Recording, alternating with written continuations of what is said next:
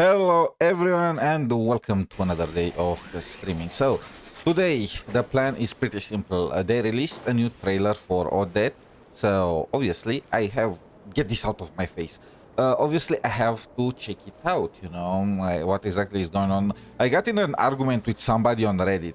So their argument was, you know, what will happen if Odette was to meet the Traveler? Now, I told them that in a normal setting, a regular story, Odette should feel, you know, a bit upset about the Traveler killing her teacher, you know, adoptive mother, kind of bit killing Signora, at the very least a tad bit annoyed, or at the very least, you know, not want to have anything to do with him. But apparently the Traveler had no play in what happened to Signora.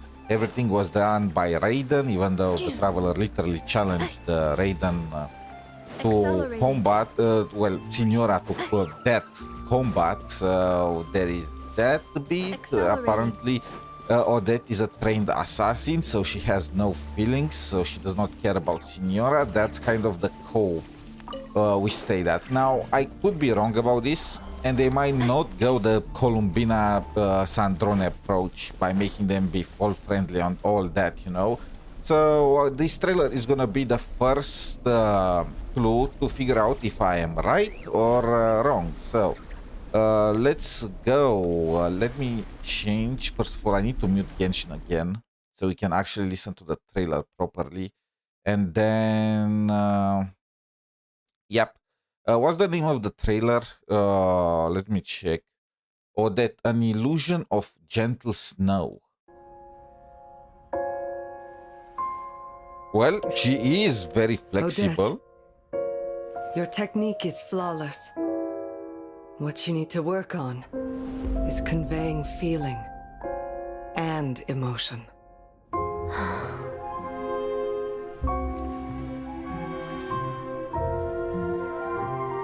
I love the gloves, one white, one black.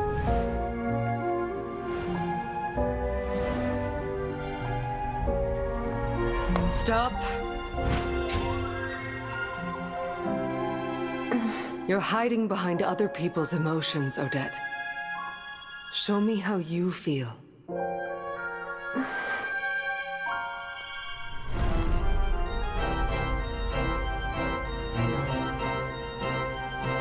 Is she now gonna dance like a freaking killing dance?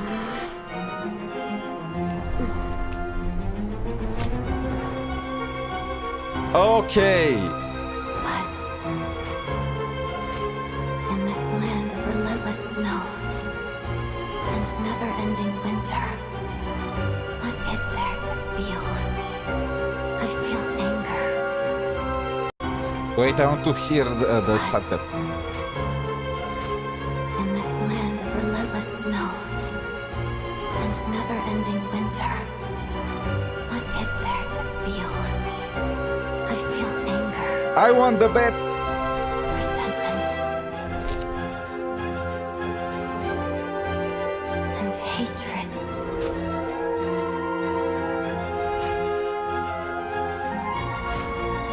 Where do these feelings fit in? On the stage.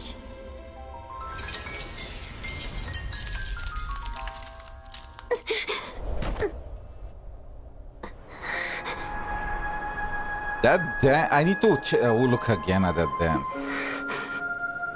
It was 10 out of 10.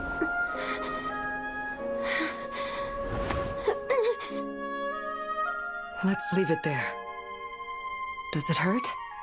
Here, let me help.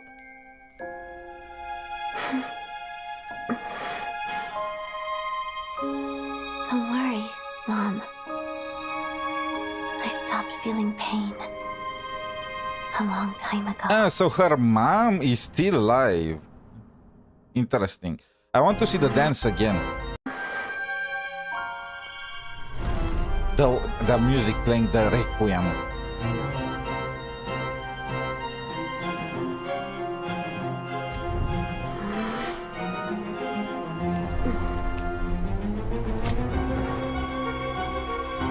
Little Odette. But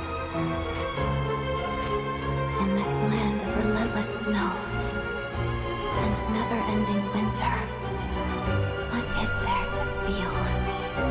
I feel anger, resentment, and hatred.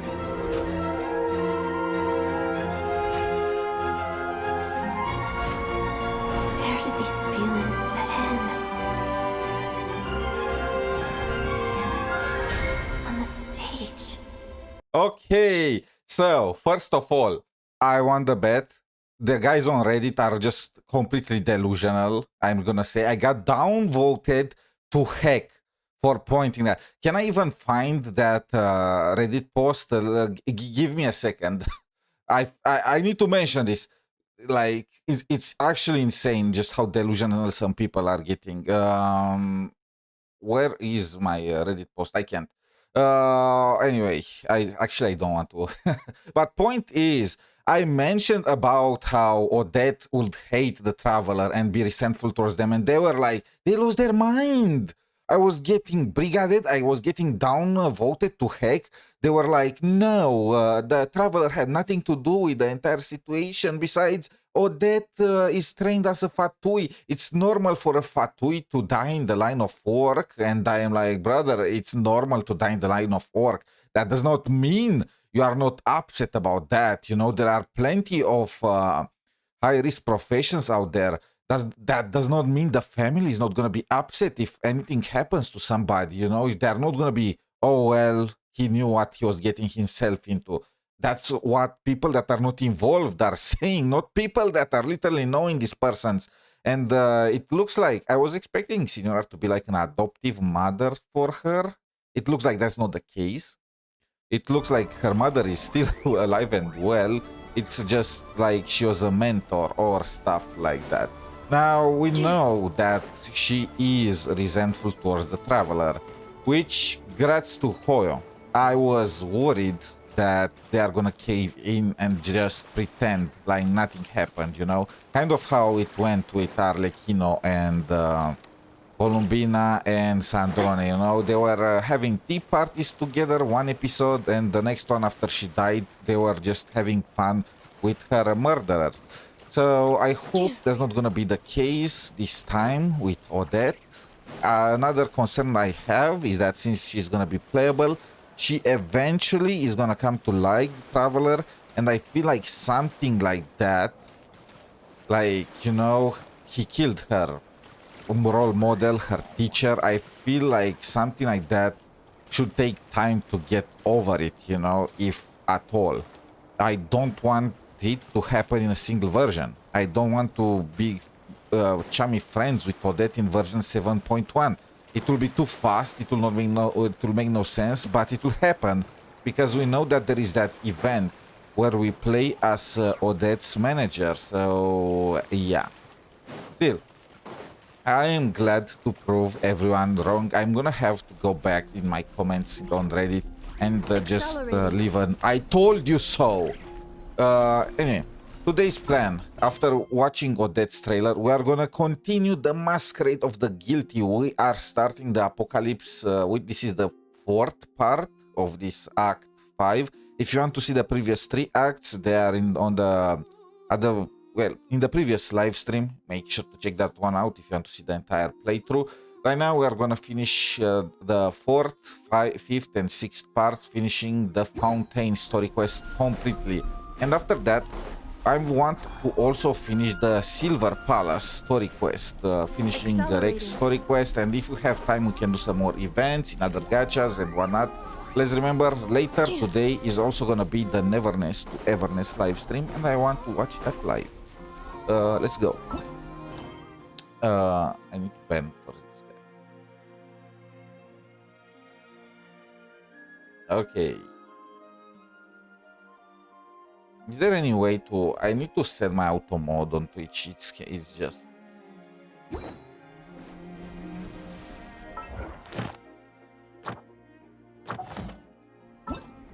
Where is the marker?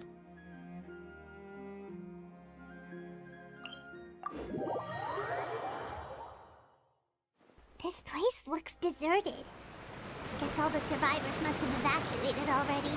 All that's left here are signs of devastation.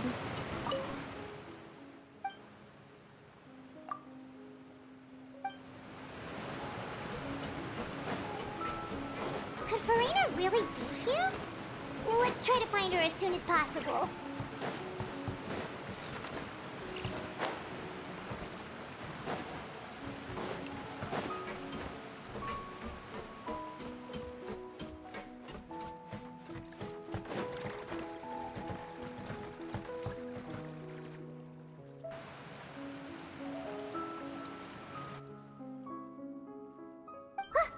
That's Farina, right over there. She really is here all on her own. Shut up. I'm on. Should I just give up? This is all meaningless. Just give her a damn hug. What was meant to happen did happen after all. Everyone's dead. I feel like everyone is a bit of an exaggeration, don't you think? Some people died, yes, but the majority were saved, so... I'm sorry. I am so sorry. Give up, Farina. There's no point in holding out. I'm sorry. But what can I even do? Other than to repeat meaningless apologies over and over. Bro, I don't even want to do this. So, in the previous act, we know that we are working together with Arlecchino, Nuvillette, and so on and so forth to trap Farina and to make her confess all her secrets. Like, can't we just be friends, you know? Can't I just switch sides? I want to be on Farina's side. I don't want to... Who's that? Don't worry, Farina, it's just us.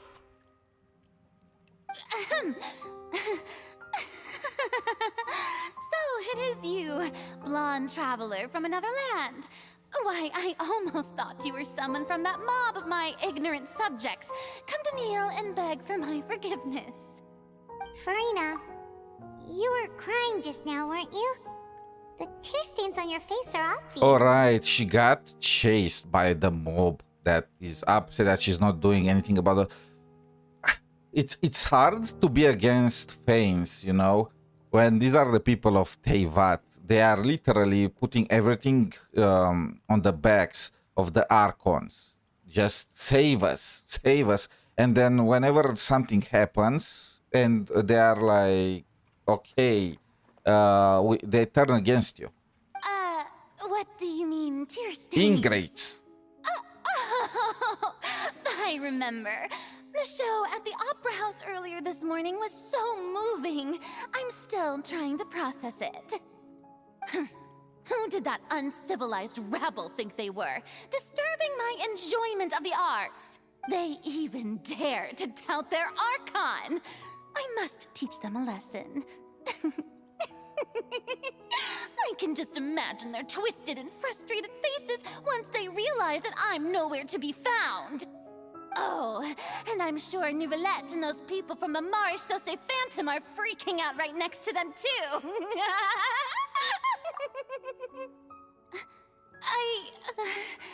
Of course not. Hey, there she is! The Hydro Archon's over there! Quick, after her! Bro, when you think everything that the Archons went through, like Zhongli was a babysitter for hundreds and hundreds of years after he lost many people that he cared about. The freaking the Ashura, where one after the other died protecting Liyue, and then you have A, who lost her twin sister protecting Inazuma, and then you have Nahida, who got locked up for hundreds of years, and then she ended up just deleting her mother for Sumeru, and then you have, that's kind of it for the most part. The point is, I mean, Mavuika also had a plan, and but everyone in Atlan contributed there. But the point is, in all these nations, and then you have Furina here, in all these nations, these people are just the worst. They are incompetent, they are just whiny, they are freaking ingrates. Like, the only exceptions, like the only ones that I will actually see having a point is Mondstadt, because the Mondstadters don't really rely on Venti's lead, and they are more like partners with Venti rather than, you know, subordinates or leeches. And the Natlan, because again, the Pyro Archon, I would even say, I would even go as far as to say that the people of Natlan are carrying it more than the Archon itself because of the hunt and whatever, you know. The idea though is the same. Bro, you relied the reason why your nation is prosperous is because of the goddamn Archon, and now you just turn against them. How about you come with the solution yourself, huh? Riotzli is not complaining about Furina, he started building his arc. How about you come with your own? It's not like you don't have the capacity for that. Furina, those people seem to be after you. Run! They are... They're just some rabid fans who want to cut the line because they haven't been able to meet me in person, aren't they? I mean, literally, they treated her as a mascot for hundreds of years. And after showing no reverence for the Archon and whatnot, now they want to throw everything to her. So, by the way, I didn't notice before. Isn't this where her hydrovision in her model is? That's against Or is the it on in rules. her head? I can't let them get their way. That's against the rules. I can't let them get their way. Let's just run. Enough talking. Furina just ran off. Quick, we have to catch up with her.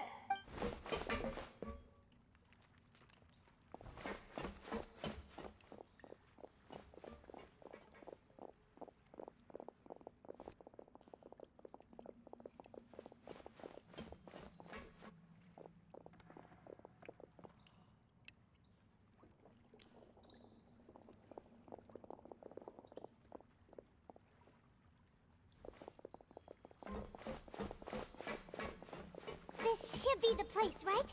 Hey, Furina! There's a good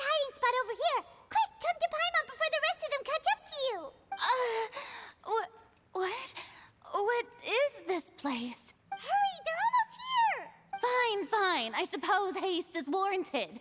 Lead the way.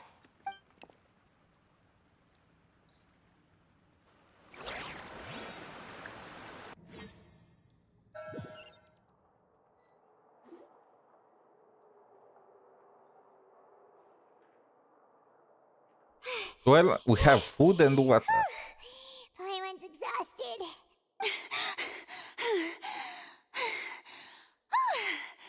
I'm so tired. I totally thought they had caught me. No, I mean, I merely gave in to the sheer enthusiasm they displayed.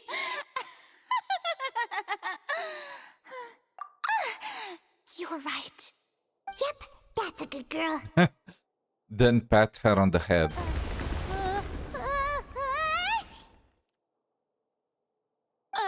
What's happening? The ground's shaking. I hate Is it how an you can't have interactions with characters, like more close interactions with characters in games like this, because then people are gonna start shipping. Like, it does not even need to be a romantic interaction and whatnot. Like when Furina was crying and whatnot, I feel like we could have just cheered her up and then gave her a hug, you know? That's not that insane. Yeah, a quake of this kind preceded the flooding in Poisson, didn't it? It can't be. It's happening again. Well, there's no need to worry too much about that. Novelette's made some emergency plans, so the evacuation should go a lot smoother this time. Yeah, I hope you're right. But the people of Poisson, they've already...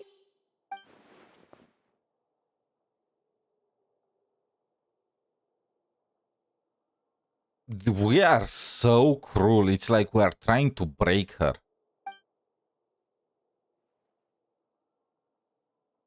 It's true.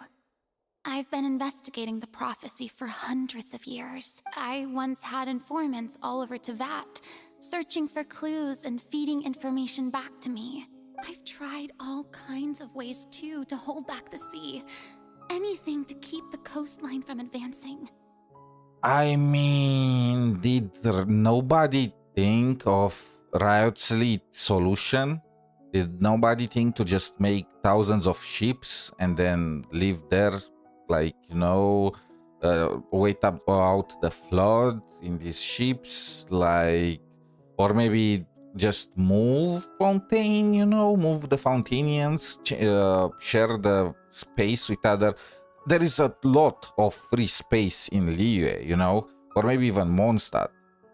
If they wanted, I feel like Venti will not be against them just living in Dragonspire. Like, I'm sure the conditions are harsh and whatnot, but they probably could adapt. I mean, it's better than being melted into seawater. Maybe the desert, you know, in Sumeru. I feel like there were so many options to just, you know, dodge this. But all my efforts proved to be futile in the end. Really, the truth has been clear to me for a very long time. I love the attention to details. Look at this blush right here. It's like her eyes are red from crying. We cannot make an enemy of the divine. No matter what we do, the will of the heavenly principles will have its way, and the prophecy shall be fulfilled. Give up. I do love the sound of that phrase. It would mean finally coming to terms with fate, but also for me to finally be free. I mean, if these are the ingrates that she's suffering for and giving her all for, I feel like the Fontainians are deserving their fate. Indeed. I've thought about giving up so many times, especially after we almost lost Poisson. Fate is really unreasonable, isn't it? It has no heart and obeys no rules. The prophecy has only just started to come true, and so many people have already lost their lives. Look, it might be harsh for me to say this, but she's a goddess. She lived for 500 years. She's so many people just die of old age and life moving on. I feel like at this point she should be, you know, desensitized. unless it's really a wipe the entire fountain kind of deal, you know. How many actually died in Poison? 10, a few dozen, like at most. But just now, it all became clear to me. I still don't have the right to come to terms with fate on behalf of everyone else. I mean, they literally gave up. They don't even try. They are just pushing everything on Furina. As long as the final moment hasn't come, it's still not too late. Don't worry. I will keep hope alive for everyone until the very end. Well, that's enough for now. I got the impulse to play the stricken maiden, but honestly, considering my rank and station, that wasn't a good fit at all. Don't take any of what I just said seriously. How could I possibly let Fontaine fall to the whims of trivial prophecy? Come on! Paimon could have sworn you were actually being honest just now.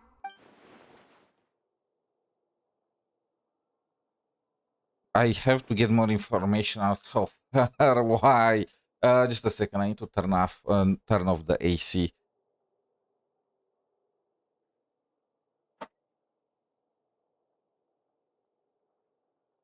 Okay, back.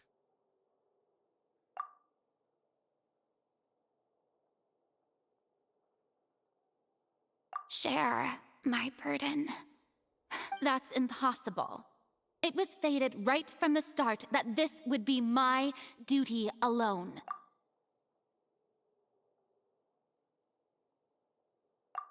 A witness. Yes, I've heard that you came to Tevat from beyond the stars, yes. In other words, you never belonged here. Yes, that's the point, right? We are not recorded in Irminsul, so if she tries to hide something from the heavenly principles, I am all ears. And if Tevat is, in its entirety, a show on a stage, then you're just a spectator, aren't you? If that's the case...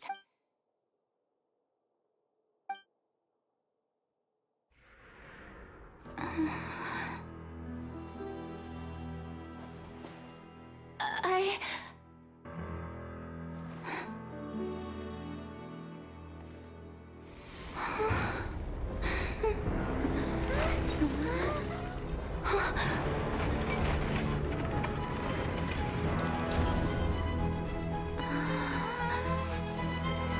Wait, what the fuck? What the actual fuck? Fucking morons. Ladies and gentlemen, this concludes my opening performance. Oh my, these morons. I can't. Just let them all be melted into water. These guys should not be alive. How are you this stupid? We literally got Furina to open up to us. We almost found out the truth. And that was by evading the heavenly principles. It's kind of obvious at this point for anyone that paid attention that the heavenly principles, the entire prophecy is a punishment of the heavenly principles. And whatever Furina tries to do must be undercover, because otherwise if the heavenly principles finds out, they're just gonna patch up anything that she can come up with, you know. So she needs to be sneaky about this. But these morons, this incompetent garbage trash, why is this guy not in prison? I am just way too tilted. I am way too tilted. They could not even wait until I mean, if they had, I mean, this is so forced, right? This is such a bad plot. Like, he had to interrupt at that exact point, because if Furina was to actually tell us what happened, then the heavenly principles would have known and it would have been GG. None of these guys actually know this, by the way. They did not manage to put one and one together. The reason why he interrupted it is just because Hoyo had to Deus Ex Machina this thing. Otherwise, it would have made more sense to wait for Furina to confide in us. But because if she did that, it would have been GG, they had to stop the performance there. And let me guess, this is gonna be, proof that Furina is hiding something, and then they are gonna try to judge her, to tell the secret that she should have told anyway if we just let her finish. Like, I can't. I hate the Fountainians. What a garbage. I can't, like, out of all the nations, these guys are the biggest pieces of trash. All this time they were mocking Furina, they were literally treating her as a mascot. When things started going south, they just started putting all the blame on her, no constructive feedback, no ideas, no nothing. They knew that she worked for hundreds of years to find a solution, but they still do not want, and they are like, tell us the solution, they did not contribute with anything, and then they just want to the fruits of Furina's labor, and then they just turn on her. Like, even Sumeru. In Sumeru, there was just a handful of people, just the sages, Even there, part of the sages were against the mainstream, the head sage and whatnot, to imprison Nahida and whatnot. In this nation, these guys are all just pieces of trash. Like, I can't. I just can't. And why did we let this guy out? Like, bro, just stay in your prison. Even if he did not commit the killing, in his case, he still tried to infiltrate the Oratrice. I'm getting too pissed off. They really pissed me off with this. I mean, they can count this as an achievement. They actually made me feel something, bro. Oh my god, and now Furina is gonna think we are accomplices with these morons, and technically we are. Oh. Now, without further ado, we may proceed to the trial of our god. So this is what it is. Yes, you deserve praise for the effort you took to raise the dramatic stakes. Literally, I hope Furina is not saving these people. But I know she will, because Fontaine is fine when we are in Outcry. But these people don't deserve to be saved. Like, if Furina ends up saving them with her plan, I will be pissed. I will actually be pissed. Do not forget, however, that I am Focalor, the god of justice, the embodiment of justice itself. Does it not strike you as even the least bit absurd to bring the very concept of justice to trial? May I interpret these words as your refusal to stand trial? In that case, you will have the opportunity to defend your honor through a duel. Literally, everyone turned on her. Like, if that was me, I would have just told these freaks everything. F you all. Let Fanes wipe you, pieces of trash. Let somebody else do this job. She literally lost her power because of being punished by Fanes. Probably because she intervened on behalf of the Fountainians. I don't even know what exactly they did wrong, but they did something. Maybe forbidden knowledge. You would draw your blade against a god?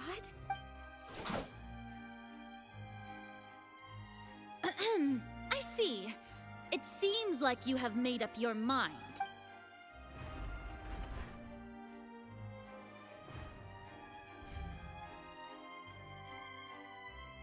Paimon can't believe it. She just surrendered. What the heck is going on? Did I just see an Archon surrender to a human? Wow, how utterly humiliating. These guys are... Wipe them out. Wipe them all out. Wipe them all out. This is why Fanes wanted them dead, the gun. Lady Furina, what is the meaning of this? It would seem that there has been a misunderstanding. To be clear, the raising of both hands is not always an indication of surrender.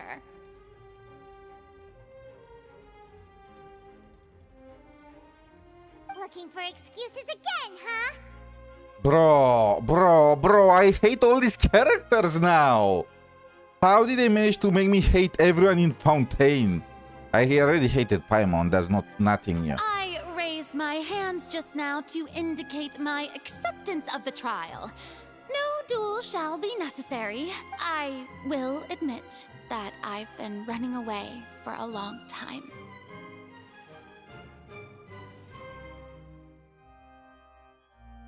I'm sorry, everyone. I was unable to protect the people of Poisson. It is my duty to stand trial for my crimes. You are not the only ones to be disappointed in me. I, too, am exceedingly disappointed in myself.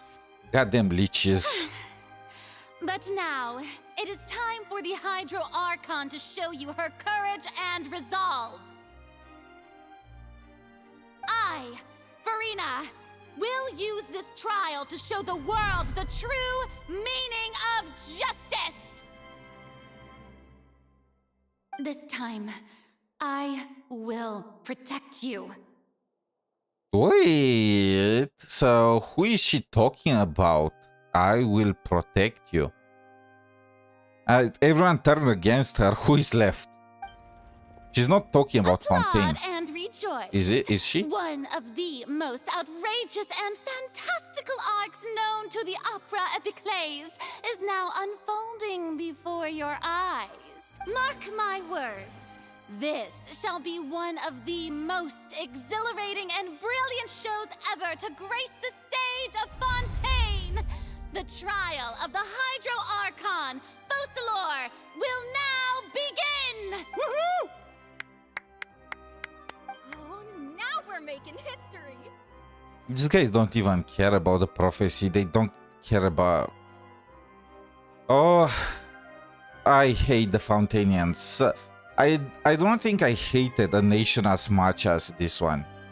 You know, the Fatui, for all their issues and for all their, you know, they at least were fighting for something, you know. These guys just want to have fun. They don't give two dimes who is getting hurt. Why does it feel like Farina just took over the whole thing? Like, come on! Didn't she just get forced to stand trial for her crimes? Can we get rid of Paimon now? This is why I want to be on Renova's side. Like, I'm so... Paimon. Also, even though she's still acting super dramatic, she is taking this seriously this time, right? I can't wait for Snezhnaya. I just hope that Paimon is not gonna return after Renova is defeated. Maybe she's gonna switch directly to her, you know, final boss mode, and we actually get to fight her, and then she's gonna disappear for a few patches. Alright then. Who will be my opponent in this trial? The court asks the prosecutor to please take the stand. Oh my god, please don't put on... Why am I fighting on behalf of these losers? I'm not even a Fontainian. I don't want to... This is what I fear in Snezhnaya. I don't want to be on the side of the Fatui. I don't want to be on the side of Harbingers. We might even become one of the Harbingers. Like, I agree with the freaking Shades and with Fanes. But I'm gonna be forced to take a stance that I do not agree with. It's like... Is that so? Very well. Then please speak, witness of Tivat. And it actually makes no sense when you think about it, right? They literally had to make some kind of reason for us to even fight Renova, because Renova helped us in Natlan. So, and the Fatui were just, the only Fatui that we got along well with are the ones that left the Fatui. Except for Sandrone, but technically she kind of, you know, they are kind of doing their own thing there. Still. We were so close to getting her to tell us the truth, and it still turned out like this in the end.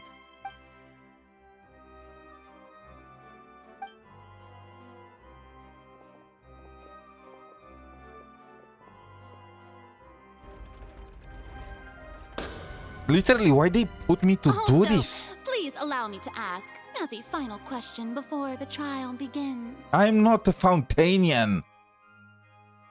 Something as important as... They don't even take charge of something as important as judging their own god, you know? This is how garbage the Fountainians are. Just how much work did you do to force me onto this stage? Well, we did do a lot of prep after the meeting that day. Paimon. Paimon. Oh my... Where is Ronova? I can go over the tasks assigned to the Spina di Rosula, since they were rather straightforward and easy. Navia, the president of the Spina di Rosula. Most of the people who participated in the disturbance this morning were my subordinates. Okay, so... I mean, most. So, I will have to... You know... To give that to the Fountainians. It looks like they did not fully turn on Furina before what happened. Okay, I am taking I'm unchecking that They mark. changed into plain clothes and came to the Opera House as regular audience members, waiting for the perfect opportunity to incite insurrection against you. I mean, I knew this was set up. People's resentment against their Archon has been building as more and more of the prophecy is fulfilled. A spark was all we needed to turn smoldering anger into a flame. Okay, I take back my words. Check that mark again. They really did not need that much for this to happen. Moreover, according to our understanding and analysis of you, when something like that occurred, you would likely flee the scene and head to Poisson by yourself. And the most annoying thing is they are aware that she worked all this time in order to solve the prophecy. They are aware that she feels bad about the entire thing and that she will go to Poisson out of guilt. And they are still, you know, they are aware that they can't do anything without Furina, that the fate of Teyvat is set. And it's just... So, we arranged for a second group to lie in wait there. So, you mean... The ones who scoured the settlement for me were also from the Spina. And their goal was to force you to step into the giant magic box so you may personally participate in the greatest magic performance in all of Fontanian history. That's right. That house was a magic box, rather than someone's residence. As the super ultimate version of the setup that I used when I first performed at the Opera Epiclese, the volume of the box was increased by a whole order of magnitude, and the distance it traversed was the entire gap between Poisson and Aranias. Its cargo, of course, was an Archon instead of a human. My thanks, Furina. Without your help, we could never have pulled off such an And extraordinary these pieces of performance. trash are even mocking her now. This garbage, these pieces of trash are just mocking her. You're welcome? Of course, this performance was only made possible with Father's support. We had to select a location, construct the giant magic box, dig a tunnel, and open up a path through the water. It was a lot of work for all of us. So, in other words, the earthquake that we felt within the giant magic box was just a normal tremor from the transportation of the whole house? That's right. It wasn't a sign of another disaster to come.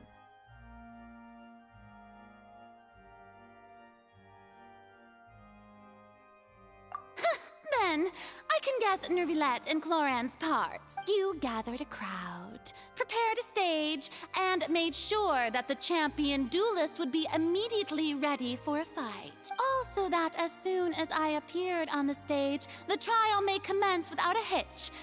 Am I right? Yes, that is correct. Well, Clorand, I must commend you for your courage.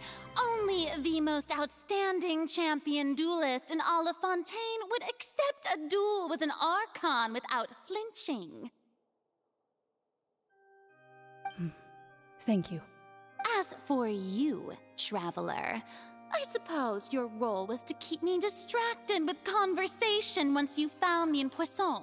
You'd make sure that I didn't notice anything amiss before revealing yourself as my prosecutor once we'd arrived onto the stage.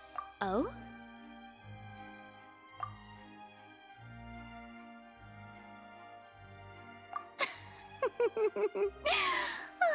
Is that so? Then I suppose I must have missed my final chance. It's fine. It matters not. What's done is done.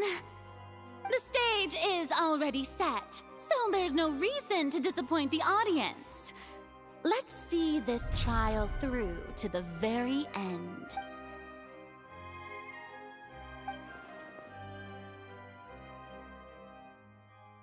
Madam Prosecutor. Now please you are allow me thinking to about pass that, this along. huh? We barely even gave her time. We literally did not give her enough time. It was not even 3 minutes.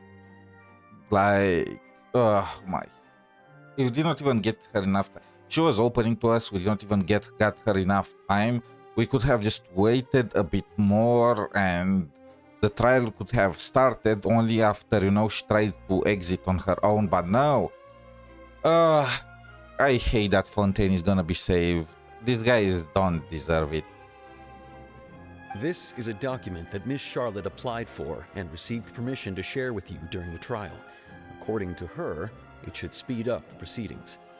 Huh? Charlotte wanted to give us something? Oh, so she's here too! Hey, Charlotte! Oh, let Paimon see. Isn't this the exclusive interview that she did with us before? So she's already finished it, huh? Wait, then that means this document is a perfect timeline of everything that's happened ever since we stepped foot in Fontaine. So in other words, we can refer to this anthology of evidence. Can I throw it? I want to throw this trial. Evidence for an argument. Let's quickly confirm the information in it. Just think of it as a refresher, all right? You defeated the Hydro Archon in the very first duels you took part in at the Opera House. That's one for the history books, all right. I didn't think that you'd wind up getting to the bottom of the case I'd been following. This is the first time Monsieur Nerville, a Fatui Harbinger. I nearly lost my awesome friend Navi. The words of someone as extraordinary as a witch can probably according to Monsieur Nervillet, but the fortress of Meripede was almost destroyed in a single day. That I didn't witness that scene personally will always be a source of... The prosecution and the defense are both in position. The trial shall now begin. Oh, come on, Nervilette. There's no need to repeat all the unimportant legalese. Just fast forward to the part where the prosecution lays out my offenses. As the defendant and the lead actress of this performance, I still haven't even been informed of my supposed guilt in all of this. Of course, it is only natural for humans to struggle to understand the actions of a god. However, you will need more than that to convict me of a crime. That's true, but my charge here is unrelated to your conduct as an Archon. Instead, I would like to charge you as a fraud who's never been the Archon in the first place. Well, we know that's not true. We know that's not true. Yeah, this is kind of a spoiler and all that, but literally we know all the characters that are playable in Fontaine, and we know that Furina is the Archon, so she probably just lost her powers. Wait, what was that? Lady Furina's a fraud? Hey, I came here thinking that we were going to try the Hydro Archon for forsaking duty, but did I hear that right? Even though that, I mean, it looks like that from the perspective of outsiders because she has no power. Charge accepted. Lady Furina, do you plead guilty to the charge? Lady Furina. I plead not guilty. How can I be guilty? There is no way that I, Focalor, otherwise known as Furina de Fontaine, a member of the Seven and the Regina of all waters, kindreds, peoples, and laws of Fontaine, could be anything other than your true Archon. Yeah, Even though Lady Farina can be rather eccentric, isn't it going too far to doubt her very identity? Yeah, I've never questioned her identity either. Sure, Lady Farina can be super irresponsible, but what grounds does that prosecutor have to make such a huge claim? I have cause to believe that common sense will prevail in this case. Many of the members of the audience have known me as the Hydro Archon ever since they were born. I mean, yeah, Farina literally did not age for 500 years. See? Even the Oratrice has decided to show me its favor. Are you sure you want to commit to a charge that will never be upheld? If you wish to drop the case, I can promise you as the God of Justice that you will not have to face trial for making a false accusation. We will treat everything that's happened as a dramatic spectacle and move on with our lives. What do you say to that? Huh. An argument with near impossible odds, huh? We have to not only refute Farina's claims, but also overturn the long-held beliefs of the people. Well, I tried to give you the chance to surrender. If you must persist, then let me ask. If you believe I'm not the Archon, then what manner of being do you think I am? And if I was not the Archon, then how did I manage to live for over 500 years?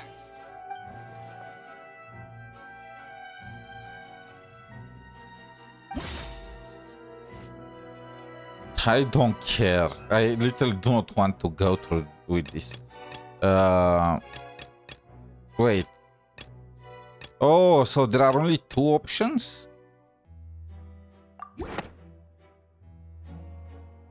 That doesn't sound right. Okay, they're literally forcing me, huh? First of all, you may be a member of another long-lived race, which would allow you to naturally possess an extended lifespan. And second of all, even if that wasn't the case, there could be other ways to extend your life. I mean, that's true. Who gave you that idea? Was it the knave? You'd sink so low as to use a harbinger's words against me. A curse? I once thought it possible that the aura of an Archon might naturally resemble a type of curse. But in light of this claim, perhaps what I sensed was not your divinity, but a curse after all. I mean, they did feel a curse, but it is the curse that made her lose her powers. Lady Farina is actually a human? Well, it is true that it's extremely difficult to tell humans and gods apart just by looking at them. It's not impossible.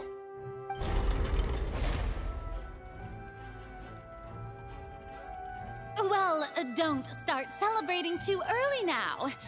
Even if I have been carrying a curse like you said, how does that prove that I am merely a human being?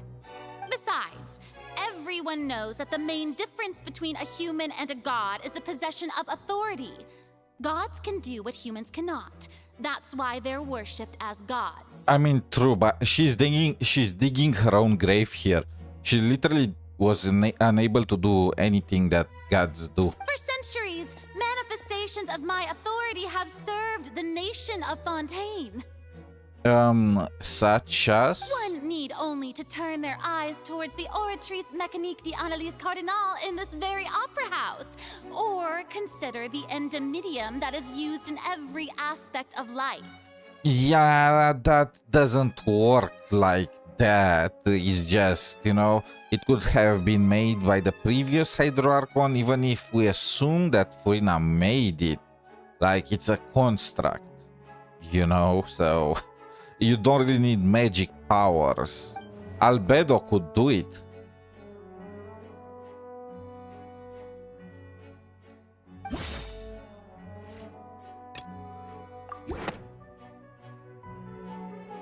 You tried to reference the Oratrice, but weren't you as confused as all the rest of us when the Oratrice declared Child to be guilty without any proof? Otherwise, you should have come up with a good explanation for that by now.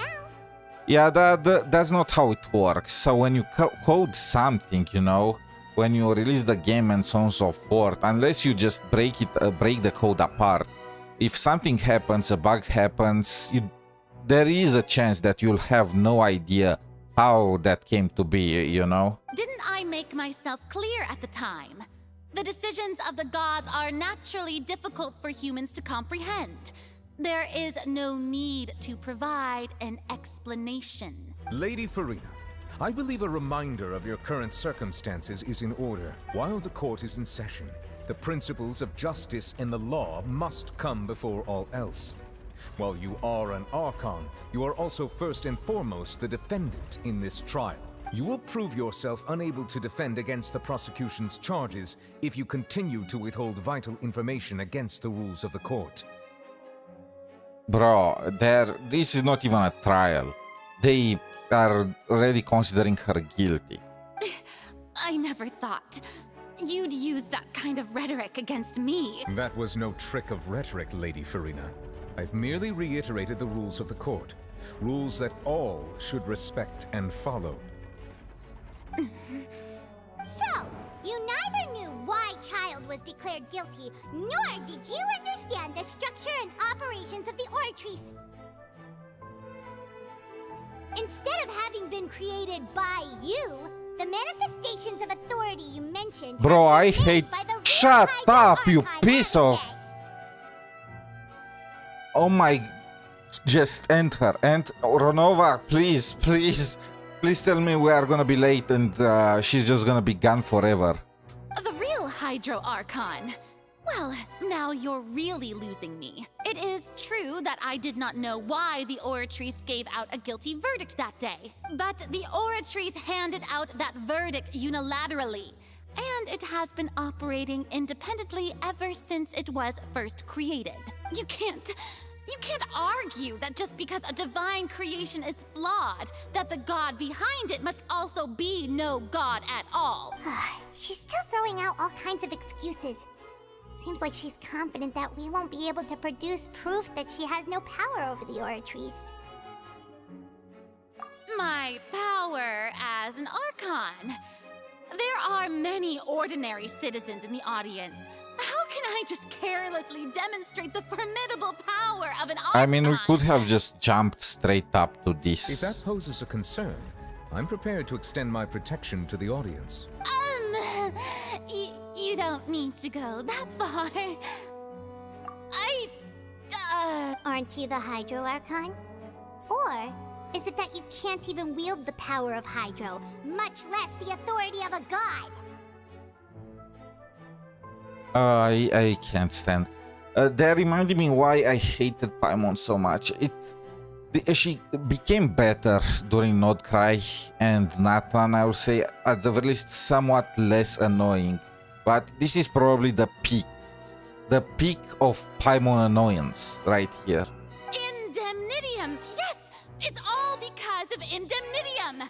All Archons derive their power from the faith of the people, and I've converted the people's faith in justice into Indemnitium! Huh. You know what? That's a good defense. Thus did I give up all of my divine power to provide everyone with energy for their daily lives. Have you ever seen a more magnanimous god? I mean, she should still have some powers, right? Venti did not fully lose his... Nahida still had some semblance of powers, even with very few people even believing in her. Isn't that a huge stretch? Yeah, no matter how generous an Archon can be, how could they give up all their power? Can a god with no power even still be called a god? Disintegrates. It's just, it's just... These people are just... It seems like nobody's buying Farina's excuse. Hey, come now, everyone. Please don't stare at me as if I was a liar. I'm still the same Farina you knew, right? The one that you loved. Shouldn't you want to believe in me? Please? You've got to believe me. If what the prosecutor said is true, She really has committed a grave offense. Oh my god. Please tell me that. Oh my. I can't. I want all these people gone. Literally, it's just... Did she deceive all of us? And all of our parents and grandparents too? And then all of our ancestors? Ever since they were born? I mean, I might be wrong. Maybe... I think this is only the 50-50, you know, the knowledge that Furina is truly the Archon. Because we have her playable character in the game, you know.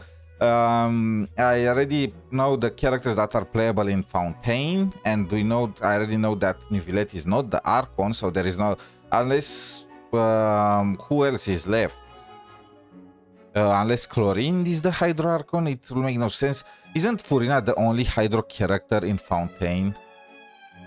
You know, even Notkai had to get whatchamacallit, a god level character at the level of the Archons for that. So maybe it's just my future knowledge of the fact that Furina is indeed the Archon, but she was very sketchy from the very beginning, you know, and all that still.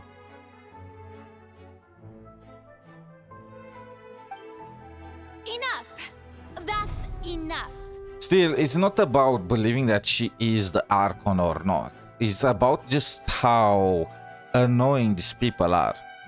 They literally dumped everything on her shoulders. They did not concern themselves with the prophecy at all. And when things start to go south, they start blaming everyone else but themselves. It's just the concept that they represent, you know? Tell me then, if I'm not the real Hydro Archon, then who is? If you have no evidence of another Hydro Archon's existence, nor can you find anyone who can back up their claim to be such, then what grounds have you to say that I'm not actually the real deal? Wow, she came up with yet another argument. How can we refute her now? Seems like she really doesn't want to give up.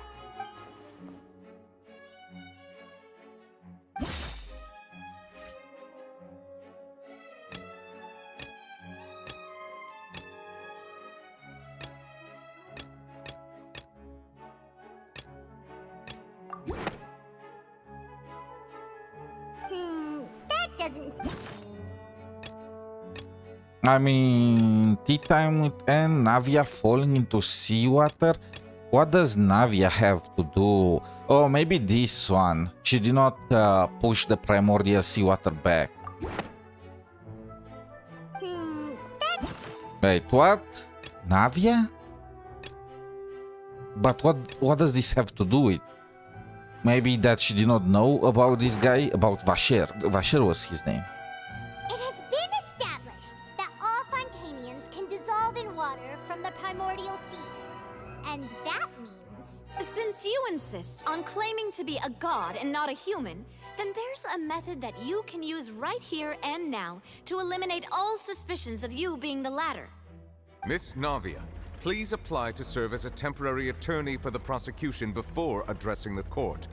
Though you act in partnership with the prosecutor, you must still adhere to proper procedure. Super sorry, Monsieur Chief Justice. I mean, is that gonna I swear work? this really will be the last time that I'll speak out of turn.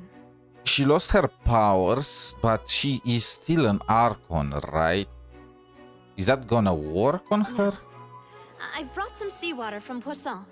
As everyone knows, a massive flood struck the area not long ago, taking many lives, including those of some of my closest friends. So, Miss Furina, would you dare to touch some of this seawater?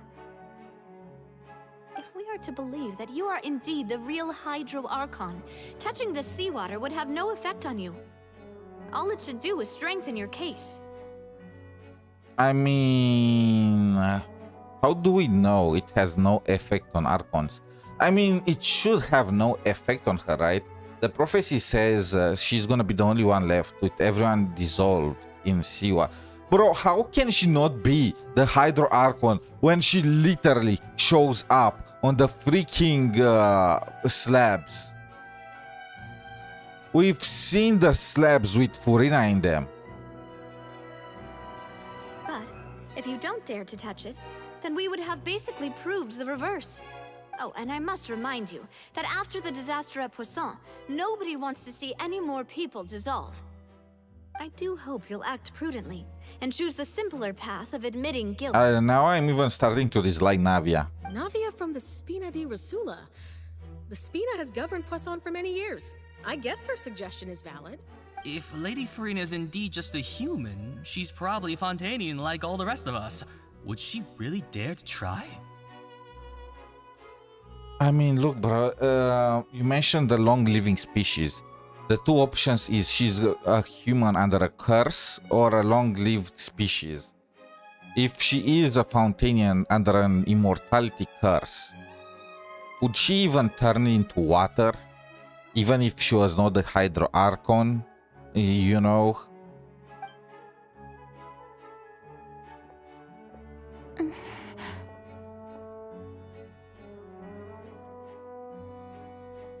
Lady Farina, this test has been unilaterally proposed by the prosecution. As it falls outside the realm of standard court proceedings, you possess the right to decline participation. Well, of course he had to tell her that. But refusing to participate is basically the same as a confession of guilt. She's just staring at the water without saying a single word. It really does seem like she's quite terrified of it. That could only mean... What's going on? Is she really planning to... that's not what we thought she would... Due to the inherent risk of the test, Lady Farina, you may... Go, Farina, go! She was not sure herself. She was not 100% sure, even though, you know, again, the prophecies... At this point, I don't even know what are we accused. We're trying to force the secret out of her by accusing her of not being the Hydro Archon, but she almost told us the secret herself, and we know that she is willing to tell us that secret if we just stayed a bit more with her. So there was no point to this entire trial, and even the trial, accusing her of not being the Archon is a very big stretch. When we've seen her in the slabs, it was literally 1 for 1. It was her. It was high definition, you know. It will make a lot more sense if she was an Archon that lost her powers. I mean, look at Nahida and look at Venti. These guys are almost fully human. Were almost fully humans when we met them. They barely had any juice left. Hey!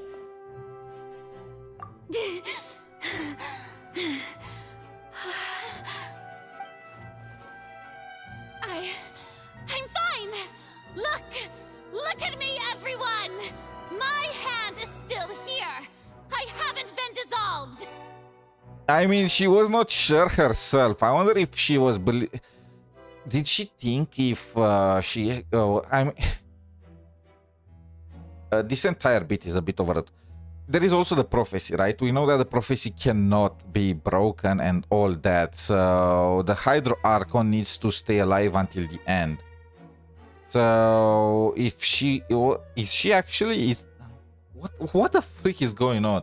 So if she was actually the Hydro Archon, she knew that she was the Hydro Archon, you know, then she should know that regardless if she had her powers or not, if she actually got dissolved, it will have broken the fate. So it will have been win-win for everyone. Well, not win for her, she would have been dissolved, but, you know. Why was she so scared? Now, I really am your Archon. I'm nothing like a normal human who would fall apart as soon as they touch this water. Really? Was this not the most obvious thing in the world? Again, if we assume she's a human under the curse of immortality, maybe the curse is just stronger than the water. Miss Siegewin? If you are present, Miss Siegewin, please come forward and attend to the defendant. Siegewin? Don't be nervous. It'll just take a few seconds. Let me see. That should be enough. Please announce the results of your evaluation to the court, Miss Siegewin. As everyone doubtlessly saw, Miss Farina was displaying symptoms of hyperventilation and flushed skin. These indicate that she was experiencing the adverse effects of exposure to primordial seawater. The extent to which she was affected is the same as other humans when exposed to primordial seawater of a similar concentration. Wait, what?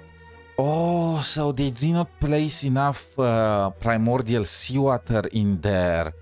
They only added a few. I mean, that's smart. So even if she took the risk, they will not have her be dissolved.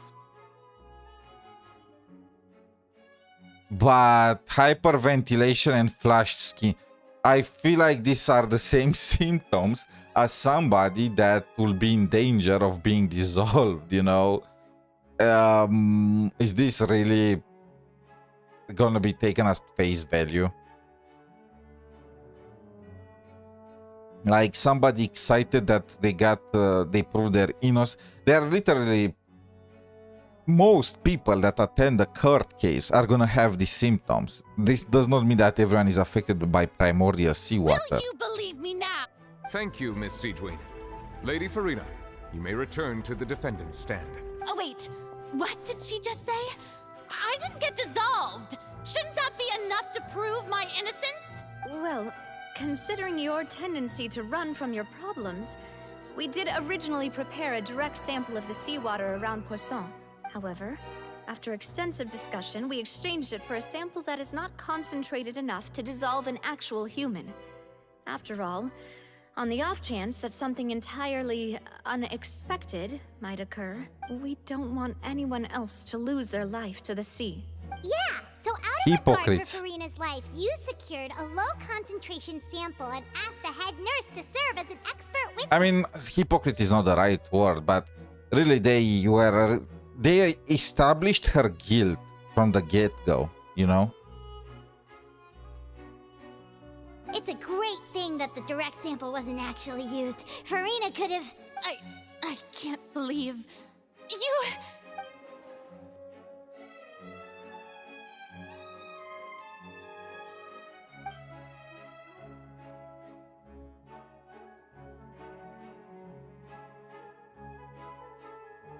We're really mocking. Okay. Listen to me, everyone. Please don't give me such cold and disdainful looks. What happened just now didn't prove a single thing. Think about it. How can you conclusively prove that an Archon can't also be affected by the primordial seawater? I mean, look, the symptoms that she was having, the hyperventilation and flushed skin, it's literally... You get these symptoms just by being accused of something. Never mind being... It's such a stretch. It's just such a stretch. Also, if I was really just a human, why would I dare to just put my hand in that kind of water?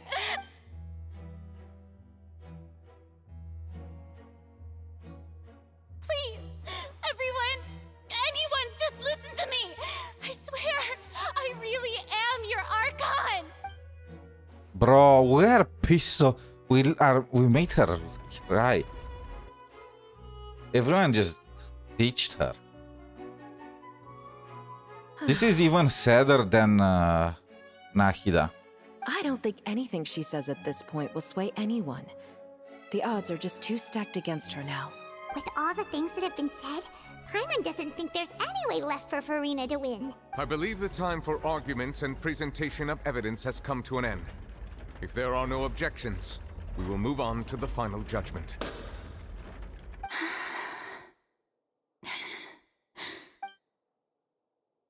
Wait, what's happening?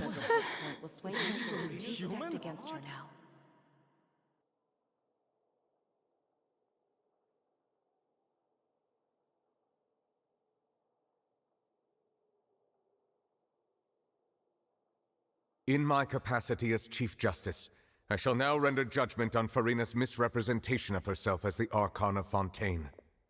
As a human who knowingly deceived her fellow citizens, Farina is... guilty.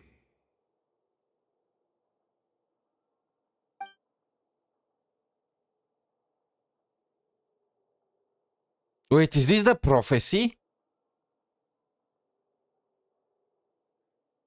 We shall now turn to the oratrice mécanique d'analyse cardinale to render the final verdict on the charges. She has the exact same pose as in the prophecy and she's crying.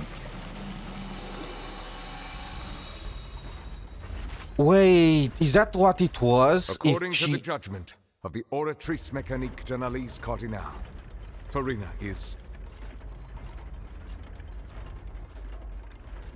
Wait. So let's assume that she is actually not the Hydro Archon. But no, she must be the Hydro Archon. The prophecy is literally about the Hydro Archon just staying on the chair and crying.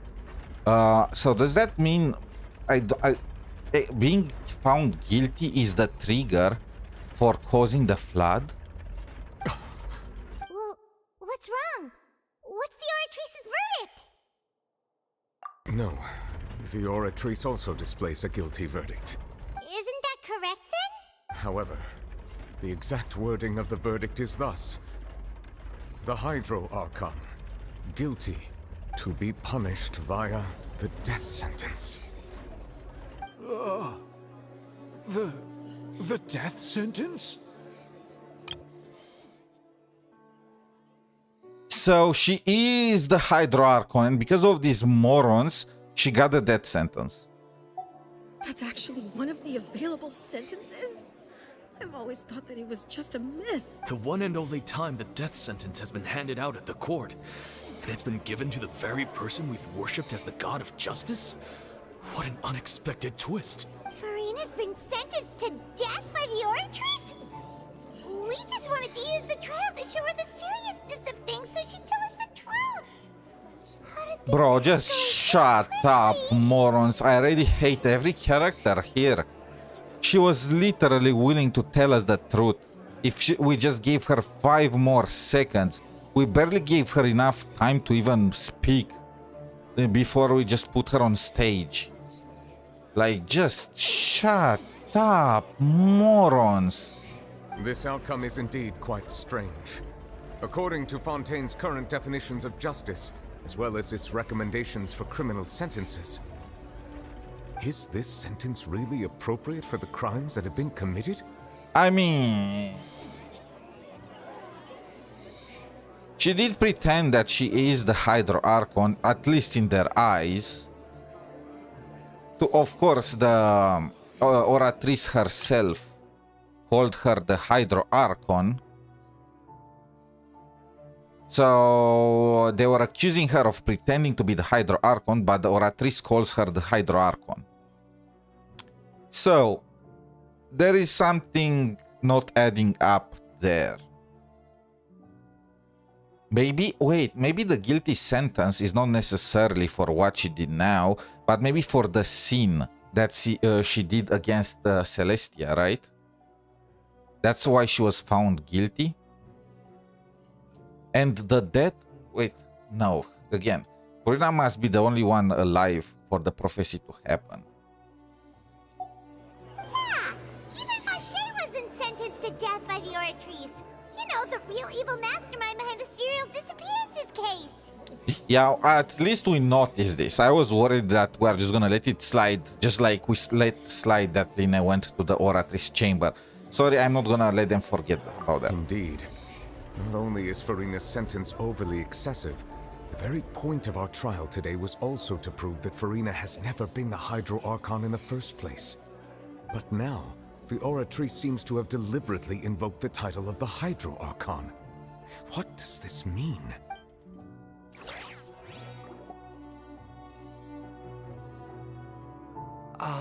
Excuse me, if I may interrupt. Is the trial still going? Fremine! You finally made it. I assume this means you've completed your mission? Mm-hmm. Any mission Father assigns to me will always be top priority. Is that the first prophecy slate? Huh. So the knave privately arranged for Fremine to try and find the missing slate. I looked everywhere and finally found it at the bottom of the sea. But has the trial already concluded? Then... doesn't that mean I've come too late? Oh no. Father will be disappointed in me. Thank you for your hard work, Mr. Fremine. How did he manage to carry that thing all the way here?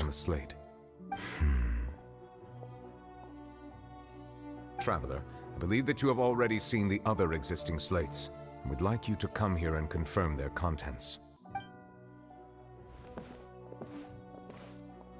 Huh? So what do you see? What is it?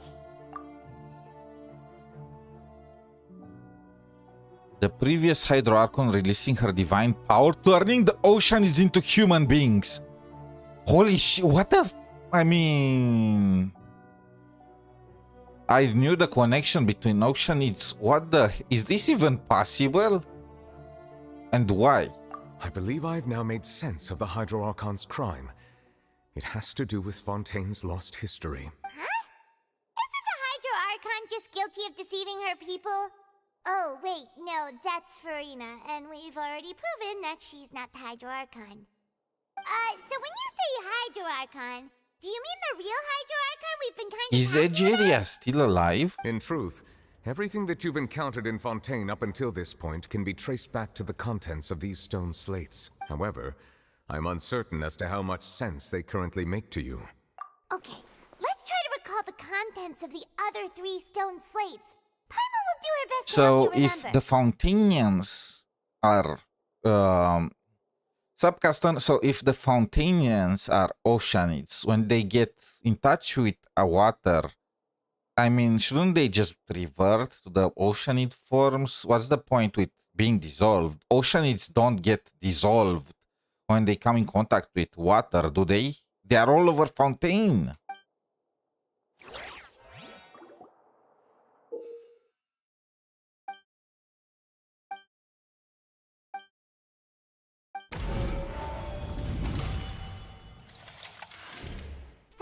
Stone slate describes what you just said. It seems to show the previous Hydro Archon using her divine power, and then the Oceanids turn into humans. So the Fontainians are not real? They are all just Oceanids? She created her own nation. How is that even possible? An Archon is to have a nation to begin with to survive. So she turned some Oceanids into humans and then had them mingle with the regular Fontainians? Does that mean that Fontainians are transformed Oceanids? Oh, Paimon wasn't expecting that. But if Oceanids can turn into humans, then perhaps this process can be reversed as well. So that's why we saw Silver and Melus as Oceanids. All this time I believed that they were just saving, you know, these they were just saving space and whatnot, and they just reused the Oceanid forms. They like to do that, okay? It's not my fault. They did that in the past just for the sake of not adding a different model for characters. But if they get turned into Oceanids when in contact with water, I mean, they should not be dissolved, right? The second stone slate shows Celestia floating in the sky, and the Hydro Archon and her people worshipping it together. But the heavens still brought judgment down upon them.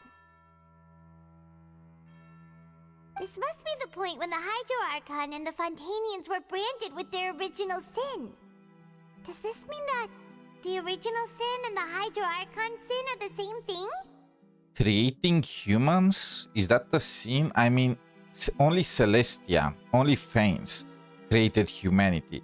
So maybe they are seeing the Hydro Archon doing this as an you know, as her just creeping on the Fane's domain.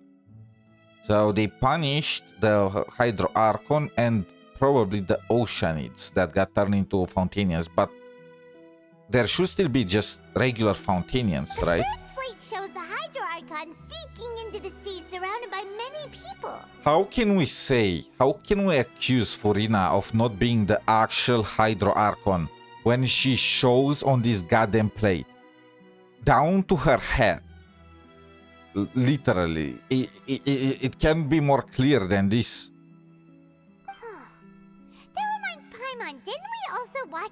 into someone else?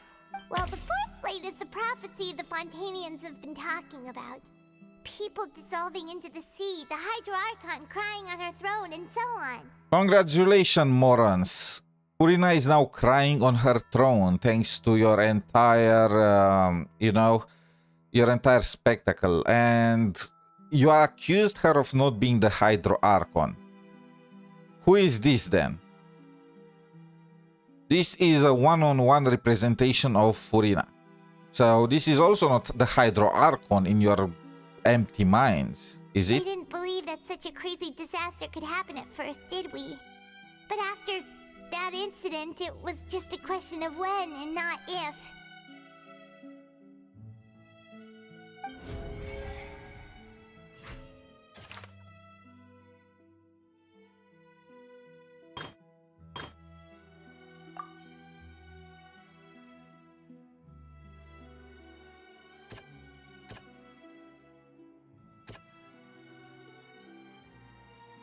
I mean, Navia seeing Melus and the others as... That doesn't sound... What? That's the most logic one. The fact that she saw Melus and Silver as Oceanids. We know from the case of the serial disappearances of young women that Fontanians can be dissolved in primordial Yes, seawater, dissolved, and the not first turned stone into slate Oceanids. tells us that long ago the Hydro Archon used her power to turn Oceanids into humans. This might be the reason that Fontanians can dissolve. The freak? How is this a reason? Oceanids cannot be dissolved in water. What?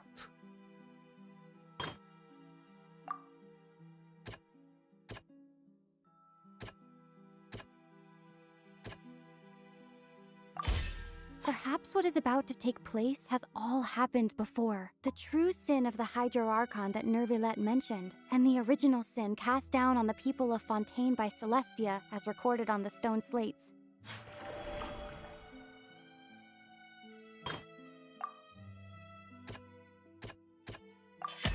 It's not as simple as falling into the sea. When Navia fell into the sea, her consciousness was subjected to judgment. The stone slates show the people gathered around the Hydro Archon in the sea.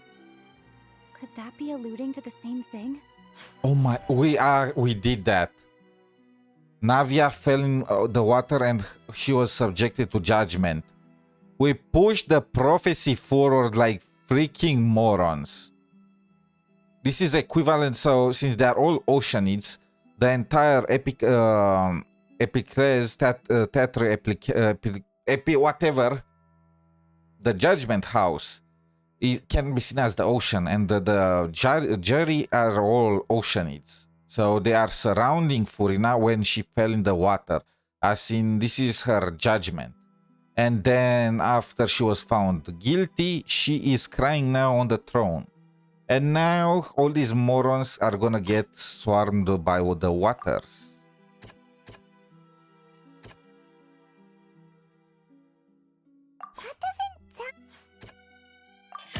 The prophecy from the stone slates found its way into society, but not many people believed it at first. The fortress of Meropide was nearly flooded with primordial seawater, which we know can cause Fontanians to dissolve. It seems increasingly likely that the prophecy may come true. If we hadn't dealt with it in time, things could have gone very badly. They'll dissolve into the primordial sea but won't cease to exist. Their essence will flow in the seawater, converge, and take the form of an Oceanid. Oh, so a single person being dissolved is not enough. Multiple persons, when they get dissolved, after everything, they are gonna be turned into an ocean. This is Bleach. This is freaking the concept in Bleach. About how multiple souls combined create a hollow. And the hollow is just like the dominant personality gets the most traits and so on and so forth. The combination of the collective. That's what we're trying to do with Navia, to absorb her in the Oceanid form. But oh, I got it. It's because they had children. So after the my voice, I'm losing my voice. after the Hydro Archon turned the Oceanids in humans, they had children. And these are the descendants of the initial Oceanids.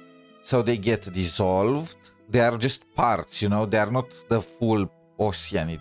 So they just get dissolved. And when multiple, you know, the genealogy and stuff, when they get combined, they actually manage to form a full-on Oceanid, returning to the origin and all that. The Hydro Archon was sentenced to death in court, shocking everyone present. Perhaps this means that her sin was actually Fontaine's original sin. Navia fell into the water inside those ruins, and she nearly dissolved.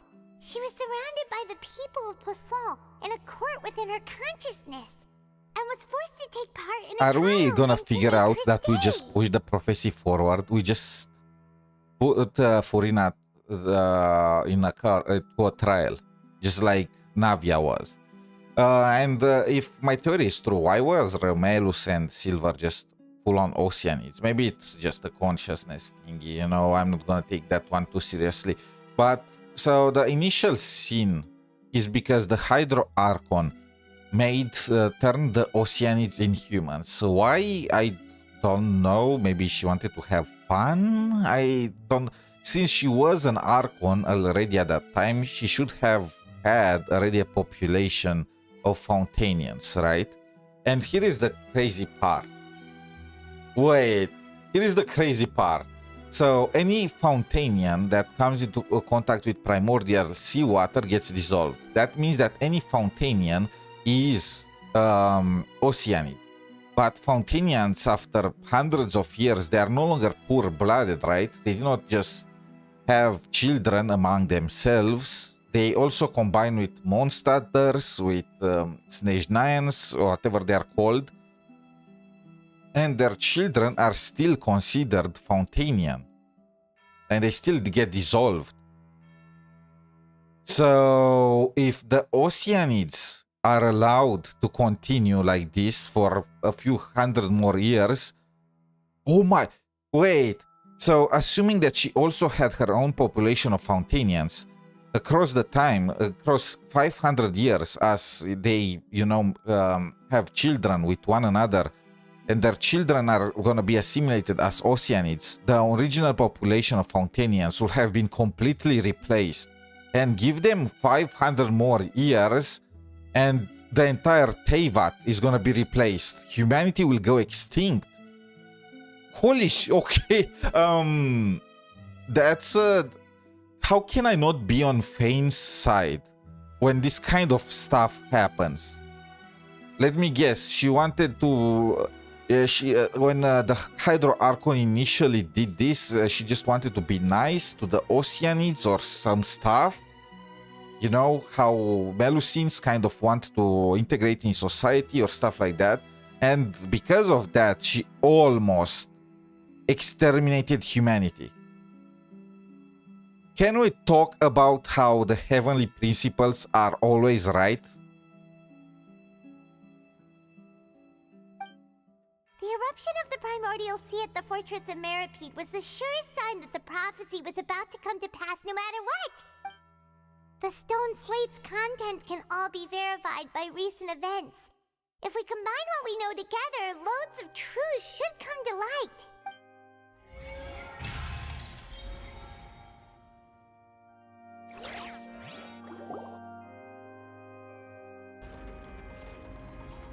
Huh?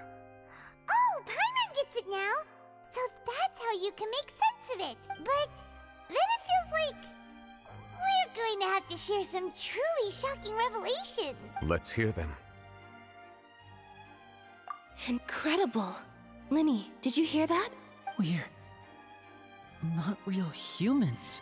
All Fontanians were originally created by the late previous Hydro Archon, with Oceanids as their basis. Oh wait, so there were no original Fontanians. Never mind. Still, how can she be a Hydro Archon with nobody to lead? You know, how can...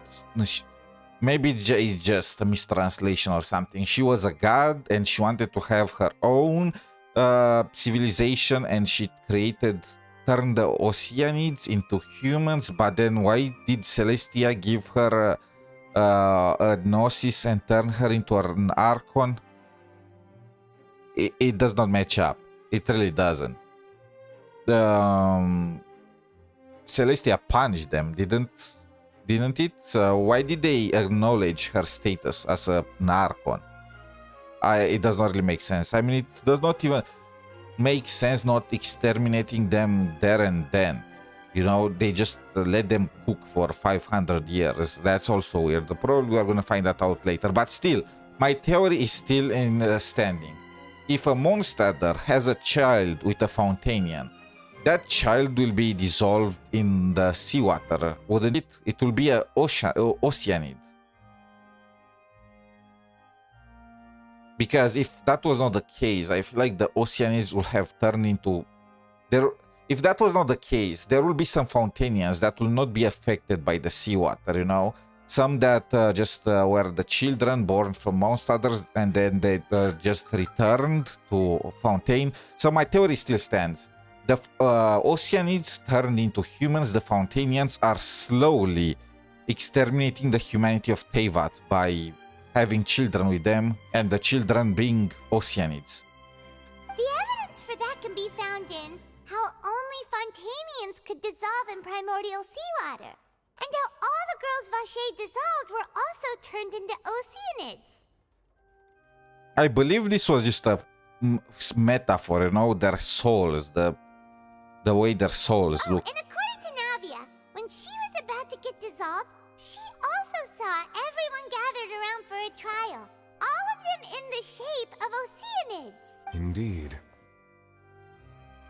Yeah, and it follows from the content of the first slate that she probably anchored Celestia by creating humans without prior permission. Wait, is that how human... So we know that before Fanes came to Teyvat, humanity did not exist. So did Fanes create humanity by, you know, changing the species around? They turned like Geovishaps into humans and so on and so forth. And in this case, the previous Hydro Archon just did it before she got the go-ahead. That would explain why she was still made an Archon, though. That could also explain why the Oratrice judged the Hydro Archon to be guilty. It's to account for that ancient sin. The Hydro Archon's true sin was creating us? Okay, congrats, you pieces of trash. And then you guys turned and started judging your own Archon, not believing her at all. You literally sentenced her to death. It's hard to find ingrates like this nowadays. And yet, after many hundreds of years, the Hydro Archon's creations have turned around to try to judge the Archon within the Opera Epiclese. The twists of history are often the most unexpected of all. At the very least, they realize how effed up this is. At least they realize it, okay? I'm giving them points there. Yeah, isn't the image here just like when Navia fell into the sea? So wouldn't it be trying to show the image of the Hydro Archon also falling into the sea once the prophecy has been fulfilled in the fourth slate? No, this is literally the trial. This is a metaphor about the trial we set Furina with, yeah. And then the fourth image is after Furina gets her verdict. In the end, the people will all be dissolved into the waters, and only the Hydro Archon will remain weeping on her throne. Only then will the sins of the people of Fontaine be washed away. Let's go, just dissolve all of them. They deserve it. You've made some keen deductions. I must say, given how much you still don't know, it is impressive that you've already managed to connect so many pieces of the truth. However, while you were able to decode all the information on the slates, they've also been etched with an additional layer of hidden information using a different power source. And they kind of are a scratch. Like the first slab if they did not told me exactly what it means, I would have just believed that the Hydro Archon created humanity out of nowhere, or the Hydro Archon made the Oceanids worship humanity, you know, or some stuff like that. I will not have connected the dots with the Hydron Archon turning the Oceanids into humans. When we were at the ruins, I tried to decipher the hidden information recorded in the slates. But since we only had 3 slates at the time, I was unable to come to a full conclusion. Now that the slate collection is complete, I shall make another attempt to decipher the narrative recorded within. If everything goes well, we should finally be informed of the unadulterated truth.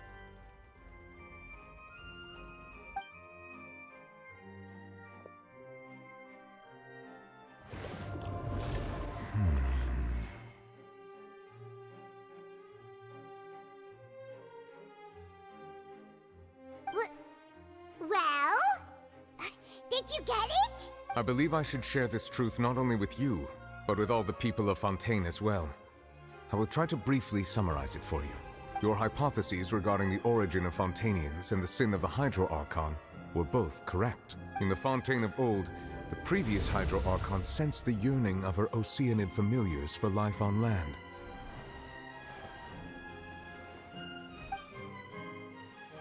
The Oceanids were enamored with the beauty and romanticism of human beings, and wishing to have those experiences for themselves, expressed to the Hydro Archon their desire to become of a similar kind. However, even though water as an element is intricately linked with the power of life, the Hydro Archon, as one of the 7, did not possess the authority to create a new form of human life. Not one to give in, she eventually found a way to create permanent humanoid bodies for her familiars by appropriating the power of this planet's primordial sea. So they were created from the primordial sea, and that's why when they come in contact with it, they just melt. She poured primordial seawater into the Oceanid's blood vessels, creating humanoid mimics in the process. This is kind of scary. Like, everyone in Fontaine is just a play pretend. That's kind of creepy when you think about it. Also, she literally upset Celestia in order to fulfill their wishes. And then they turned around and sentenced her to death. These ingrates! But if Fontainians were to ever come into direct contact with water from the primordial sea, the power within their bodies would escape these artificial restraints and return to the sea. As a result, their forms would collapse, and they would be reverted to their original forms as Oceanids. So they don't die. They just lose their human forms and become Oceanids once again. I feel like that's a fair, right? Literally. You guys did not appreciate the gift that Furina... That's probably why she lost her powers, because that's her punishment for turning them into Oceanids. Yeah, just sink Fontaine. They deserve it. It's literally justice. Of course, the Hydro Archon never received permission from the heavenly principles to create a new human race. And thus, the Hydro Archon and all of her creations came to shoulder the original sin of appropriating the power of the primordial sea. Wait, that was it? Just because she used... I feel like it's kind of a concern about the fact that the Oceanids can then have children with humans, and their child is gonna be an Oceanid. I feel like that's you know how invasive species go, you know? That is the true history of how the people of Fontaine first came into being. So we were all Oceanids before we turned into human beings? Look at these guys clapping. That's way too much information for me. I think I'm just going to pretend that I never heard a single thing. Wait, but if that's the truth, we can't let the Hydro Archon be sentenced to death. After all, her only sin was creating us. Congrats, congratulations. Now you figured it out. This really might be too much information for your regular Fontainian, but it does answer a lot of our questions. Alas, your hypothesis regarding the 3rd and 4th stone slates was inaccurate.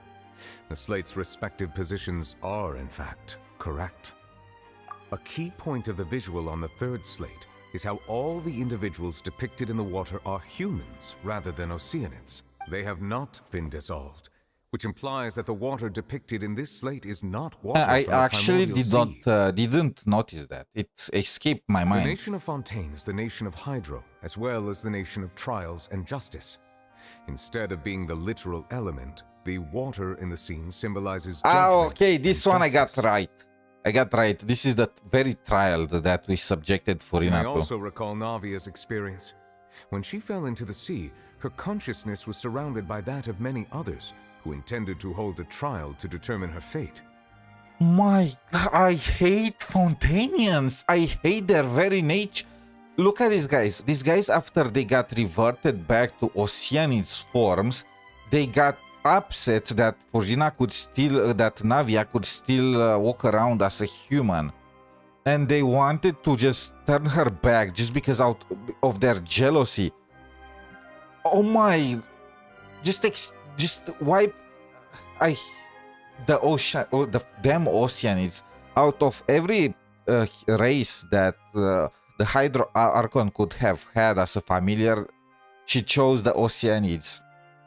Like, why wasn't she content with Aranaras like the Dendro Archon? Therefore, they are cute the at meaning least. of the third slate is that the people of Fontaine shall try the Hydro Archon at the court of justice.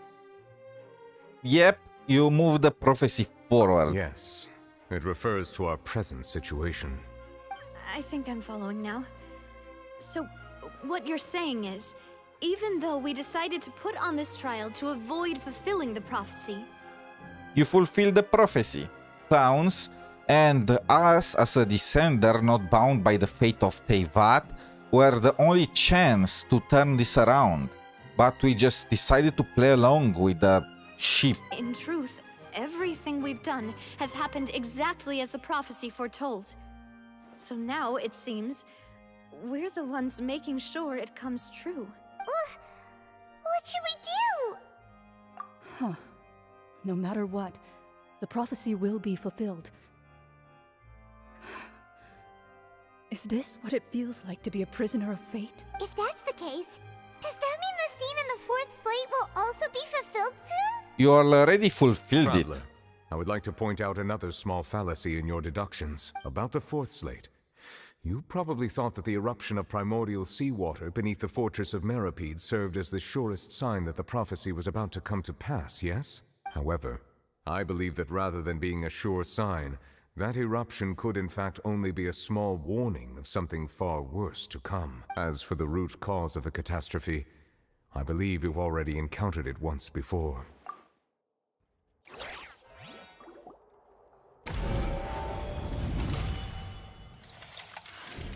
This eruption was just a small warning of the things to come. We must find the root cause of the disaster.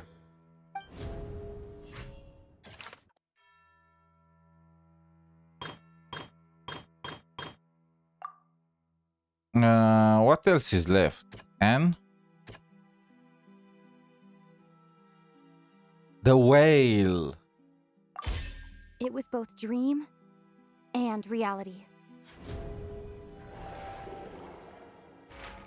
If we're talking about I forgot about Child. What happened with that guy? that thing inside the primordial sea, right? The truth, the original sin, the trial, and the root cause of the disaster.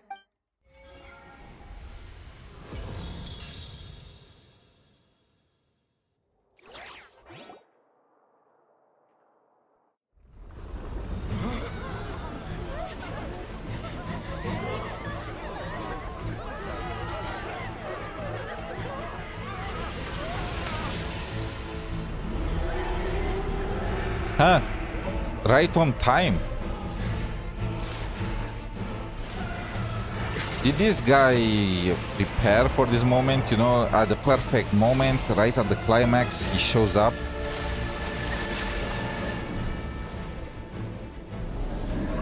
He is way smaller than I expected.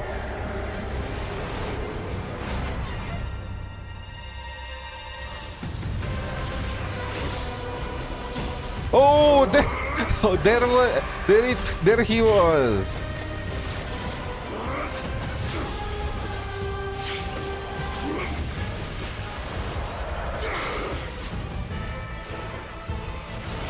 So wait, was Child stuck with the narwhal all this time?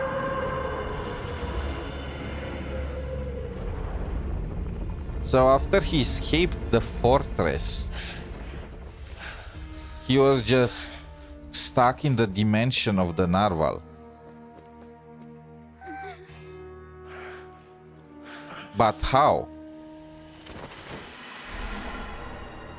Well, he's back there. At the very least, we could have caught him, you know. But I guess he's gonna be fine. Way too close! How did that thing just burst into the opera house? Wait, was that the huge Like, it doesn't make any sense. It's been months since Child disappeared. So the guy was just stuck with the whale? How did he survive? I mean, I guess he could have just hidden from the... Like, did he not need to sleep, eat, or what? So we've met it at last. I understand very well why it has chosen to make an appearance here. That whale does not belong to Tevat. It is a monster that has traversed the stars, weeping all the while. Wait, how is that possible? So, beings that do not belong to Tevat are not recorded in fate, in Irminsul. So, how exactly did that whale become a tool for the prophecy to be fulfilled? It has been greedily consuming the energy from the planet's primordial sea, using it to grow. That is the main cause for the rising sea levels. Shouldn't that lower the sea levels? And once it has finished consuming all of the energy contained within the sea, its next step will be... If the whale consumes the energy from the seed, from the primordial sea, wouldn't that just turn it into normal, regular sea? Like, how would that even make sense? You said that when the Hydro Archon first created Fontanians out of Oceanids, she filled their blood vessels with primordial seawater. Oh, they are food for the whale. They are plankton. Precisely. That whale finds the blood of Fontanians nigh impossible to resist. So it's not about the primordial seawater dissolving them, it's about the whale eating the goopies. Therefore, when it left the primordial sea, it decided to make its next stop a packed opera house full of food. Food in the form of Fontanians. We just barely managed to push it back, right? In that case, won't it come back to target the people again once it's managed to recover its strength? That is correct. Indeed, it is more accurate to say that we should thank that Harbinger for buying us some time. Without him, the whale would have likely come onto land far sooner. Bro, for how long... I need to check this out. How long did the child went to me? For how long was child missing?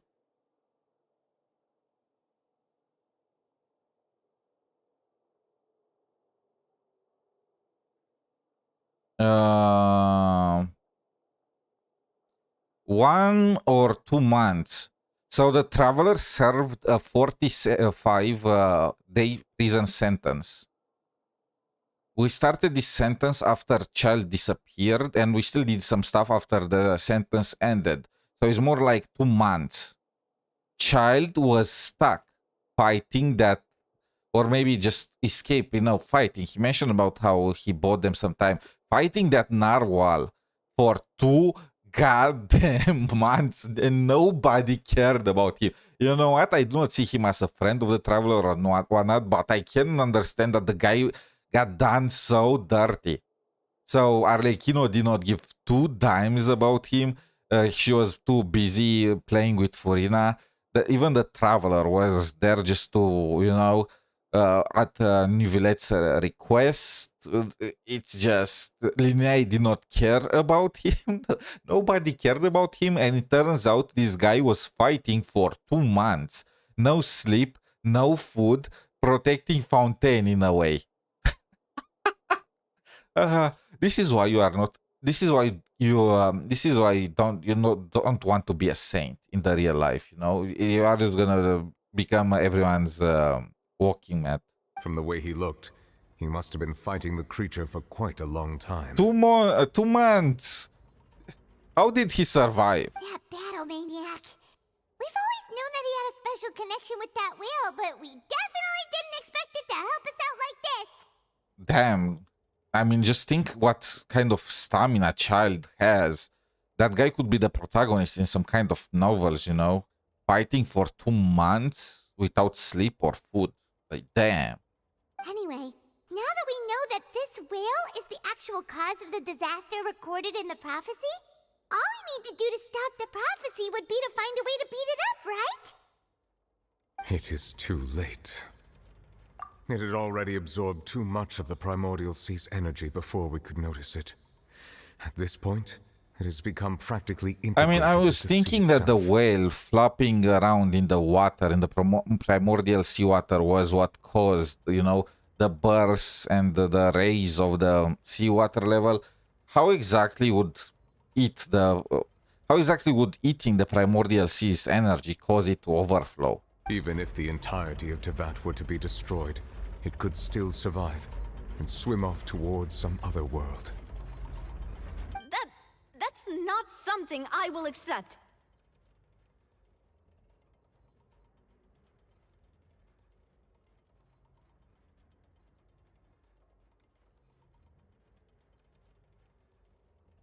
Yeah, I don't know what to say. It's all your fault, you know. It's literally the fault of your ancestors for wanting to turn into humans and making the Hydro Archon go against Celestia. It's the fault of their descendants now, the ones that turned against that very Hydro Archon. If they had a good reason to turn against Furina, I would understand it, you know. She was very sketchy from the very start, and it looked like she had no powers whatsoever. But at the same time, we can look at her and not realize that Venti and Nahida were in kind of the same situations.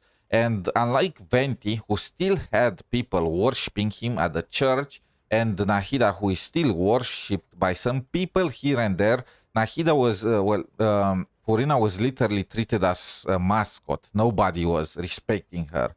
So it would make complete sense for her to have barely any power, you know. Of course, there is also the possibility that Celestia cursed her to lose her powers because she overstepped her boundaries. And, well, technically it was not Furina the one that did it, but it was the Hydro Archon nonetheless. So maybe maybe Celestia just cursed the Hydro Archon position. That's something that they will do. But we saw Furina in the stones, in the steelies. We saw her in the third and the fourth one. There could be no other person there. So it did not make any sense, you know? And she was about to tell us the secret. If we could have just canceled the whole ordeal and just let us tell us straight up. But no, we needed to go through it. We've already done everything we can, and we even found the true culprit. No, you all were just a detriment to this entire situation. We've come so far. You can't just tell me that the last hurdle is some impossible foe. That's just not fair. Well, go and get eaten by the whale. You sentenced your Archon to death. Indeed. That's not how a grand performance should end. I'll fight it to the end, no matter what. So the prophecy will be fulfilled no matter what, huh?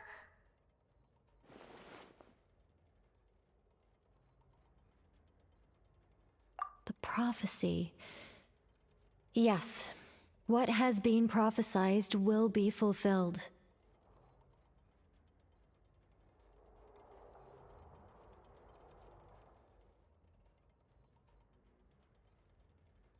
Just as prophecies are usually only the future as seen from the perspectives of the gods, could things be happening in hidden corners where the gods' gaze does not fall? Ultimately, fate shall serve as your only guide, no matter what will happen in Tevat's future. All you need to do is to play your part.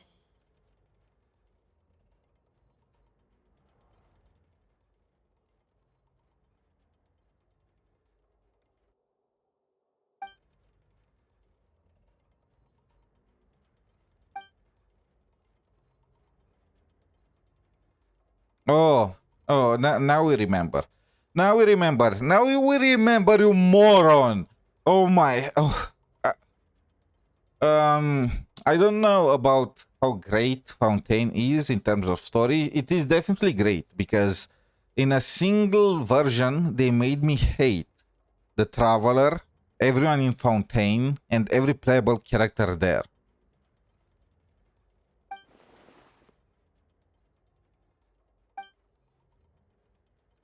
Except maybe New Villette. And, well, actually, Risley is completely... Risley and Siegewine are completely What's fine. happening with the oratories? Judging Furina. It is preparing to carry out the death sentence.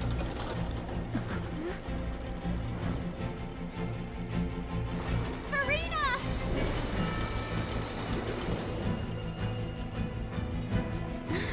No, I still need answers. Shouldn't you feel guilty about killing somebody that... Like, you are literally at fault for killing her.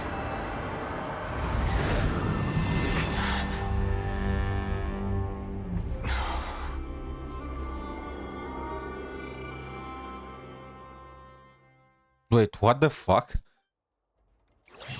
I've seen that form of Furina.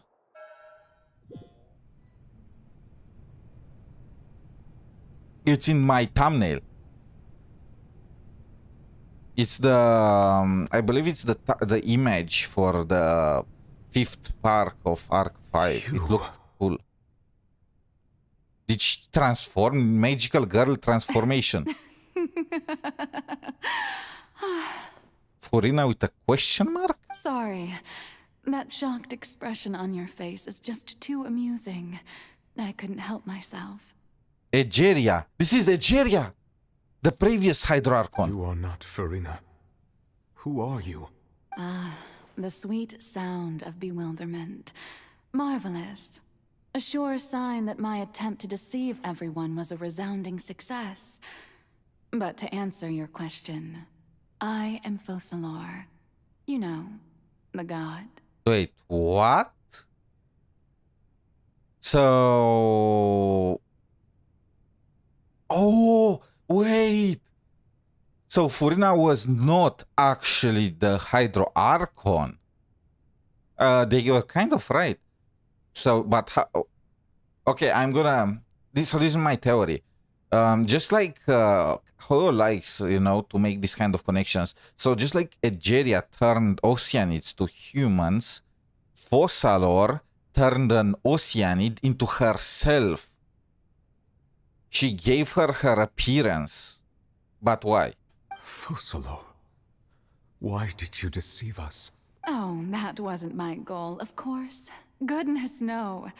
But I had to fool everyone else too, if I was to stand any chance of deceiving the heavenly principles. I already knew. I already knew that was what she was trying to do. Deceiving the heavenly principles. When she mentioned about the Traveler being... I mean, it's all, you know, when you look back at things. Because we know from Natlan and Nordcry that the Traveler is a descendant and they are independent of Teyvat's fate. But this happened before that revelation, so it would have been... This is the price you pay when you don't do the story quests in order. It's all because of that pernicious prophecy. Dreadful, wasn't it? Everyone doomed to dissolve. Fontaine condemned to be flooded. I mean, look, lady, if the Oceanids are allowed to continue like this, humanity will be extinct in a few hundred, maybe thousands of years, but it will go extinct unless Fontaine is literally, you know, quarantined. And they're not dissolved, they return to their true forms as Oceanids. Like, I believe the Heavenly Principles was more than fair. You turn them into, well, Egeria turned them into humans when she was not supposed to, when they were just Oceanids, you know? And the Heavenly Principle was like, okay, fine, you know what? I'm gonna let you have fun. I'm gonna let you have your fun for 500 years. After that, you go back to being Oceanids. Okay, deal? Capiche? One was not amused. In fact, one was positively bemused when that problem was thrust upon me by my dearest predecessor. That's the former Hydro Archon Egeria for the uninitiated. It hardly gets more disastrous than a preordained national catastrophe. Now does it? She knew full well that the prophecy would surely come to pass, and as one of the seven, she also knew full well that one defies the heavenly principles at one's peril. So yes, as you have no doubt surmised, it was a rather impossible situation that I found myself in. I spent a terribly long time mulling it over, alone on the ocean floor. And I was almost growing barnacles by the time I finally realized there was only one possible solution to this confounding conundrum. I had to outwit the heavenly principles, allow the prophecy to be fulfilled, ostensibly at least, while saving everyone at the same time. So she's gonna let everyone turn into an Oceanid, and then she's gonna give them, she's gonna turn them back to humans. Is that the solution? I'm a genius, I know. I can only assume that's why Egeria chose me as her successor. Although, looking back now, it was hardly the inheritance one dreams of.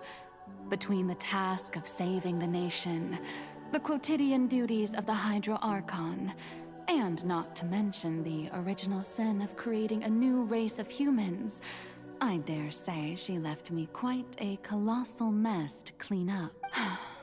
But one can only play the hand one is dealt. I did not choose this, any more than I chose to be one of her Oceanid familiars. Okay, everyone is an Oceanid here. Nivelette, are you an Oceanid too? Even the freaking Archon is an Oceanid. Egeria was probably an Oceanid. Everyone is an... We are the only... Oh, no way. So you were also once one of the Oceanids, transformed into a human by Egeria's hand. Yes, I was. I always dreamed of becoming human. And I still do, even now. In my eyes, to be human is to be part of the greatest opera ever known. So she made Furina, and she gave her... she was Furina. Okay, I understand now. She sealed her own powers just to feel... to know how it is to be a human, you know, within the limits. She still took the role of the Hydro Archon, but for all other purposes, she was a human. After becoming a god, I separated my divinity from my body and spirit, leaving behind only a self that was as naive and bewildered as my past self on her first day. Okay, stretch that. What? Both of my theories are false. She just cleaved herself. How does this even work? So this is... So Furina is Fossalor's humanity, and Fossalor is the divinity. How does this even work? Can they do this? Are they allowed to do this? Like...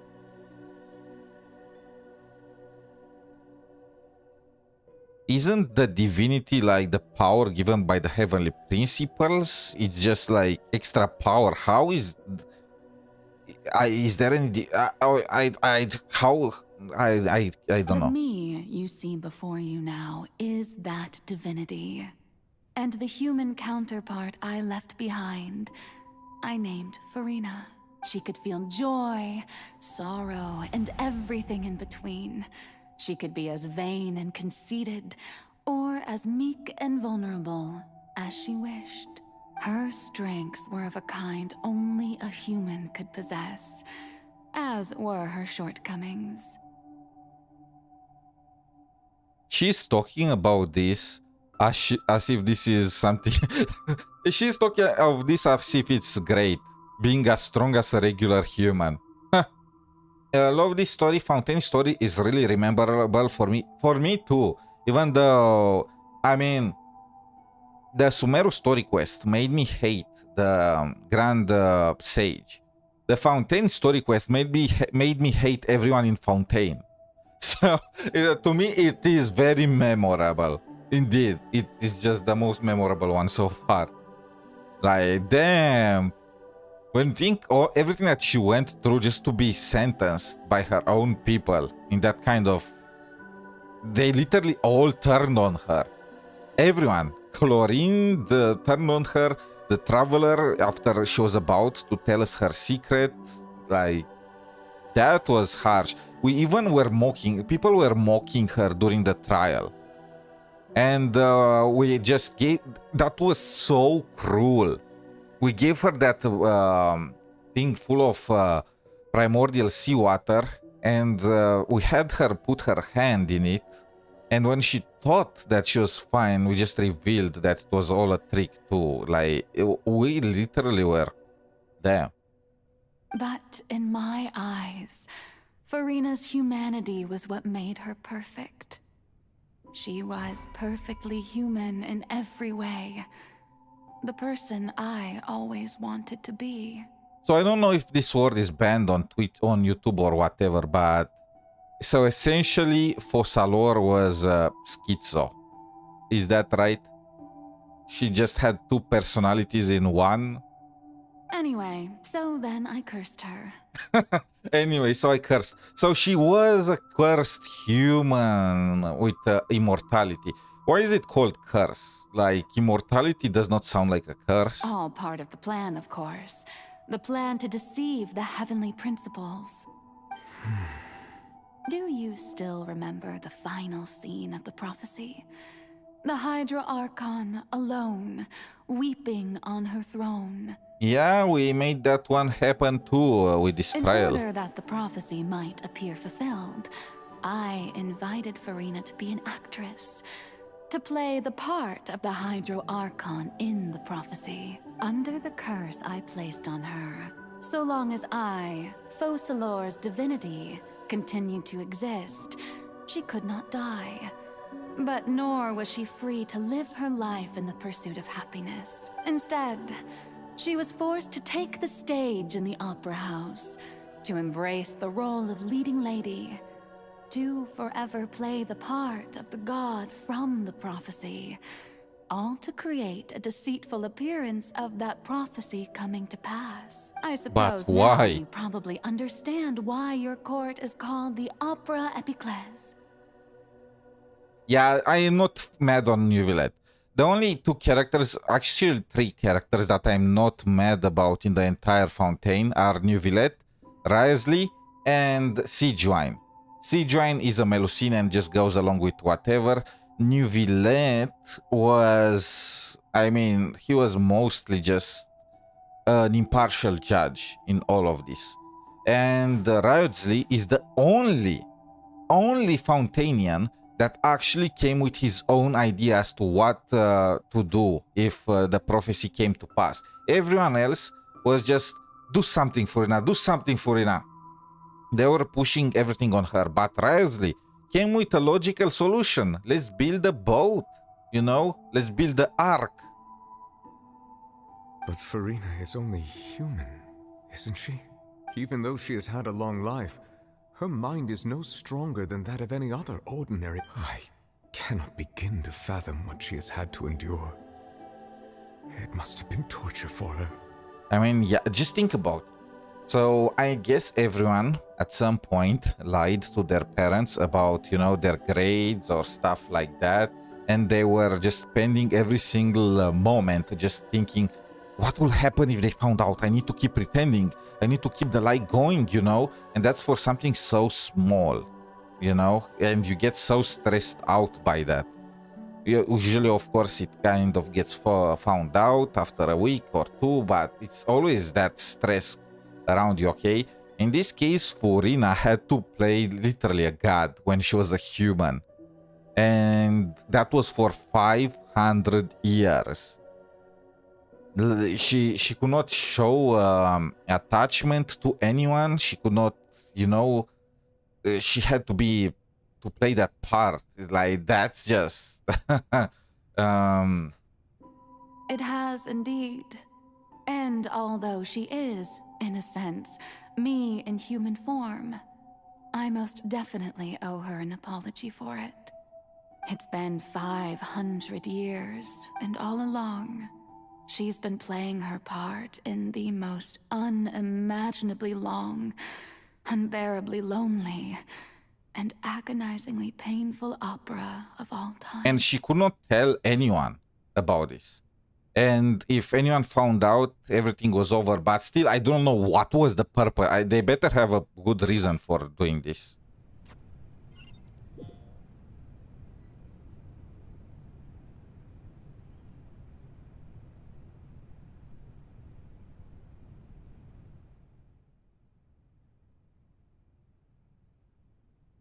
If I remember correctly, tears often contain a being's strongest emotions.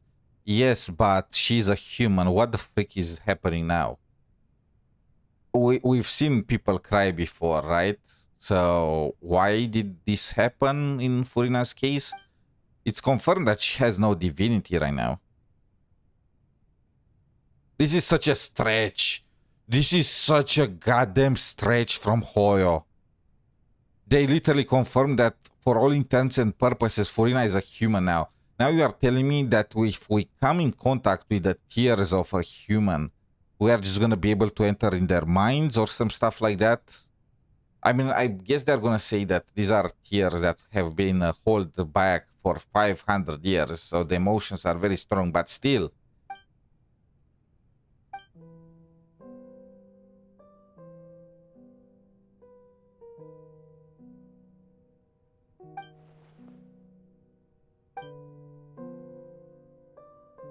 Bro, what the freak is wrong with the Traveler? We are still thinking about the answers after everything that we did. We literally had Furina's... Wait, by the way, what happened with that? But we had Furina sentenced to death. We almost destroyed... Wait, we almost destroyed the entire bit. That was why Furina was so desperate to defend herself. She was so desperate that she was willing to risk being dissolved into water.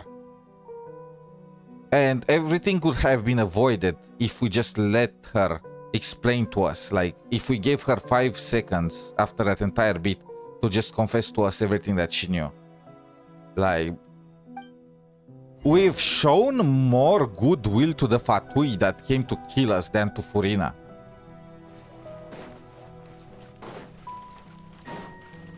I believe we were more willing to listen to Dottore than to Furina.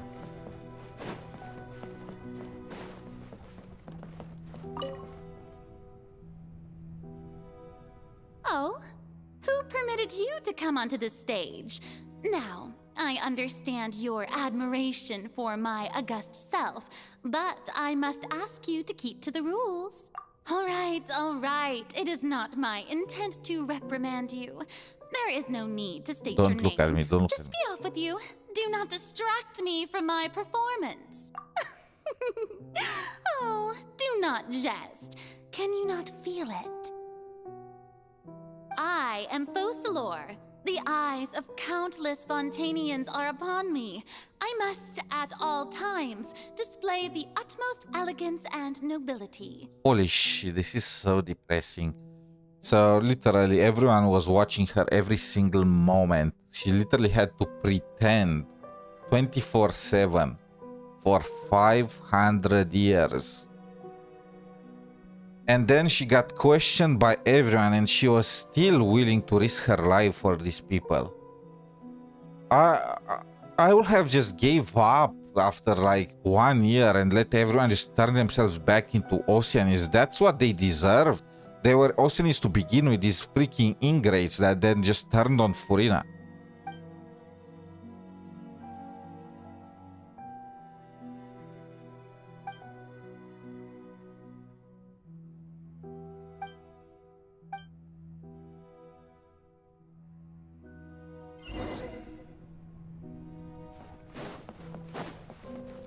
Dear audience, the performance is experiencing a technical difficulty, but worry not. The gods shall resolve it soon. Cry without echo. You poor lost lamb. Hey, what What gives? The audience is still watching me, you know. Guards? Wait, where are the guards? Guards!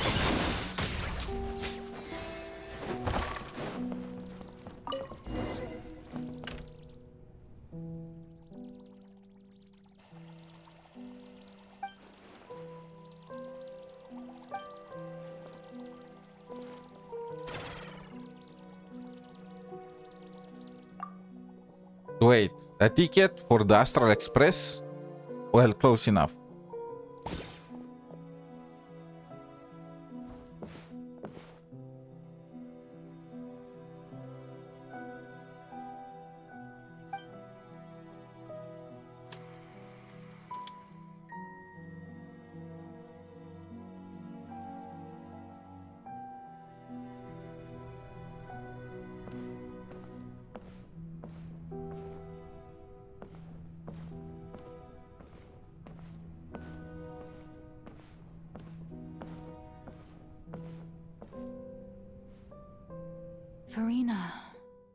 Farina. Huh? Who's that? Who's calling me? Where are you? Be not nervous. Be not afraid. Oh, I am Fossalo. before you. Wait a moment. You're mirror me? How can this be?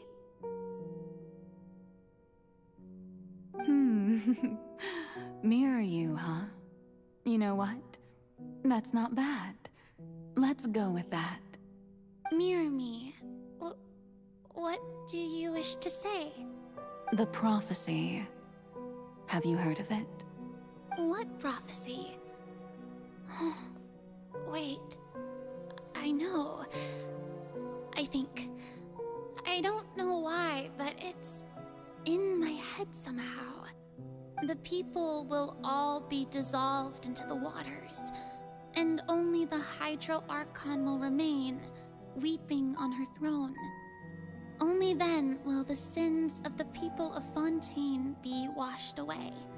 Oh, very good. You know it well. What's going on? I can't seem to remember anything clearly. The only thing I know for sure is this prophecy. Will it really come I lost to when pass? trying to pull for Columbina on her banner right now, so I rage quit again. I felt that's justified. I felt exhausted and didn't want to farm to catch up on her banner. I mean, yeah, do not force yourself to play. You are just gonna get yourself burned out and all stuff. Now, in terms of meta, the good part is that Columbina is probably not gonna be meta pretty soon with the stellar reactions. Odette is gonna be released soon, and she's gonna work with Sandrone and all that, and Chi-Chi. And yeah, that's probably gonna be the new meta team. And again, we're gonna have the freaking snezhnaya. For Genshin, I don't really Genshin I don't really play to get all the characters. Genshin I play just for the story. I think that's how you go about things. Of course, though, losing the 50-50 every single time feels like, you know, losing 50-50 just feels bad no matter what. I can attest to that after the disaster that happened the days before. Yes, it will. And that is why I've come to you. Disaster will come to Fontaine sooner or later. Things will develop just as the prophecy declared. There is no escaping it. But doesn't that mean everyone will die? I'm a Fontainian just like them. Will I dissolve too? Oh, don't worry. Magical meetings exist in this world precisely If she just to give people answered a chance this. to turn things around. It is the reason why If she we just met answered today. this with yes or no, we will not have had to go through all of that with the testing in the opera house. Like, if she knew for sure she will not be dissolved, she could have just been she would have been dissolved, but she would have been dissolved. She's an Oceanid. Fussalor is an oceanid turned human with primordial seawater inside of her by Aegeria. So she would have definitely been dissolved. I will tell you how to save everyone, but you may have to suffer somewhat. Oh, so there's still hope after all. Goodness, you frightened me. You spoke so much and with so much certainty. As for the suffering, well, I will admit that the first thing that came to mind was, why do I have to be the one to suffer? But if the prophecy will come true, I'll also die anyway, right? So if I've already met you as my magical meeting in this world, if there were scales, with all the people of Fontaine on one side and my pain on the other, is it not obvious where the scales should I mean, of course, it should tilt towards Furina. Like, damn, everyone in Fontaine is an ingrate. Just let them all turn back to Oceanids.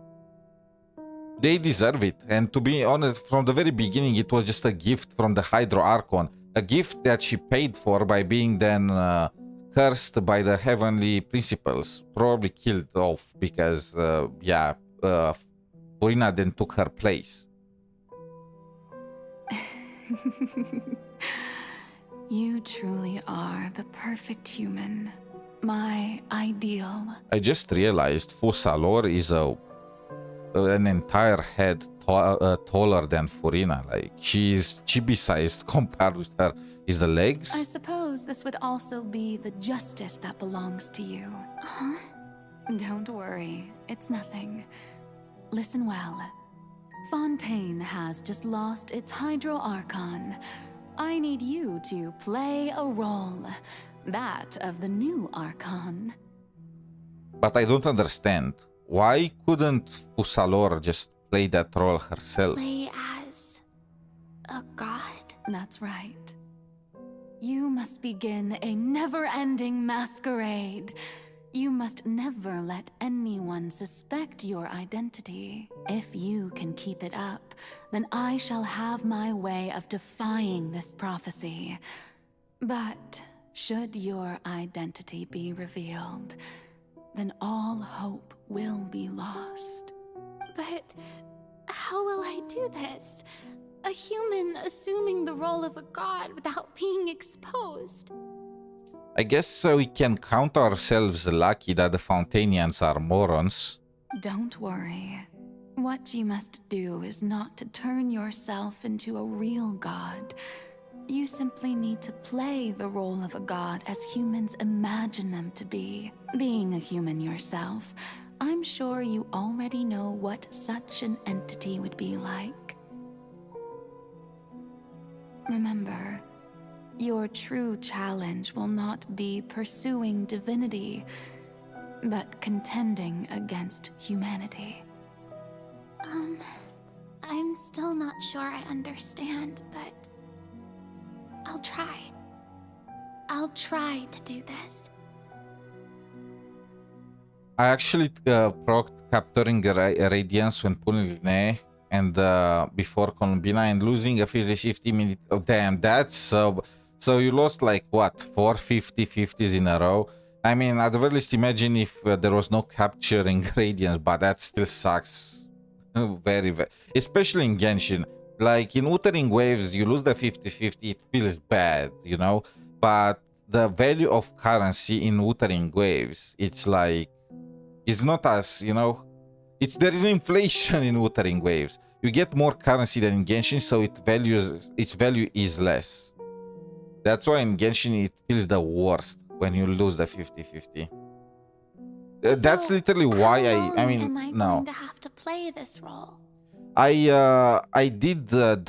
dropped Genshin because of the Aranara story quest, because I could not longer take it. I wanted a break after finishing that one, and then I did not return all the way until Natlan. I got PTSD.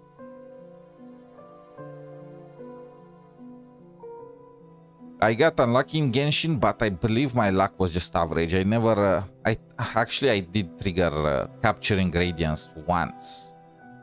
To accomplish this mission, You will have to stay on the stage for many, many years. You will endure and not grow old until your task ends, but I promise you, all will eventually end in a magnificent and dramatic trial, and everyone will be saved.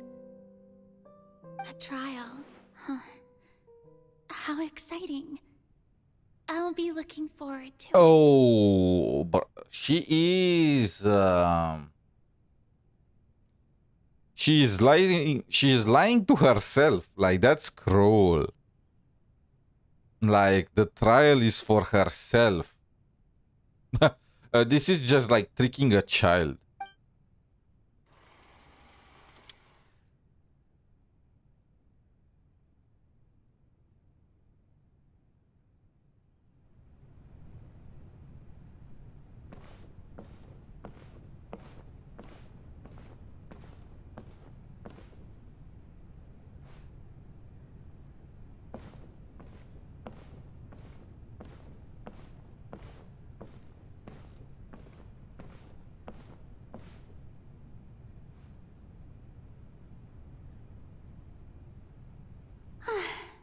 The Maison Cardinalise has announced my accession, but this is my first time facing the people.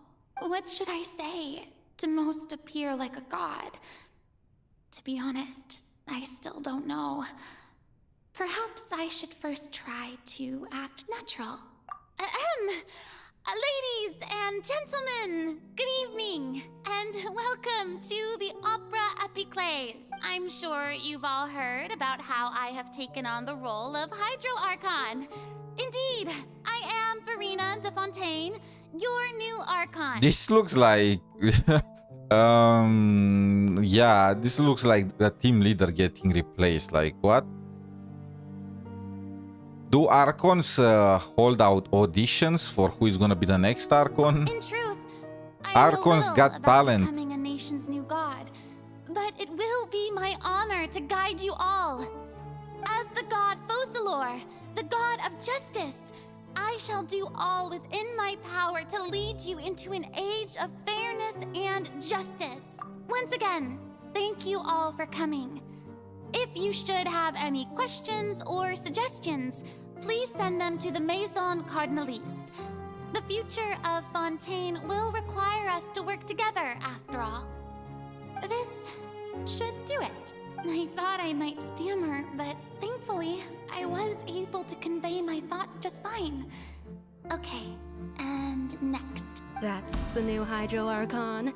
Is this some kind of joke by the Maison? I would have thought that a being that surpasses humanity would be a bit more assertive. Bro, I hate Fontainians. I hate these pieces of shit. I can't swear on but bro, what the they are literally worse than in Sumeru. In Sumeru, only the Grand Sage and a few of the others actually looked down on Furina, and Furina was a literal child. But you have these ingrates right here, just questioning Furina. And mind you, these guys are among the first generations of Oceanids turned humans by Nigeria. Hey, did you hear that? She even told us to send her suggestions there at the end. Shouldn't gods be all-powerful? She's being so modest. What's the difference between her and an ordinary person, then? 20 is drunk in Deluge Tavern. He's still an Archon. Bro, just... I hate the fact that we are saving these people. I hate that we are saving Fontaine. Like, they deserve... Pains is right about punishing them. She might just be a Maison-back puppet. Wait, what's going on? Why is everyone suspecting me of being a fake? Oh, this is bad. If I get exposed here, there'll be no saving the people from the prophecy. Right. Mirmi said that I just need to play the role of a god as humans imagine them to be. Calm down, Furina. Think. What do the people want? How would they imagine a god to speak and act? Assertive, with a strong sense of presence. One who can dispel all doubt. That is the character I'm fated to. They're so judgmental. It's not about being judgmental. They're just asses. Literally, the Archon is the one that's just holding their hands. Is literally like their babysitter. That's the role of the Archon. And then they just throw dirt on the Archon when they feel like it, just because. Well, I don't even see anything wrong with what she said. Like, would they have been happy if the Archon came on stage and just told them, all of you pieces of trash, now listen to me. Nothing about you is worth anything. I don't care about your opinions. You are my beat now, suckers. Is that what they wanted to hear or what? I mean, just think about the other Archons. Venti is just hands off, drinking his days away. Only Zhongli, I believe, conforms to their vision of an Archon, at least somewhat. The guy likes to just turn into, female forms here and now. A is literally loves manga. A loves manga and is literally like stuck in her own realm. They are even worse than with Nahida. Like, Nahida was a literal child. At least the sage had at least a bit of, a concern regarding her leading the nation, being a child and all that. Even then, even so, many of Sumer were still on board with Nahida. Many of the council of the sages got replaced, and even then some of them were still supporting Nahida. So yeah, and then you have Mavuika. Like, Natlan is probably the best region of them all. You have all these ingrates in all these nations that just wait for their Archons to wipe their behinds. And if they can't do that, they're just gonna go and whine at them. Natlan is the only nation where their people actually fought together with their Archons, where they carried their word. Like, I mean, just think about it. When the Oath of Resurrection failed, nobody blamed Mavuika. They were just blaming, well, they kind of blamed China and the others, but they were kind of blaming themselves, thinking they were not heroic enough to deserve the resurrection. But they were not jumping on Mavuika,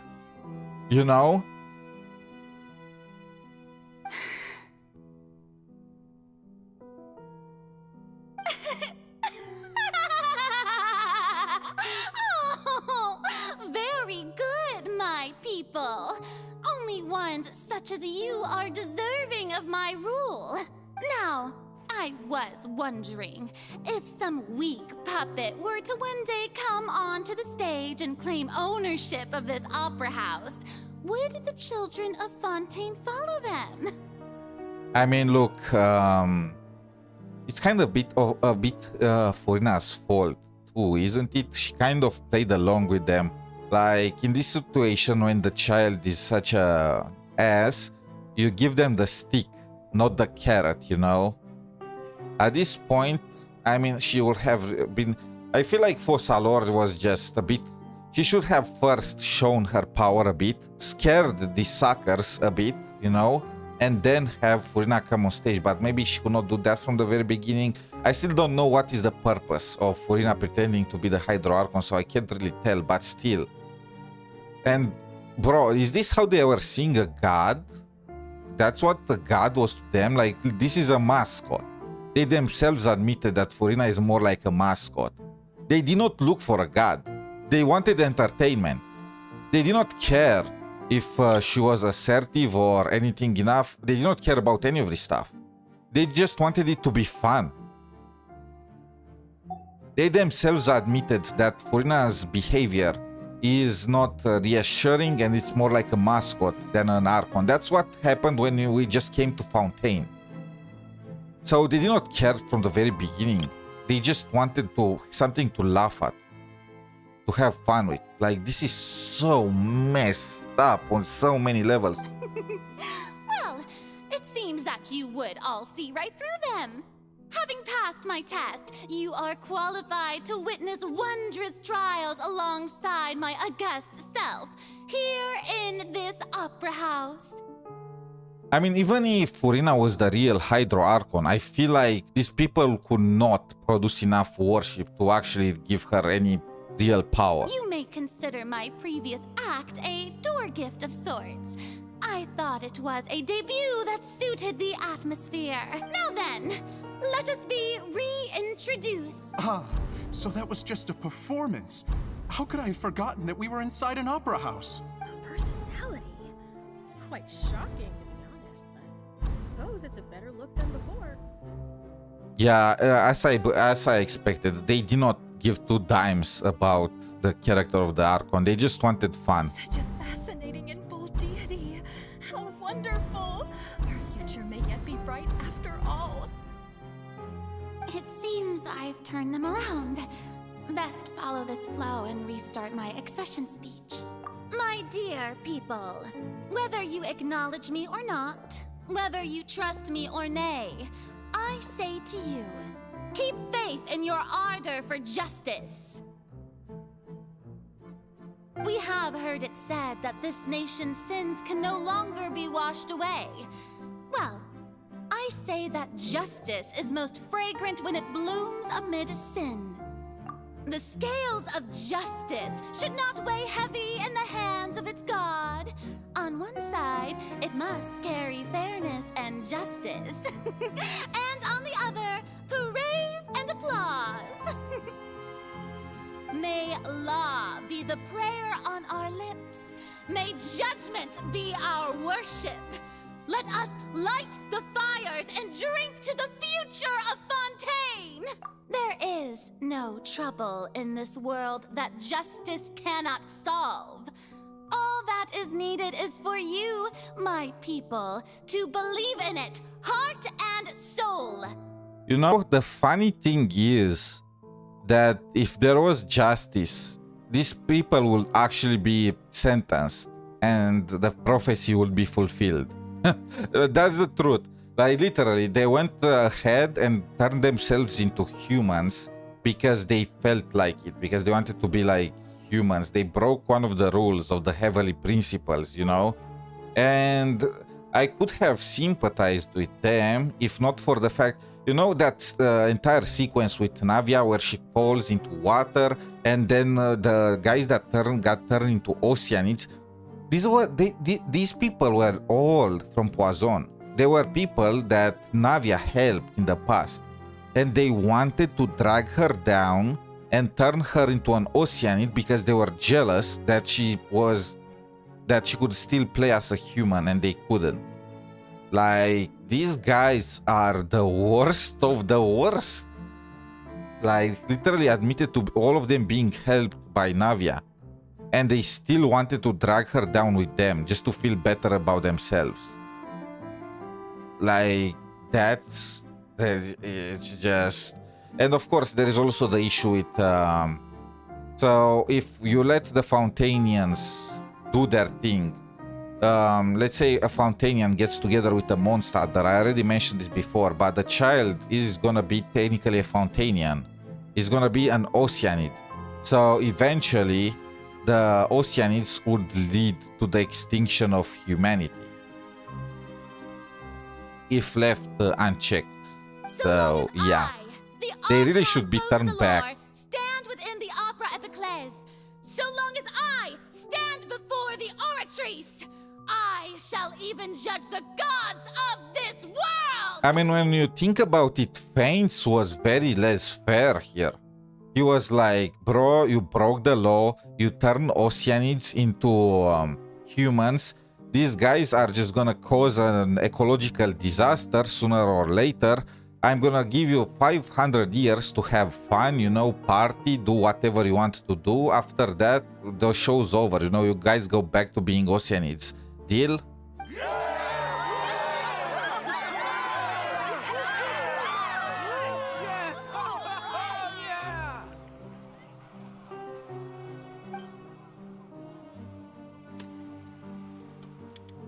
Oh, Oh, and this also explains the fascination with having fun of Fountanians.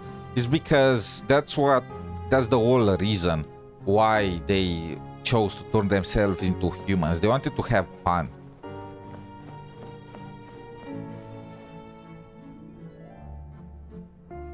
Lady Farina, here are today's case reports, as well as a summary of the follow-up for your perusal.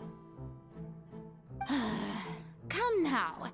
Was I not just at the Opera House in person? Leave these kinds of things to Neuvillette. Besides, none of these trials were the one that I'm looking forward to the most. This is why she was attending every single trial in the Opera House. She was looking for the destined trial. She did not even know that it will be her own. Bro, this is so heartbreaking. This is so when they found out and they accused her, she believed everything was over. That all her work for 500 years came to naught. If I may be so impertinent, what kind of trial are you truly looking forward to? Hoyo really wanted to beat a character and beat it again and again and again. A magnificent, dramatic, and wondrous trial. A trial to end all things.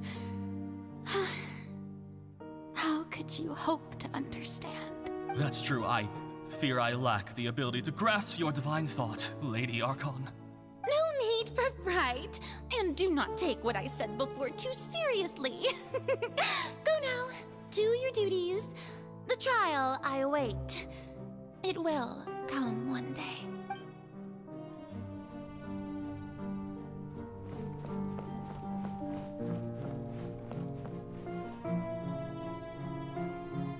Lady Farina, I don't know what to say. Thank you for agreeing to see me. No need to thank me. Or rather, thank your own sense of perseverance instead. Long have you stood in line to meet me, have you not? Oh, I'm afraid that's just an inevitable consequence of my divine charm. All right, Deoteria, is it? How is your son's illness? You remembered me, and you knew of my family, too. He is doing much better now. In fact, he is far more of an ardent believer than I. He was the one who forced me to seek an audience with you, and to bring your words back to him.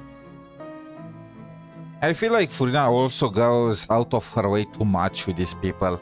I mean, she could have just done what Zhongli did with Liyue. Just show up every 100 years, give them some kind of vague prophecy and dip, you know?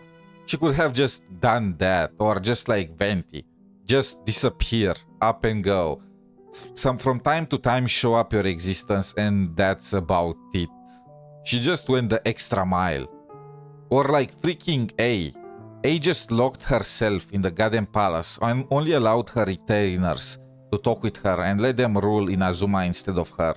Like, she is literally the most hands-on Archon of them all. Oh, good. Very good. If this should happen again in the future, please do not hesitate to come and tell me.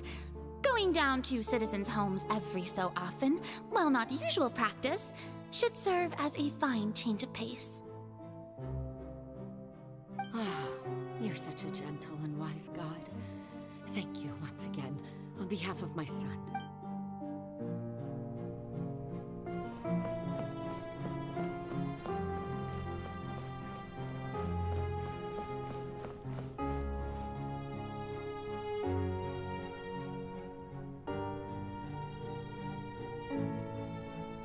Lady Farina, here are the latest hydrological reports. As for the specific parameters you asked to take note of, I'm afraid things still don't look good. I see. It's as I thought then. As your god, I did already expect this, but I wanted to see how far your human wisdom would allow you to analyze it. All manner of signs indicate that the prophecy will still come to pass. Forget it. That's not something you need to worry about right now. Well, as I understand it, The Fontaine Research Institute is also trying to find a way to counter the rising water levels. Really? Have they found anything? I'm afraid that they haven't found any effective solution thus far. Oh, is that so? Well, no wonder. This issue has reached the realm of the gods, after all. Still, their spirit is praiseworthy.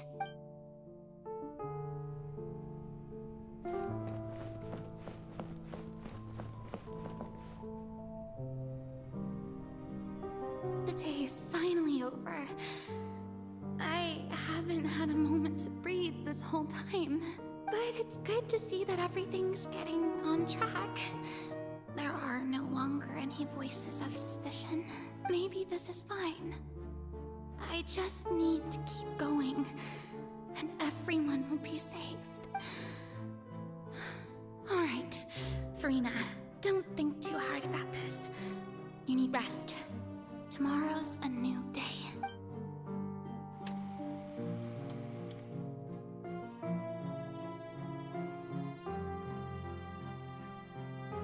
Lady Farina, here are the new trial reports for the latest cases, as well as a summary of the follow-up. There'll be no need for that. I've seen them already. There's no need to go back over scenes I've witnessed in person before. Lady Farina, I've waited so long for this chance to see you in this manner. Indeed, my dear, loyal citizen. This joyous moment is an honor for us both. Lady Farina, we're detecting significant hydrological anomalies near Poisson. Understood. Keep monitoring. Keep me informed should anything come up at the Institute. So this was her life, huh? I don't think I let anything slip today. Trying to find a way to break the prophecy when there is literally no option for her, then trying to participate to all the trials in order to find the destined one, and then meeting people 24/7 in order to convince them that she is the Hydro Archon. Like, bro, this is such a sad life. And while this happened, while she was suffering, the other Fountainians that got turned from Oceanids were having fun. I just don't know when these days will end. I feel utterly exhausted. Best to rest early today, too.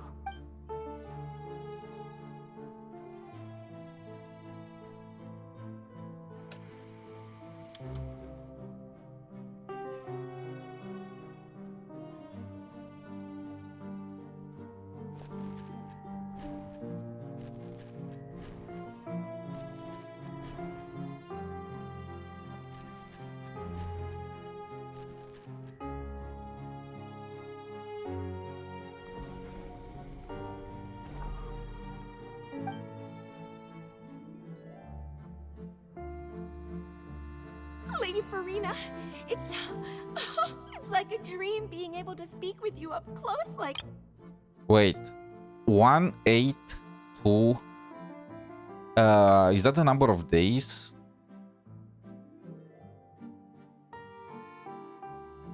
Yep, it's the number of days. That's exactly 500 years there. Exactly 500 years on the dot. I feel utterly... I've heard that the first member of our family who was honored to receive an audience with you was Madame Dioteria, almost 20 generations ago. And what a fine family yours is indeed. It brings me great joy to meet such a faithful believer, a descendant of a line most ardent. Wait, 20 generations ago? Surely you exaggerate, Lady Farina.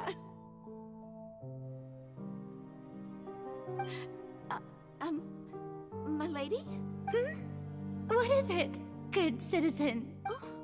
Are you crying?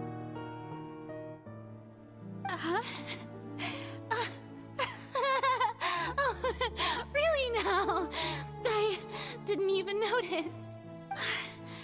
This must be the overflow of hydro from my person. Well, can't quite help being the god whose dominion is the waters, can I? No wonder. No wonder. A manifestation of your power, then. Oh, Archon, I am honored to have witnessed it. Honored indeed. This morph. This is so sad. She's literally crying while these morons are praising her as the Archon.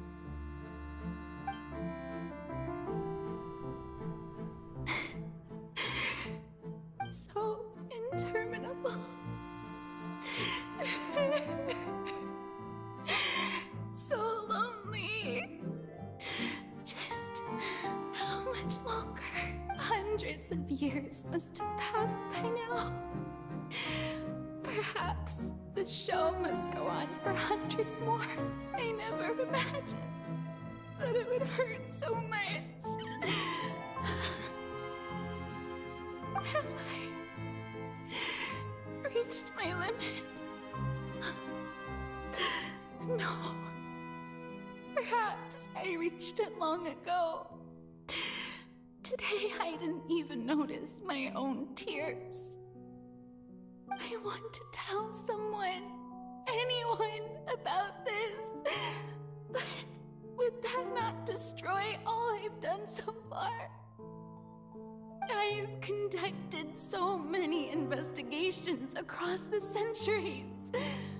But there's not even a sliver of hope that we might break the prophecy.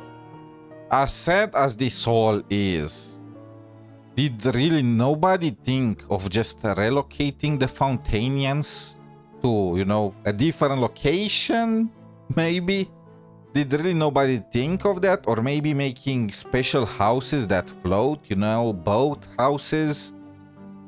Like, if you can't stop the water from covering everything, how about you make some protection so you are not gonna be swallowed by the water?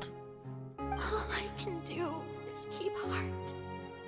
I must maintain this act. It is the only way to save Fontaine. Please, mirror me. You have to succeed.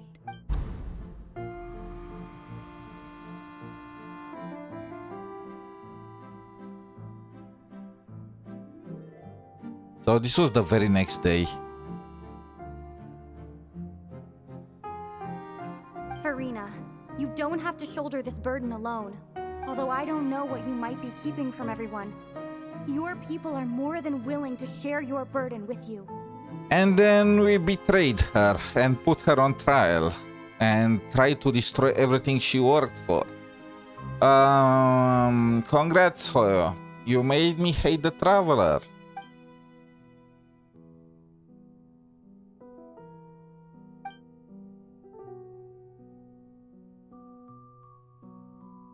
Surely I'll find out what she wanted. Not even a bit repentant. After everything that she saw, she does not even think for a second that what she did was messed up. And then we pretend to be goody two shoes with Dottore. Share my burden. That's impossible. It was fated right from the start that this would be my duty alone. But even if your burden doesn't need to be shared, you can still choose to confide in someone. Just share it with me.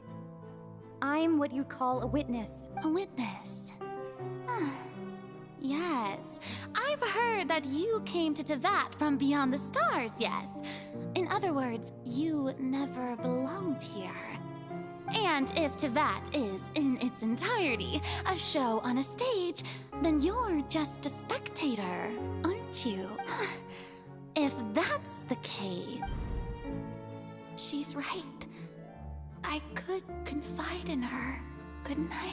But if things don't play out as expected, the people of Fontaine will be the ones to pay the price. No, Farina, you shouldn't be selfish. But what if it's really all right, Farina? You've worked so hard for so long. Surely it would be okay to put yourself first for once. Just this once.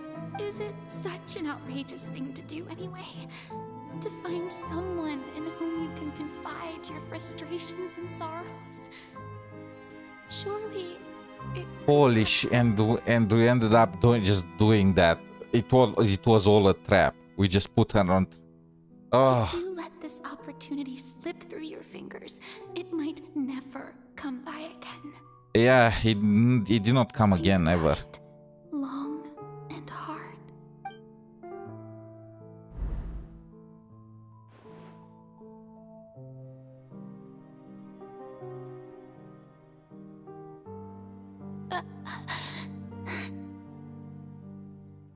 No, I have nothing to say. I am Farina, the Archon of Fontaine. Everything will surely get better. Ah, she is able to hold on, still hold on. All you need to do, dear spectator, is to witness my performance until the curtains fall. I mean, to be honest, what could she have told us? I'm not the Hydro Archon, I'm just putting on an act. Everything is gonna be fine if I do this. Trust.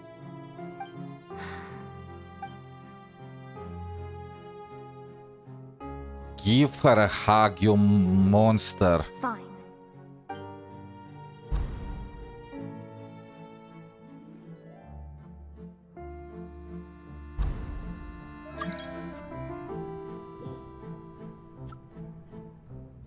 So even Farina doesn't know the truth? You've never once let her in on the full plan?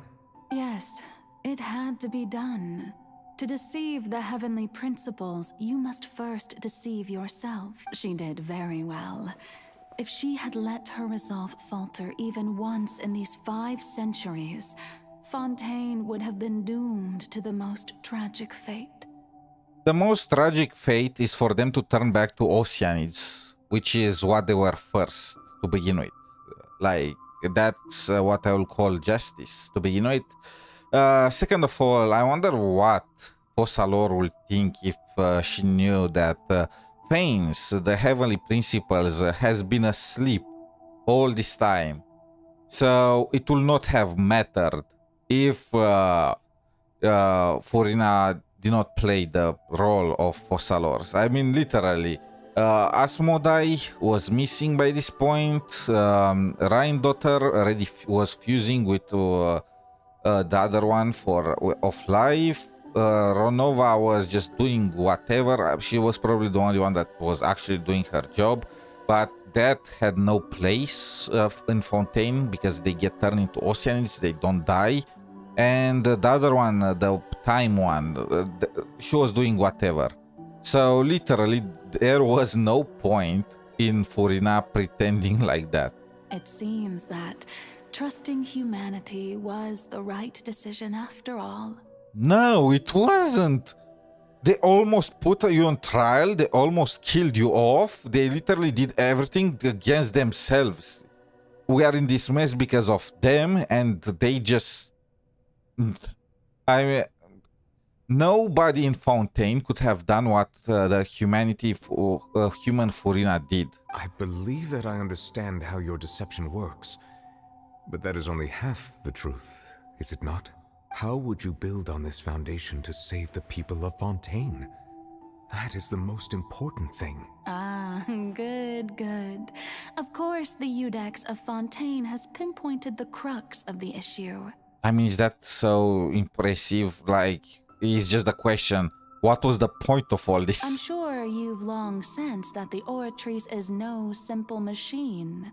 I've always suspected that it had its own consciousness. And Lenny did mention that he heard a human voice within the core chamber. It now seems that that person was you, hidden within the machine all along. Holy shit! Am I right? So wait, the fuck? So the Oratrice was just like a chamber for Fossalor. Fossalor was in the Oratrice all this time. She was the one that was presiding over all the trials. And then I became one with the Oratrice, taking Fontaine's gnosis with me. Yes, It would seem so, wouldn't it? I called it. I called it that Fontaine's gnosis was in the Oratrice. Like, it was so obvious after they pulled that BS in Sumeru with the network system relying on the gnosis. When they mentioned about how the Oratrice was capable of self-sentience, being such a powerful construct, and also being able to turn worship into energy, I knew that the Gnosis is involved somewhat there. And of course, Arlequin also mentioned how Furina did not have the Gnosis on her. So where could that thing possibly be? Alas, your understanding of this device still lacks sufficient depth. In truth, it is no enactor of justice. It is, in fact, a device created to kill the god of justice. Wait, what? Why? Why? Are we pulling the I'm gonna die for their sins? Oh, you have it. And to be more precise, not only will the Oratrice take down the god of justice, Literally, the sword of Damocles hanging over her head. I mean, did you think I would be the sort to enjoy peaceful repose while Furina suffered?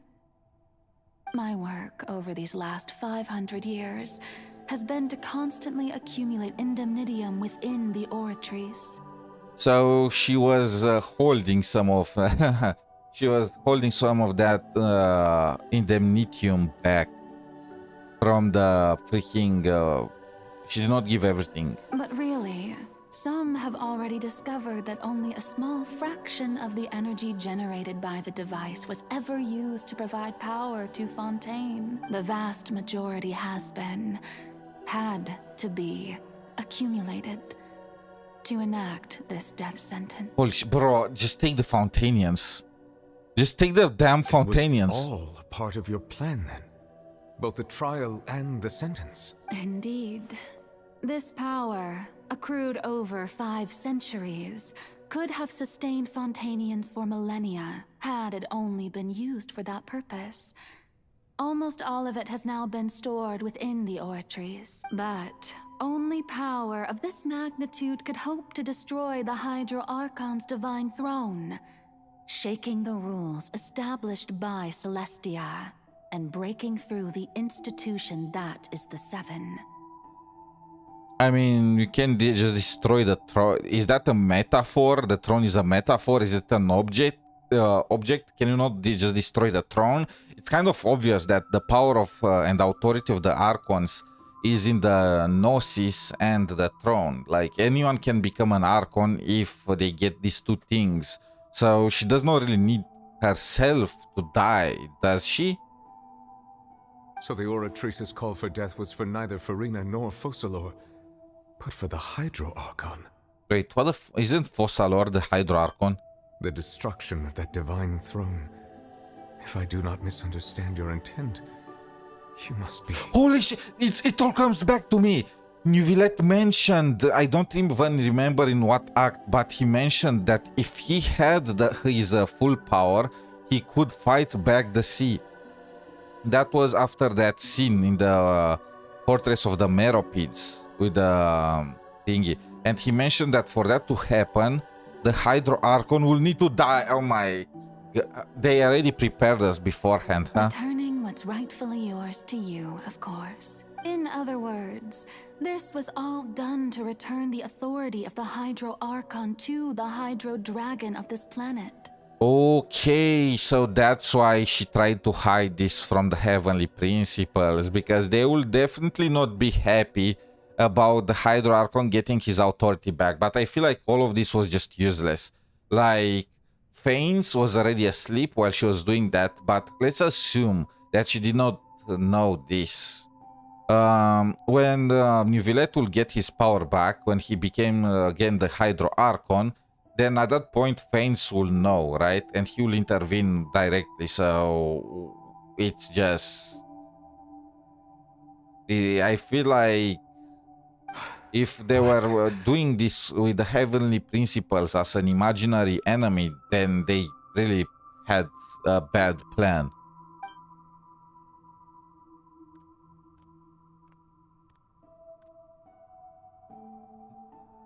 Oh, what? Getting sad again, are we? The authority of the ancient dragons shall soon be yours once more, O Hydro Dragon Sovereign. And this is the face you make. I can laugh at New Villette because I also kind of want to cry. What? So she even planned this. She made New Villette the Udex so he would grow attached to Fontaine and play along with this when the time came. All you've done throughout the years is just so you can sacrifice yourself at the very end. I've never quite seen it that way, you know. Even now, I'm quite pleased at how well my deception worked.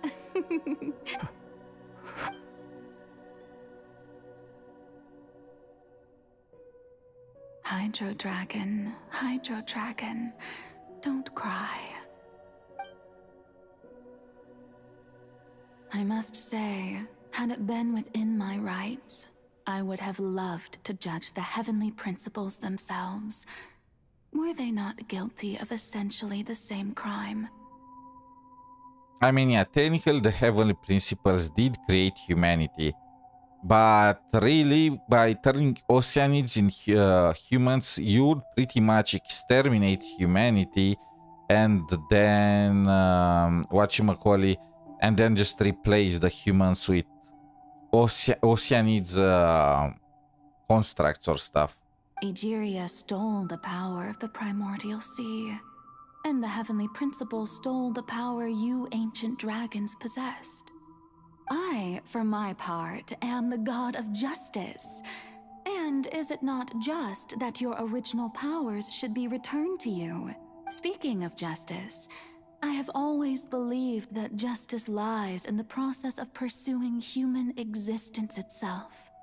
Does anyone know why does she have the hair like this? Like, it's kind of destroying my immersion a bit.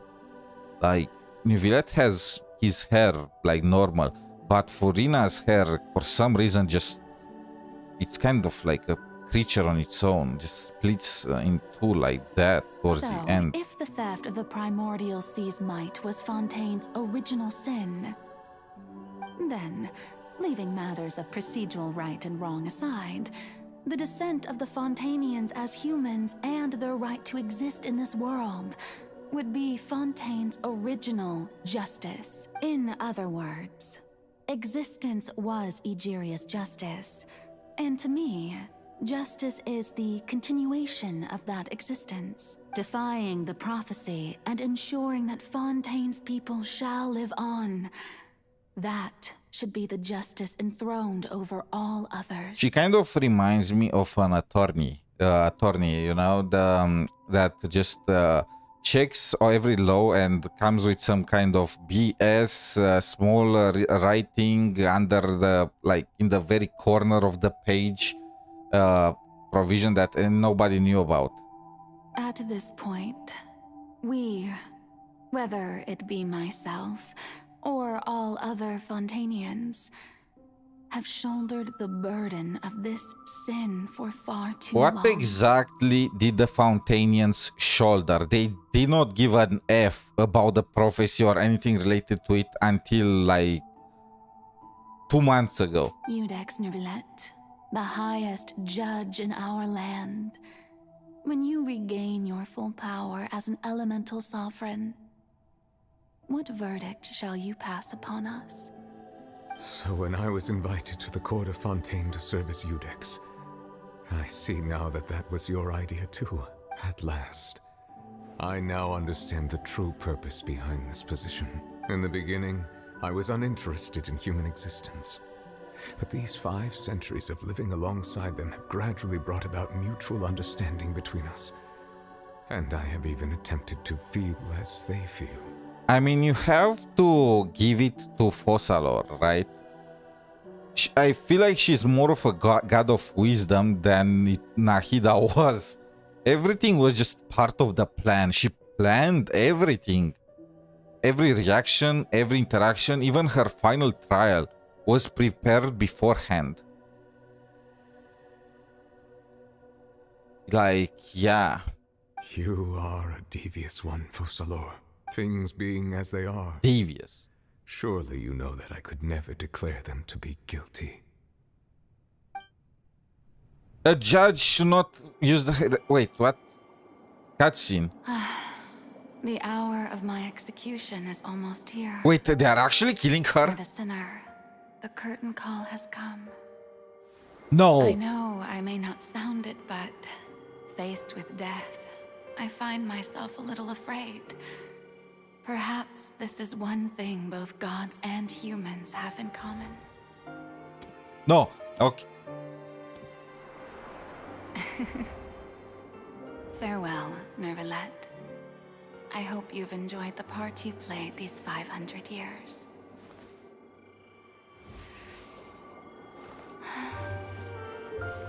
What the...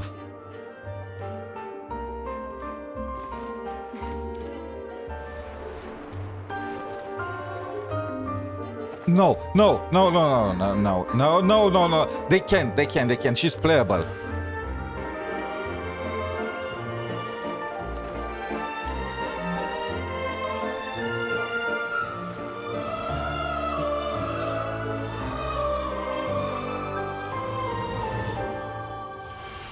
No. Just take the Fontanians! Holy shit, what the fuck? Just take the goddamn Fontaine! You know what I realized? This is not Fontaine's story quest, this was Furina's story quest. I don't give two dimes about the other losers.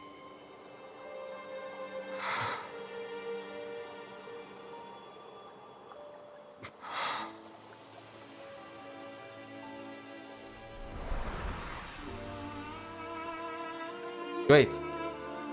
Oh, only fossil or... You know what? This is a bit better. It's still sad, but the fact that Furina is still in one piece is still... I was wondering how they're gonna kill off a playable character. No way, we met Furina before, so they only killed Fossil or Lore. I was thinking that she's gonna get resurrected or something.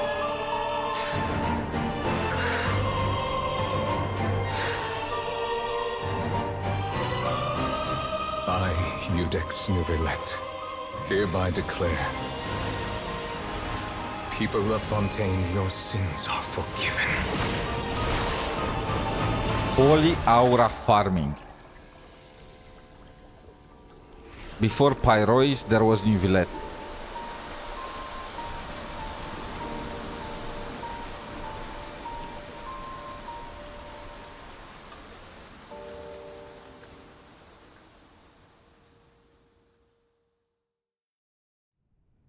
Damn, this cutscene.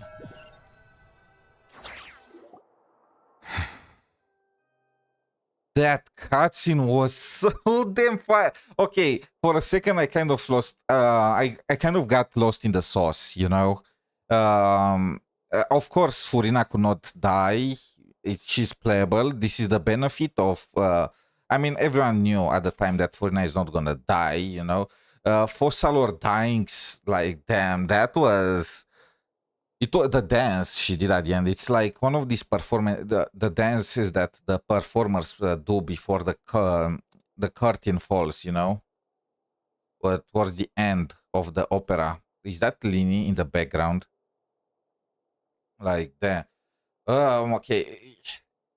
I'm still sad about Fossalor dying, but it's like one of these kind of issues. I'm more attached to Furina, like, by far, than attached to Fossalor, you know? We only met her for a very brief moment, so, yeah. That last dance, though, kind of did it for me. And Nouvelette aura farming was 10 out of 10.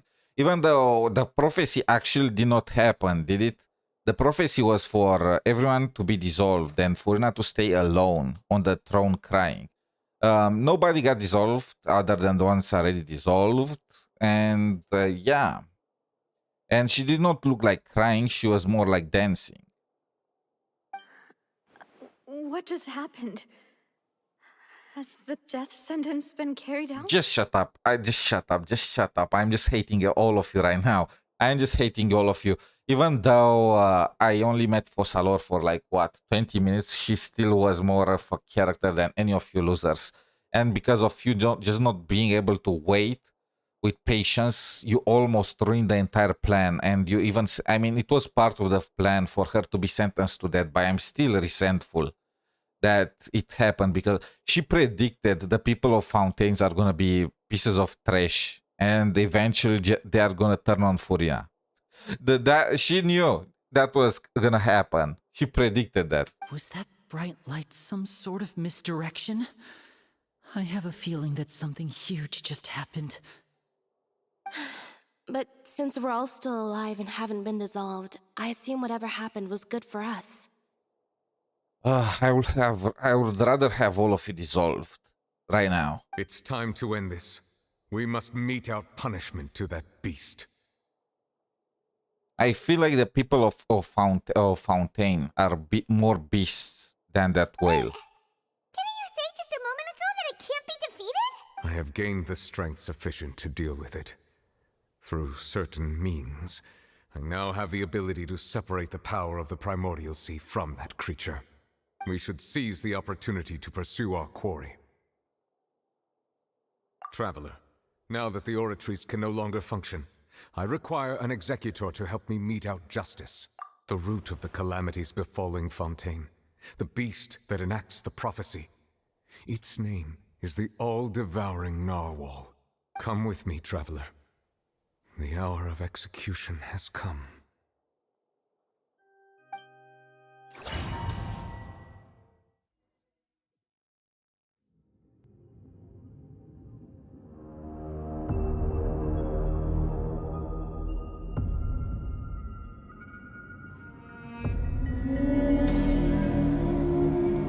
The weekly boss. Now, the most emotional part for me. So I need to talk about this. I knew that Furina could not die. Okay, we met her during the summer quest for some stuff. We only met Fossalor for a brief moment, and I do really love her character, you know, but I did not get the time to get attached to her like I did to Furina. For me, the most emotional part was just how sad Furina was in the first acts. Like seeing her just play a role while in like that first act where there were 3 spotlights on her and she could only play her role while saying, "Help me, just don't look at me, just let me go."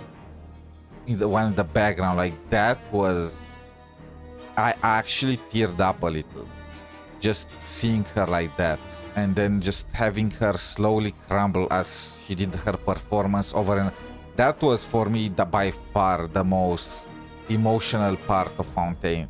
You can see it, but I actually teared up a little. Like, I can only imagine. Nobody, no friend, nobody to confide in. She just had to play the part of a freaking god, and not even a god, like an over-the-top god. Initially, she tried to just be herself, but the freaks in Fontaine did not want that. They tried to get her. They assigned a role to her. It was these guys that did it. And not only that, they did not do it because they wanted something like that. They only did it for fun. They subjected her to 500 years of suffering just for their own sick fun. That was just, and seeing her day by day just doing the same three things, attending the opera house in the hopes of finding a special trial, just listening to people worshipping her while trying to pretend that she is the actual god and not let anything sleep. Like, the only times that she let anything sleep, when you think about it, was when she was trying to play with that cat. And Arlecchino almost assassinated her. Like, just how terrified she must have felt, realizing that somebody already knows that she is not the Hydro Archon. And then almost cracking when confronted with us.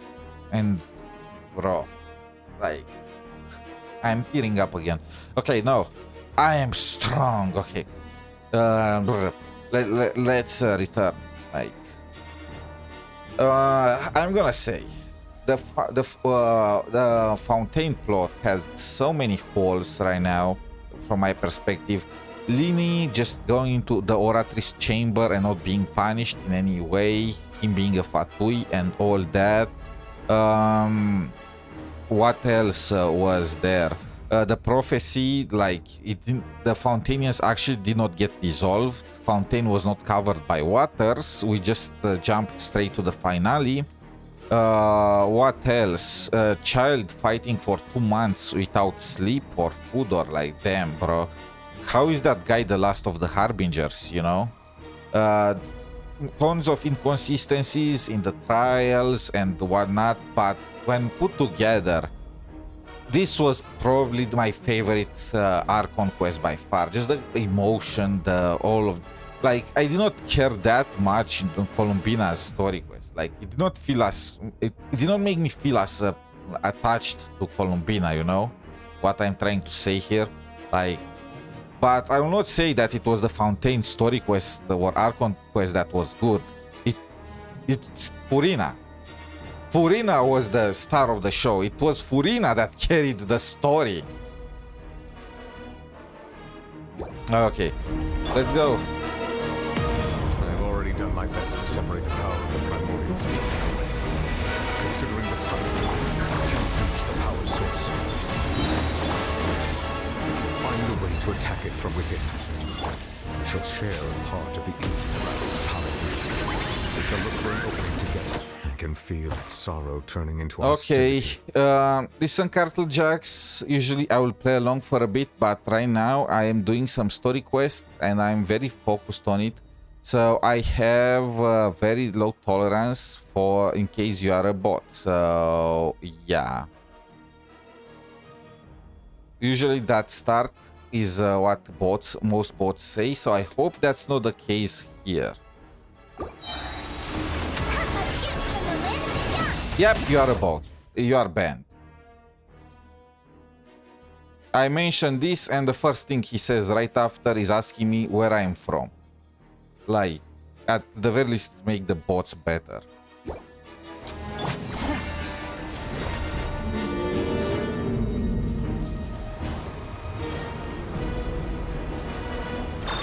Annihilation mode. Accept glory. A new moon rises. Perceive. Devouring novel resist its instinct to devour. Continue to trigger its hostility. A chance will present itself. Protect us.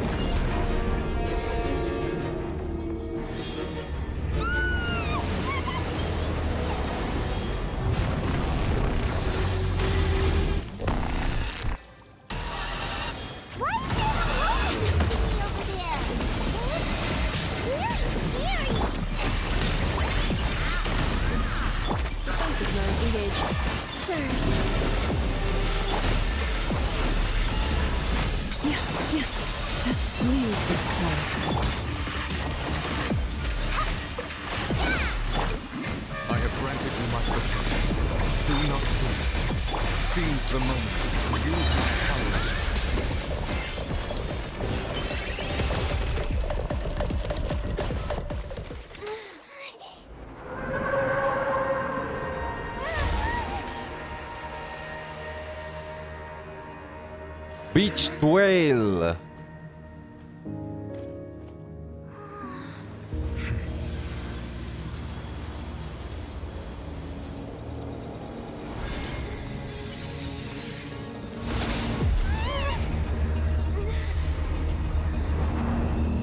What is that? The abyss? Wait, that's the Skark. Is that the Pokeball? Well, child got eaten. That guy can catch a break. Thanks for helping with the cleanup.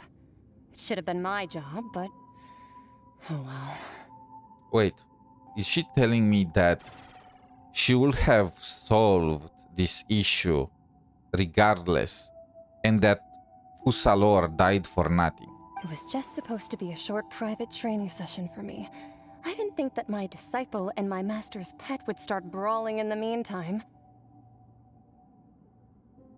Oh, so Child is her disciple, and the narwhal is the pet of Surtalogy. Actually, I had a feeling that it would happen at some point, but they bumped into one another earlier than I thought. What a blunder. I suppose I'll have to swing my sword 3 million times as penance. This is not the same design that we have for her character, is it? That power. Who are you exactly? Hyman has an idea. From what she said earlier, she must be Child's master. Skirk, right?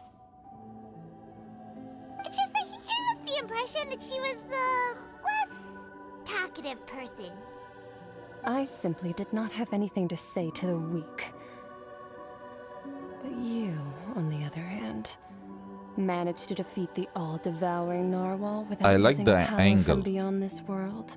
I look at how she looks at us.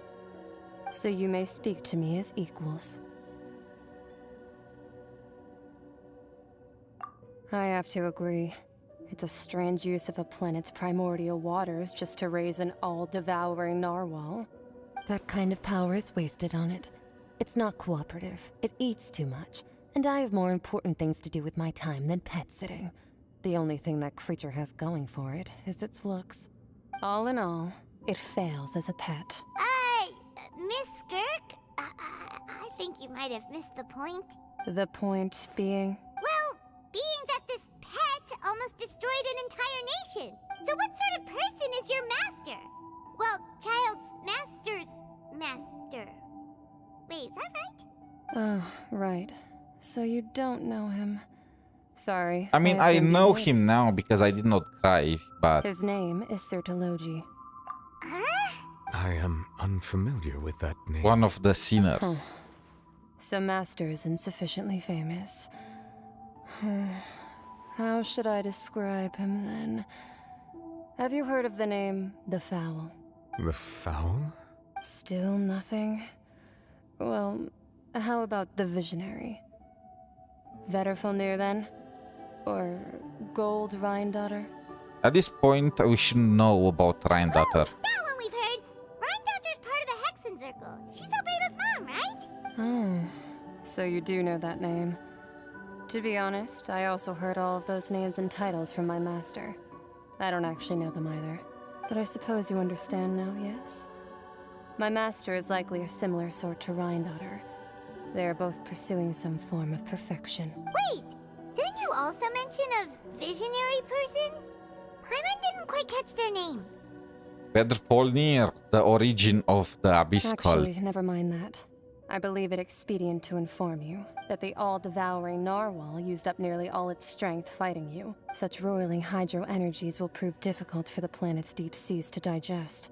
As such, the fontaine back on the surface has most likely been thrown into chaos. In other words, the prophecy that you've been fretting over should now be in full swing. Huh. What?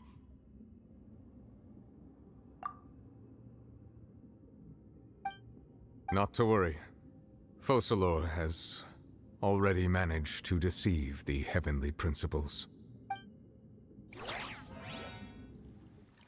In the end, the people will all be dissolved into the waters, and only Farina Damn, will remain, Farina. weeping on her throne.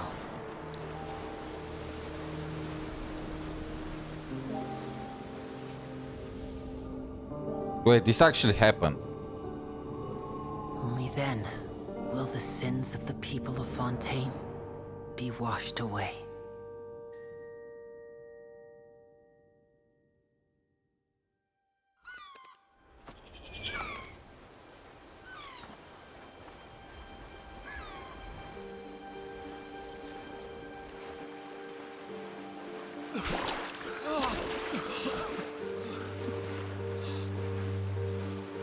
So they didn't get dissolved. Help! Over here!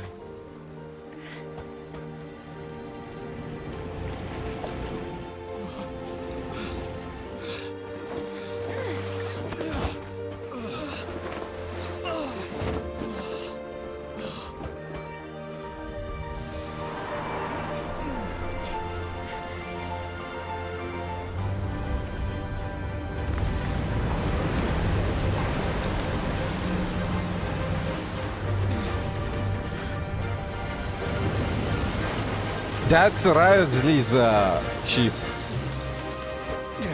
Is it a flying ship? Initiate emergency rescue.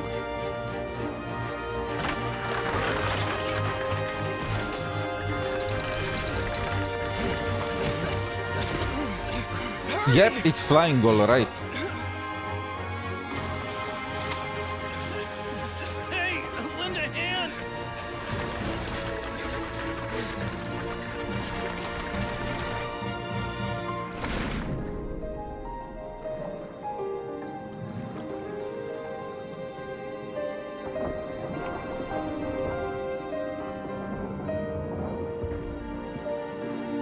So how exactly are they not being dissolved? Is it because Neuvillette declared them not guilty?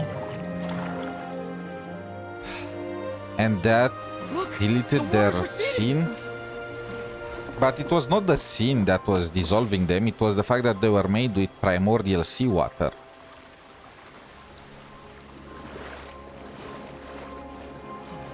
It's a miracle! Water's receding. We didn't dissolve. The prophecy was wrong. The prophecy was wrong. No, moron, the prophecy was right. You got saved because of Furina's sacrifice. They're not gonna even give her the credit.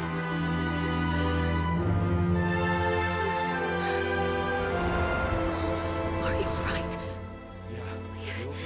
We're saved. The prophecy was wrong.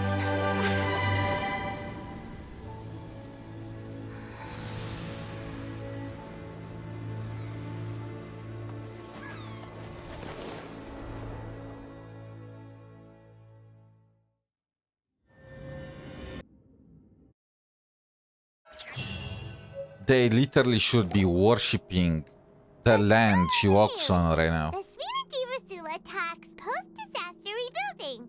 I recently visited Poisson to meet with Miss Navia, spokesperson of the Spina Rasula, and we spoke about Poisson's present and future. Old soil can still give birth to new bloom, Miss Navia stated. Hope is like seeing a small cookie when you're starving late at night. You just need a little of it. Skyship Winglet, lunar brain of the Fontaine Research Institute. The various disputes that have arisen on account of Mr. Edwin have suddenly become a shield over the Institute, with Jurier turning out to be a once overlooked hidden gem. People always call the first researcher mad, but few know what to call the second. And should that latter person achieve a miracle, they would find it all the harder to find a word with which to classify him and his team. Wow! Paimon barely recognizes the people in the reports. Are those really Jurier and Navia? They sound like real big shots. No offense to Riosley and his Wingalet, but literally the flood only lasted a few seconds. So even without the Wingalet, everyone would have been fine. What do you think? Pretty enthralling, huh? The Steambird's idea was pretty simple. With the disaster just having passed, we would print a free edition packed to the margins with good news to calm people down. The value for these big scoops lies in their inevitable follow-ups. We'll publish further reports and go into the stories behind those people. Edwin's assistant, Jurier, created a true flying ship, while Navia is leading people in the reconstruction of their home. I'm sure that these stories could draw even your well-traveled eye. Paimon's curious too! Wait a minute. Didn't we watch everything happen from start to finish? What's there to be curious about? And that's exactly why I'd like you to come conduct interviews with me. You're the best incubators of news, if you haven't noticed. And also, with you around, I'm sure I'll get to see that Duke. Are you sure? Hasn't he turned you down several times already? Huh. Oh, this time Playing will be hard to different. get. Come on, let's head to Poisson first, and then make a trip to the fortress. There are some things you'll only know when you get there.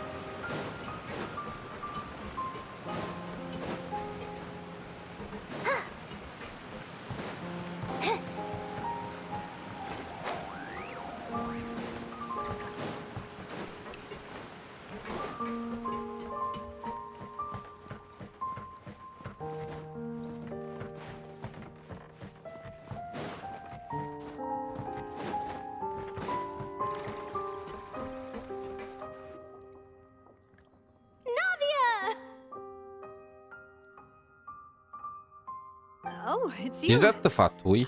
What brings you all here? Hey, we're just having a look around. I'm here to update myself on how things are going here. Oh, the Fatui are here too. Let me introduce you. This is Mr. Garunt Snezhovich. He represented the Knave in sending us a large amount of supplies. I just realized helping with Arlecchino our really work. did not play any part in this story quest. Our residents are hard at work as well. Thanks to everyone, work is progressing nicely. We've lost a lot of people, but we're moving forward. Okay, That will have to be enough. just 2 minutes. I need to drink some water. I'm parched. Be right back.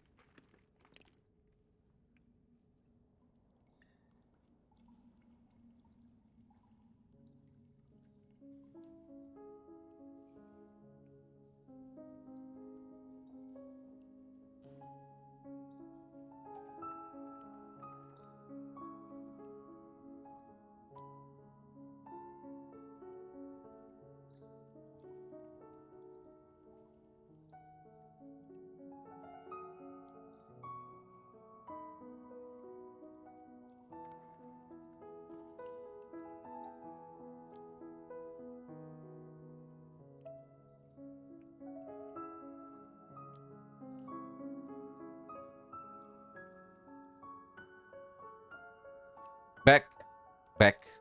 Hello, Miss Charlotte. I'm a big fan of yours. I especially like that article you wrote last year about Fontaine's stray cats. But if you don't mind, could you not emphasize our role too much in your report? It's not charity we're doing here. We just happen to share the same interests as the Spina. The whitewashing of Fatuis is extremely forced in Fontaine. I'm gonna say this. If there is one thing that I truly disliked about Fontaine, is just how forced they've been about whitewashing Fatuis. Like after Mondstadt, in Azuma and Sumeru, they were like, quick, fast, very fast. Just let's whitewash these guys as fast as possible. Just do everything in your power to do it. I get where you're coming from. I'll keep it as simple as possible. Or would you be willing to feature as friendly neighbors? Also, how did they get their hands on the hydro... Isn't the hydronosis gun now? That would be fine. Thanks. Oh, you're back too. How are things? We finished laying down the construction materials. It'll be another hour before the workers are able to go over there. Huh? You're here too, Clarence? Well, her reputation's greatly risen after that whole duel business with Miss Farina. So she's here in Poisson to wait out the heat. All right. She really came Are here we to help really me out. gonna treat as a great thing the fact that we just pushed Furina to the breaking point like some pieces of trash? Like, we almost caused... We were useless. The Traveler was useless in the net. This is probably the first time, well, that and Liue, where the Traveler was literally a detriment to the to Fontaine. If not for the Traveler, it would have been way harder for them to accuse Furina. Her plan would have went perfectly well on its own and should have saved Fontaine. The only thing that the Traveler added, besides of course helping Line and finding Vacher, but when it comes to the main prophecy and the main story quest, is that we helped to break Furina, you know? To break her faster. Otherwise, it would have taken more time until the Fontainians started doubting her. There's too much to consider in the reconstruction of Poisson. The Spina has need of more decision makers. Oh, wait just a moment. Do you mind me asking a few questions? You know, about how you felt before the duel, about what it was like facing down a god. There's lots of exciting material there, I bet. Oh my. It's like they're mocking Furina's suffering. I'm sure you can find a better theme than that, Miss Charlotte. I see you're the same as always. Couldn't you do me a favor, for Navia's sake? Well, if we're talking about doing things for my sake, you might as well just take a few more photos of me. Or of the Traveler. It's better than wasting time persuading Chlorand at any rate. Of course I will. I'm not gonna let her off that easy. All right, then everyone who wants to be in the photo, gather up. And smile.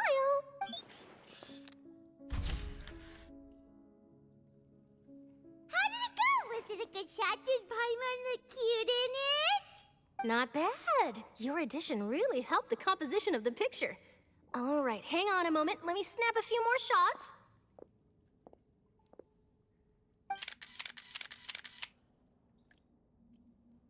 All right, that should do it. I'll be back here later anyway, so let's call it a day. You're very quick. Speed is of the essence when it comes to the news, and freshness is the key. Also, not to brag, but I'm pretty good at building connections. Who knows? I might eventually get that interview with you after all, Miss Clarand. Wow, you really do have that never say die spirit. I'm impressed. I'll hazard a guess that this is how you got that interview at the Fortress of Masquerade. Whoa, you're well informed. Let me make a guess too. I asked Sigewin, who told Monsieur Neuvillette, and he told you, right? That's a very complete information chain. In truth, all Monsieur Neuvillette asked me was, when did the Fortress become so friendly towards the media? I told him that it was best not to speak too soon. There's no guarantee that Ridsley will make a personal appearance. You're right. I've got to treasure every moment I have with them. In which case, I'll be making a move first. Stay safe now. And tell me if you hear anything interesting. The finale. Go to the Fortress of Meropids. So this is probably us just going over everyone that we met in Fontaine. Wow, guess we're here again, huh? There's a real nostalgic feeling to this place. I mean, we've lived we lived 45 days in here. Duke, did you come all the way to the entrance to greet us? Of course. I'm here to welcome you and our dear Miss Charlotte, whom our good head nurse recommended to me. It's an honor to finally meet the much-rumored Duke.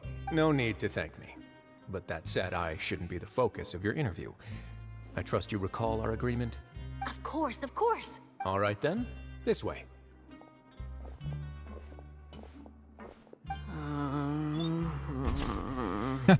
He really does not want to be... Hey, no need to be so nervous.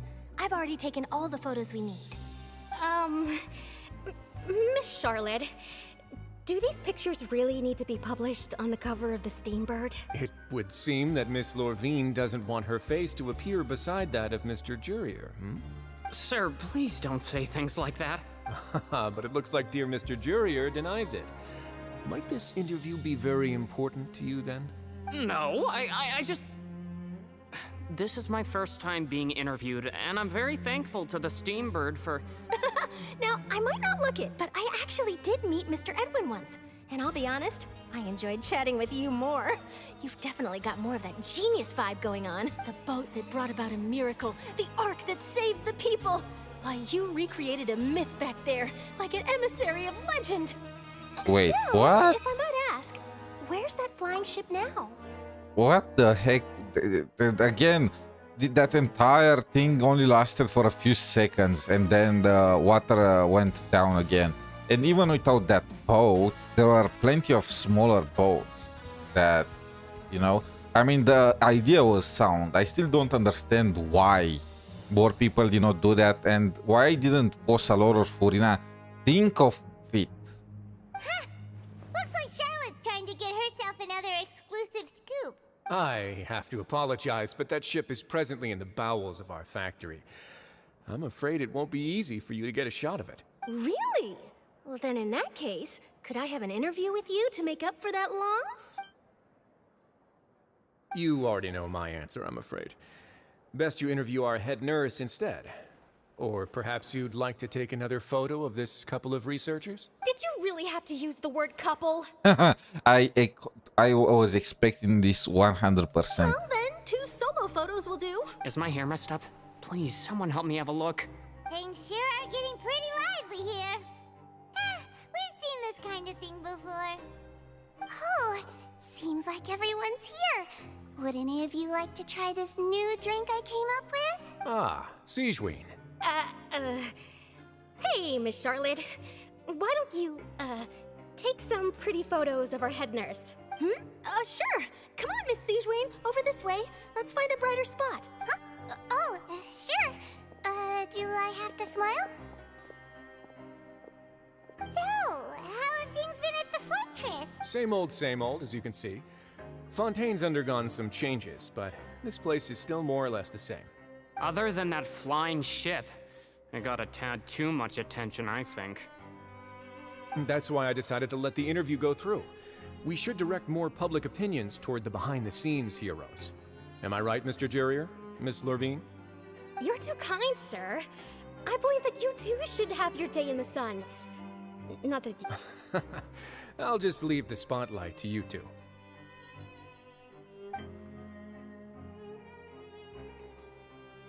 I see. Lots of things happened that day, huh?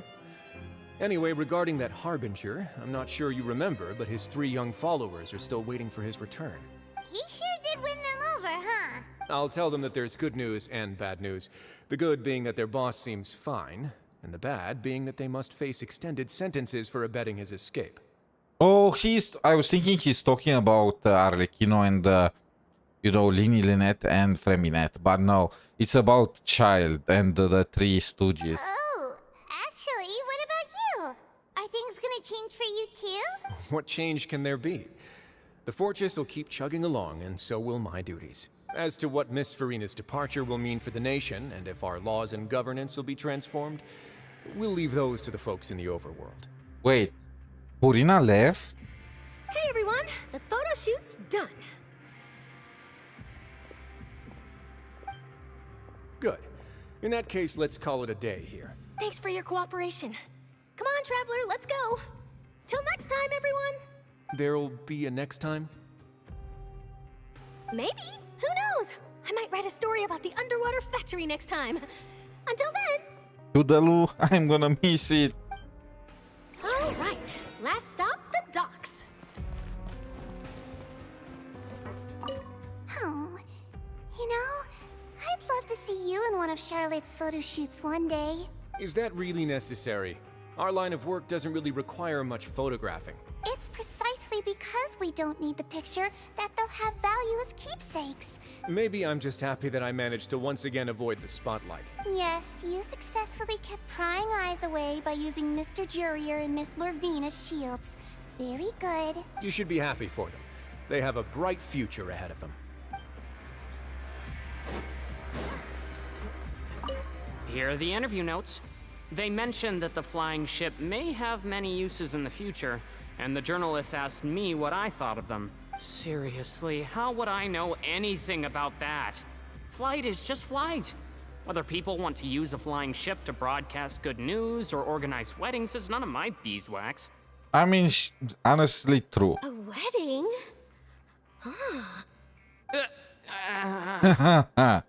Just ask, bro. Just do it. Why are you looking at me like that? A wedding?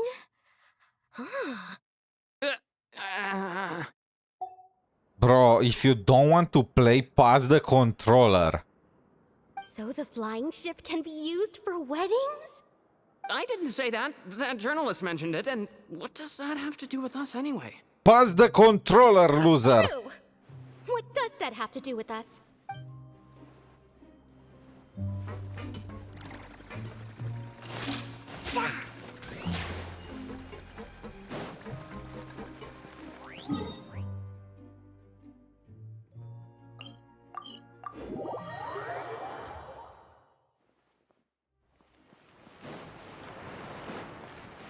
I'm just gonna jump. I don't want to use the elevator.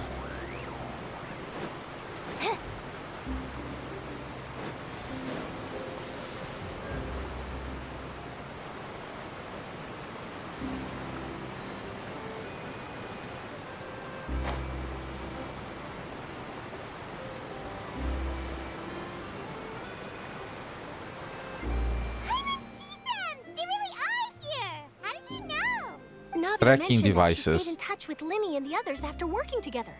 Apparently, they've been at the docks distributing these strange pockets the whole time since. Traveler, Paimon. Ah, and Miss Charlotte, too. Would you like a magic pocket?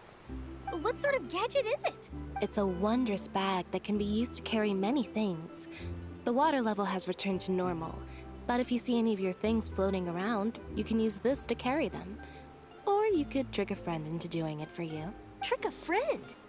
I wonder which of my friends would fall for that. You could just make a friend like Fremine here. Isn't that right, Fremine? Is this what you meant by, I'll help you make some more friends? To be honest, that sounds pretty sweet. Could I have your contact, please? Sure.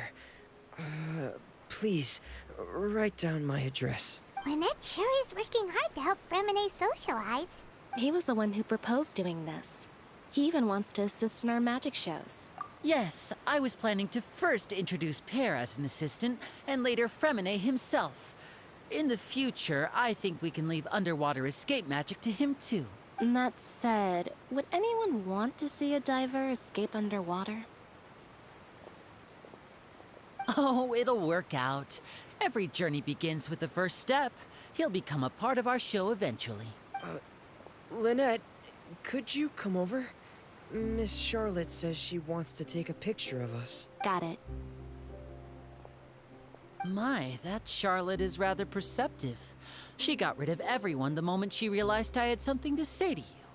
Father says that you did a great deal during the latest events. She's very grateful for your contributions to Fontaine. That's alright. We were more than happy to help. Oh, I guess you haven't heard. We did nothing. We really did nothing. Left, Father and Monsieur Neuvillette opened negotiations, during which he gave Fontaine's gnosis to her as a diplomatic gift. What the actual F? What? First of all, we did nothing. We actually helped the prophecy happen. We really did nothing, you know? The prophecy will have taken effect even without us. We actually did more bad than good. And so did Arlecchino. Arlecchino almost killed Furina. You know? So why did he give the Gnosis as a diplomatic gift? A diplomatic gift? A gnosis? You know what? This time I agree with Paimon. Yes, I was quite surprised at first myself. But when I thought it over, there were actually a number of things going for it. It could have been done as an apology for the incident with Lord Child, or as thanks for his help in tying the all-devouring narwhal down. I mean,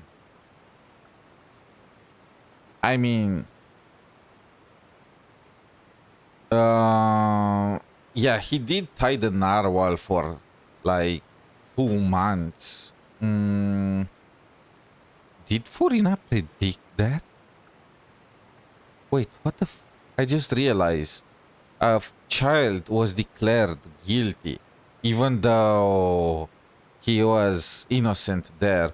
So, did Fossalor predict that sending Child to the fortress of the Meropids will then make him fight the narwhal for 2 months to give some more time for the Oratrice to accumulate power? But how is that even possible? Furthermore, Father did also lend significant aid to Fontaine and Poisson. Bro, that's a gnosis. All the amount of aid in the world. Like, how about you give me another gnosis? That's true, but this is a gnosis we're talking about. Doesn't this seem a bit irresponsible? I would agree, but I've also heard that it seems that Monsieur Neuvillette has had a significant I change feel of like heart the regarding gnosis is the matter. cheapest thing in this world. Like, it's literally just everyone just throw. Miko just threw the gnosis to help us against the Wanderer, even though with her power she could have saved us regardless. So she only did it for funsies. Only Nahida really did a deal with her own gnosis. Then you have Zhongli, who gave his gnosis for the opportunity to have his nation attacked. So there's some reason for this that only Neuvillette knows about? I suspect you'll have to ask him about that yourself. Ah, yes, speaking of which, I did see him strolling around the entrance to the Fortress of Masquerade a while back. Isn't he real busy and stuff? Paimon didn't think he'd have the time for that. But back to the topic. The Gnosis was given to the knave, right? What about Child? They say that he's returned to snezhnaya to recover from his wounds. I hear that the recent disaster really did a number on his health. That's true. When you think about it, we've had loads of run-ins with the Fatui. To think we'd be allied with them this time. Oh, please don't let us become a harbinger in snezhnaya. Please, please, please, I beg you. I beg you. By such a simple switching of sides?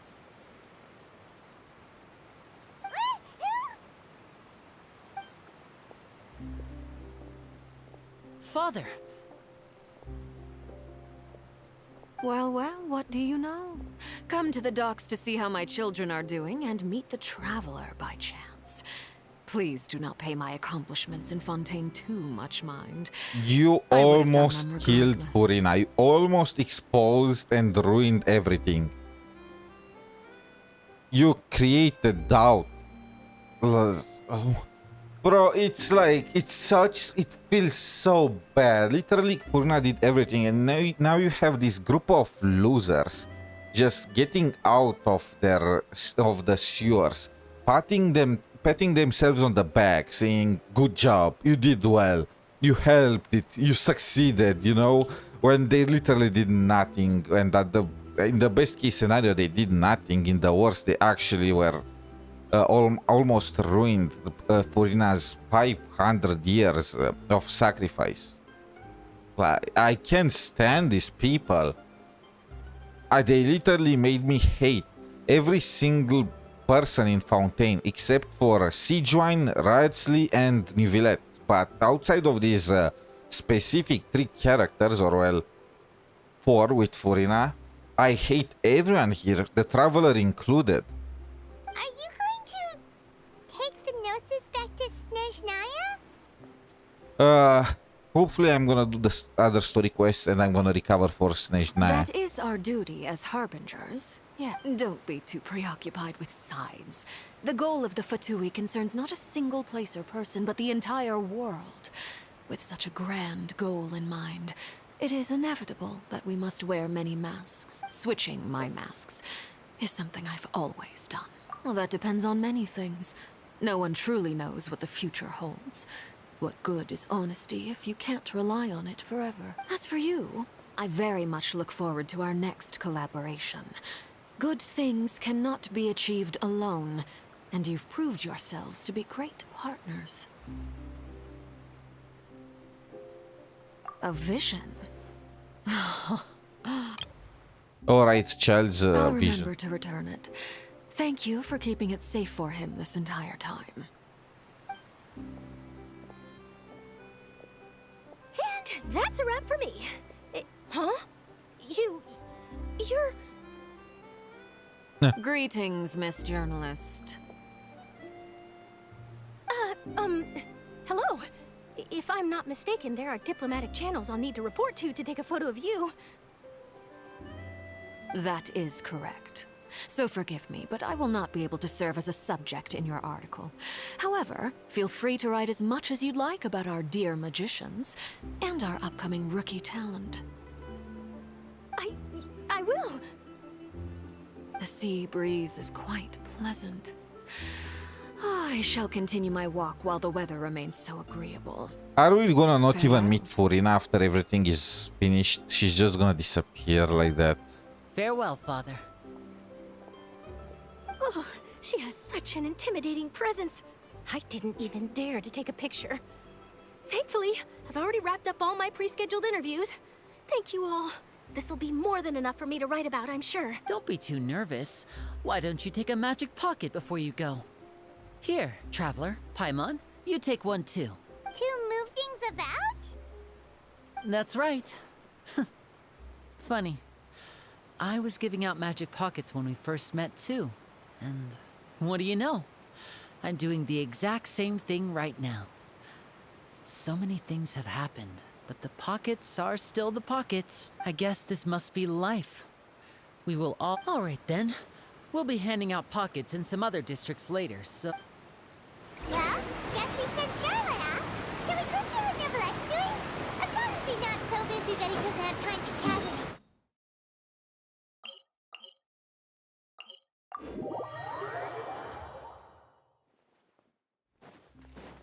me. Yeah. Huh?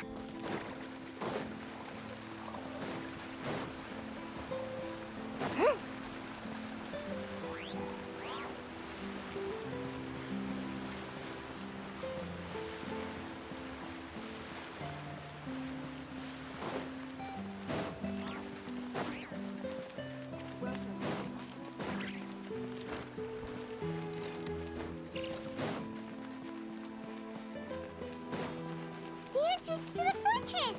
Ooh, he really is there!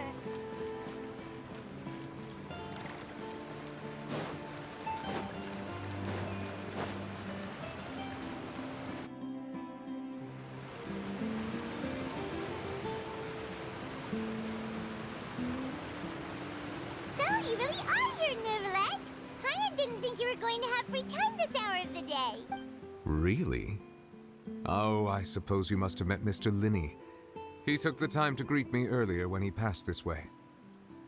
In any case, you came at a good time.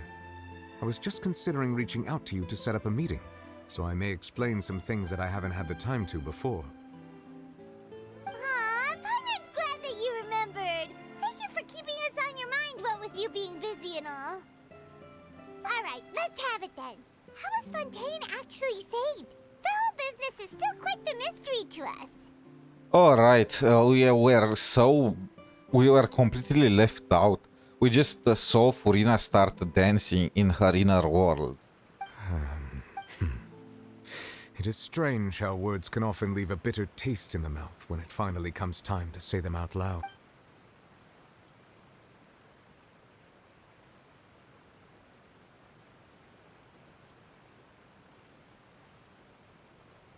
Whoa. So that's what happened?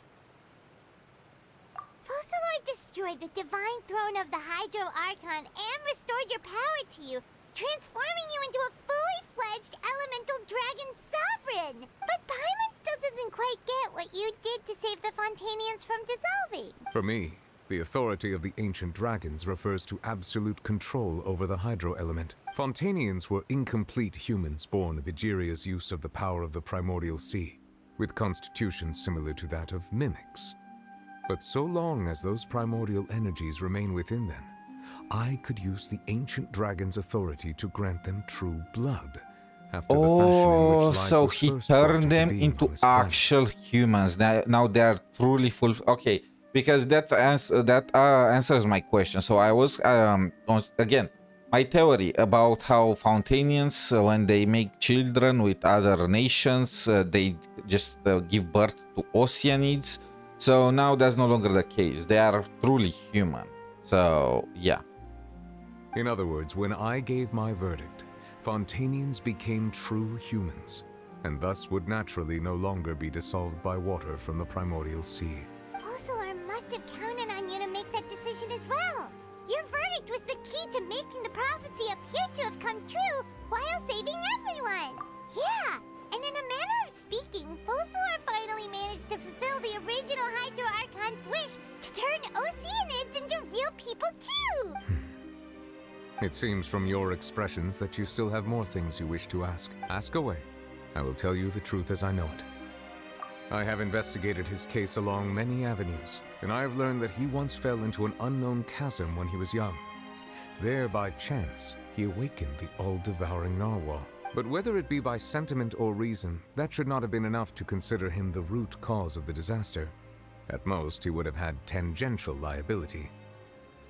As for the judgment passed by the oratrice during the trial, whether it was due to that liability by association or Focalord deliberately using him to buy time for us on the assumption that he would be able to hold the creature off, I cannot say. I mean, but how did she know?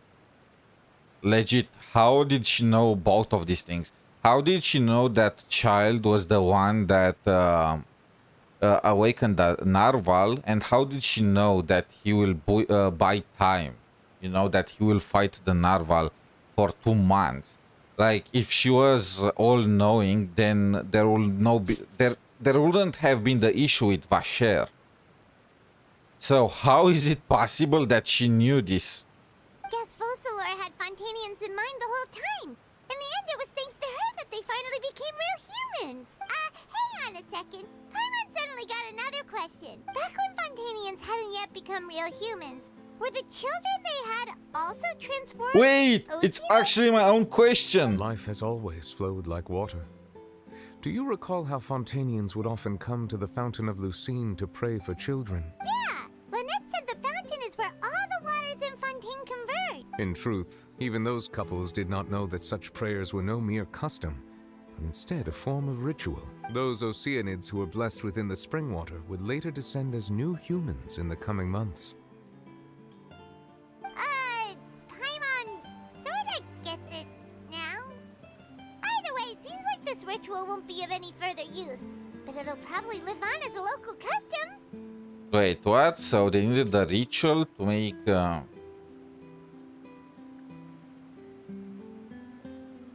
Let me check this. I need to check the lore into true...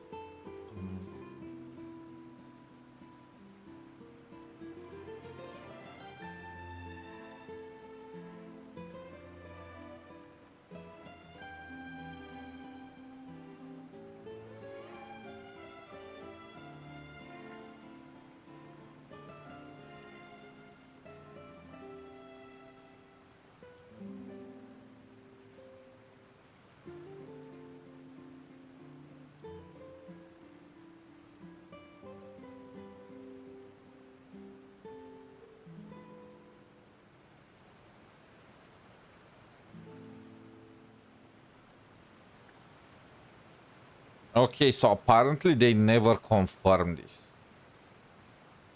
So they never confirm if the Oceanids could have children with people from other nations. I feel like if they couldn't, that will be, you know, that will be very on the nose. It will have been known across 500 years.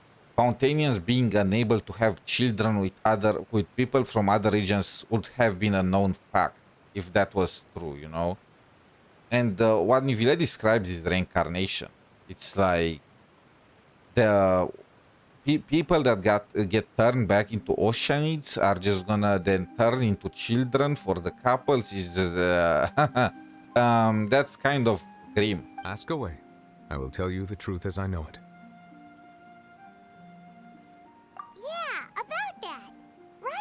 Farina has already left. What's that all about? Ah, Lady Farina. The people are only aware that her death sentence has not been carried out. She abdicated the post of Hydro Archon and left affairs related to that title to me before leaving the Opera House. These losers, this garbage nation, has no clue about what Farina did for them. I related Focalor's words to her faithfully and completely. After hearing them, she seemed neither saddened nor comforted. She simply said that she was tired and needed to rest. Having said that, she then packed her things and moved out of the Opera House. Not unlike how an ordinary person might. But she's still got a place to stay, right? You need not worry. I will make arrangements to ensure that she will not want for food, clothing, board, or travel. In truth, I am somewhat happy for her. The wear and tear on her spirit will, of course, take time to heal. But now that she no longer has to play the role of Focalor the Hydro Archon, she can finally lay down her burdens and lead a normal life. What about you then? What are your plans now that you've regained your full powers as the Hydro Dragon? After Focalor passed on, the Oratrice also ceased to function. This matter will directly affect our trials. After much careful consideration, I've decided to take over its role in our courts. From now on, I mean, he already pretty much did. The Oratrice very rarely had a different opinion than Nivile. Looks like you're still considering stuff from the perspective of the Udex, huh? As an elemental dragon, there are indeed many things that I must do. But this power and this duty, in a manner of speaking, you could say that both were granted to me. As such, before I attend to my other responsibilities, I must first and foremost continue to serve Fontaine as its highest judge. The duty of the Hydro Sovereign and the duty of the Iudex shall coexist within my person. Additionally, the Hydro Archon's departure has brought about another problem, which is that the Opera House shall no longer produce indemnitium. That's true. That power was derived from the people's faith in the Hydro Archon, wasn't it? Wait, but the various mechs and machines in the city are all still okay. Where are they getting their energy from? As I am now, I have full command over New Musia, and it can serve as a complete substitute. Another reason why I cannot quite leave Fontaine immediately. Wow. This ancient dragon's authority stuff is really quite useful, huh? Ask away. I will tell you the truth as I know it. Oh, that's right! They say you've given it to the knave as a diplomatic gift or something! Leaving aside their intentionality, the two Fatui Harbingers have indeed done much for us during this crisis. Their sole remaining goal in Fontaine, at least at this point, would seem to be the Gnosis. The Oratrice has ceased to function. The Hydro Archon's divine throne is now no more, and I do not need the Gnosis's power. Convenient. As such, it has lost all meaning for Fontaine. If the Fatui have impure designs, then we might as well accede to their request now, and avoid unnecessary conflict. What complicated considerations? Paimon thought you were just giving it to them out of gratitude to the knave and as an apology to Child. Ask away. I will tell you the truth as I know it. You will soon be heading to Natlan, I presume. I'm afraid that I have little talent as a travel guide, so all I can do is tell you what I know about that land. As far as I'm aware, Natlan can be said to be a nation of dragons. I mean, it's true. The dragons devolved in Saurians. A nation of dragons? You mean like you? No, I suspect that I would not find myself welcome there. Unlike ancient dragons such as myself, the dragons of Natlan have undergone long years of development and evolution. Evolution, more like devolution. Coexistence with humanity. Natlan is also the nation of war. War ravages those lands like an undying flame. There is one other piece of information I got incidentally from my negotiations with the knave that I believe may be useful to you. The harbinger known as the Captain has thrown his hat into the endless ring of war. The Captain. Sounds like a real tough customer. Seriously, Tough. everywhere you look, there's a Fatui Harbinger doing their thing. I suggest that you fully prepare yourself before going to Natlan. In the meantime... Yeah, the Fontaine's captain doors will captain always was be open to you. surely tough. He did not help us and sacrifice for us at all. Ask away. I will tell you the truth as I know it. Hang on a sec. Paimon's still got a question about the Gnosis. When we spoke to Linny earlier, he mentioned that your attitude towards giving away the Gnosis had clearly changed. We guessed that there might be some reason for it that only you were aware of. No wonder the House of the Hearth is the Fatui's intelligence division. They are certainly sharp. So regarding this specific issue, I was just getting ready to share something with you. In truth, I exchanged some further words with that lady named Skirk after sending you two back to the surface. It went something like this.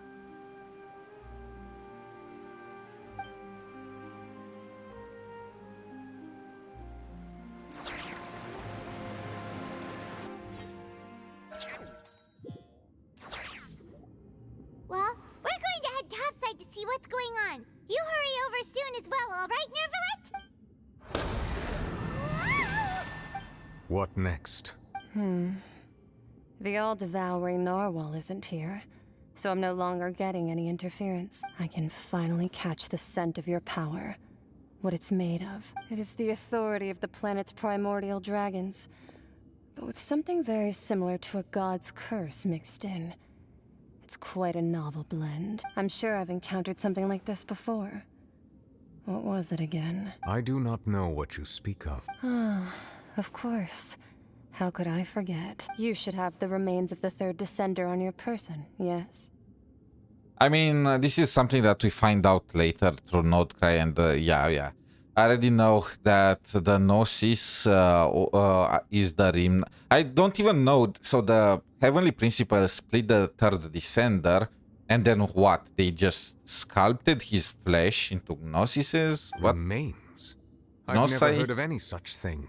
Huh. According to your parlance, I believe it may be called a gnosis. Well, that much is true. After Focalor's divinity faded, she handed her gnosis to me, but I fear I have never heard of it described in the manner that you just did. I've been training with my master, the Foul, ever since I was young, and I have never returned to the surface since. So most of the information I possess, I got from him. It is only natural for those who are greater than humanity to possess a different sort of common sense, which is why there are so many problems in our attempts to communicate with humans. Regardless, you should probably get rid of objects of misfortune to prevent any disasters from befalling you. Yeah, very convenient. Everyone, all the Archons held these gnosises for hundreds of years and nothing happened, but now they are objects of To live misfortune. in itself is a blessing. But once a person dies, the bonds he once had with this world shall all turn to curses. What do you mean by that? No need to fret. These are just my personal thoughts, and my reason for no longer wishing to return to the surface. This third descender you refer to, who are they? And when did they die? Master never mentioned them to me. Perhaps it just wasn't that important for me to know. If you're interested, though, I could ask him. Next time. You believe we will meet again?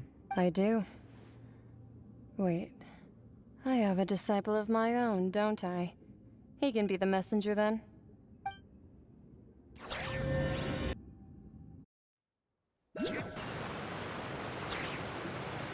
That's what she told me. Whether it would prove useful or not, I wanted to pass that information And we on are to the you. fourth The descender. remains of the third descender? So that's what the Gnosis actually are. Paimon just thought they looked like chess pieces. How could they be a person's remains? All the same, assuming that there was no misunderstanding or special metaphor at play, that is what she meant to say. And she said that it would bring misfortune and that you should check it, which is why you gave it to the Fatun. If she speaks the truth, then I would simply be putting Fontaine at unnecessary risk by keeping it here.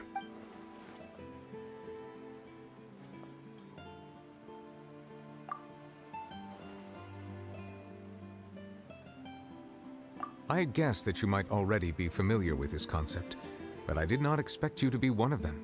That means that the Gnosis, which are exceedingly element compatible and can even enhance elemental abilities, do indeed come from the third descender. I wonder. I mean, Does your yes, we body can also also, possess we are similar also very properties? compatible with elemental energy. I guess this explains the properties of the Gnosises. Like being able to use elemental powers without a vision. That does sort of count as special compatibility, right? No, let's not think about this stuff right now. It just feels... comparing the Traveler to the dead third descender and all. That's what you say, but this topic still feels like bad luck. Once Child recovers, let's get some more answers out of him. I too believe it unwise to make too many blind guesses when information is lacking.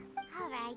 Whatever the case, it seems like the crisis here in Fontaine's over for now. Yes.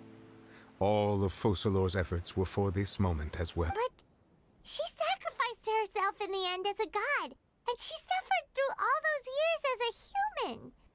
Was that really what she wanted? I suppose that would be the mystery of a god's will.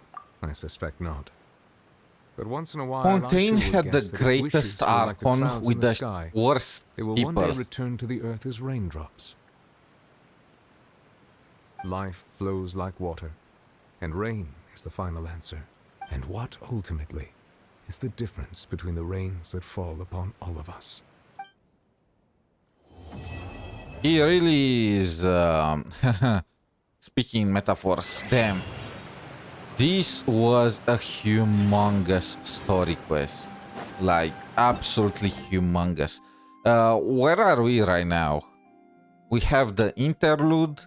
This is Cold Case, the final of Sumeru. We probably could do the end of Sumeru, and then we also have the end, the Act 6. How many acts are left, right? Genshin Bedtime Story. I want to see how long this takes. No, this is pretty short. It's the continuation of the Fountain Act, huh? And after that, it's the Natlan, the very beginning of Natlan. And how many acts are there in Natlan? So I was left at Act 6.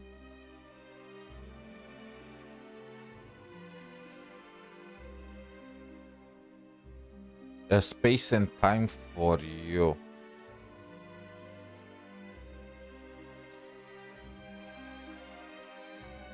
That's relatively short.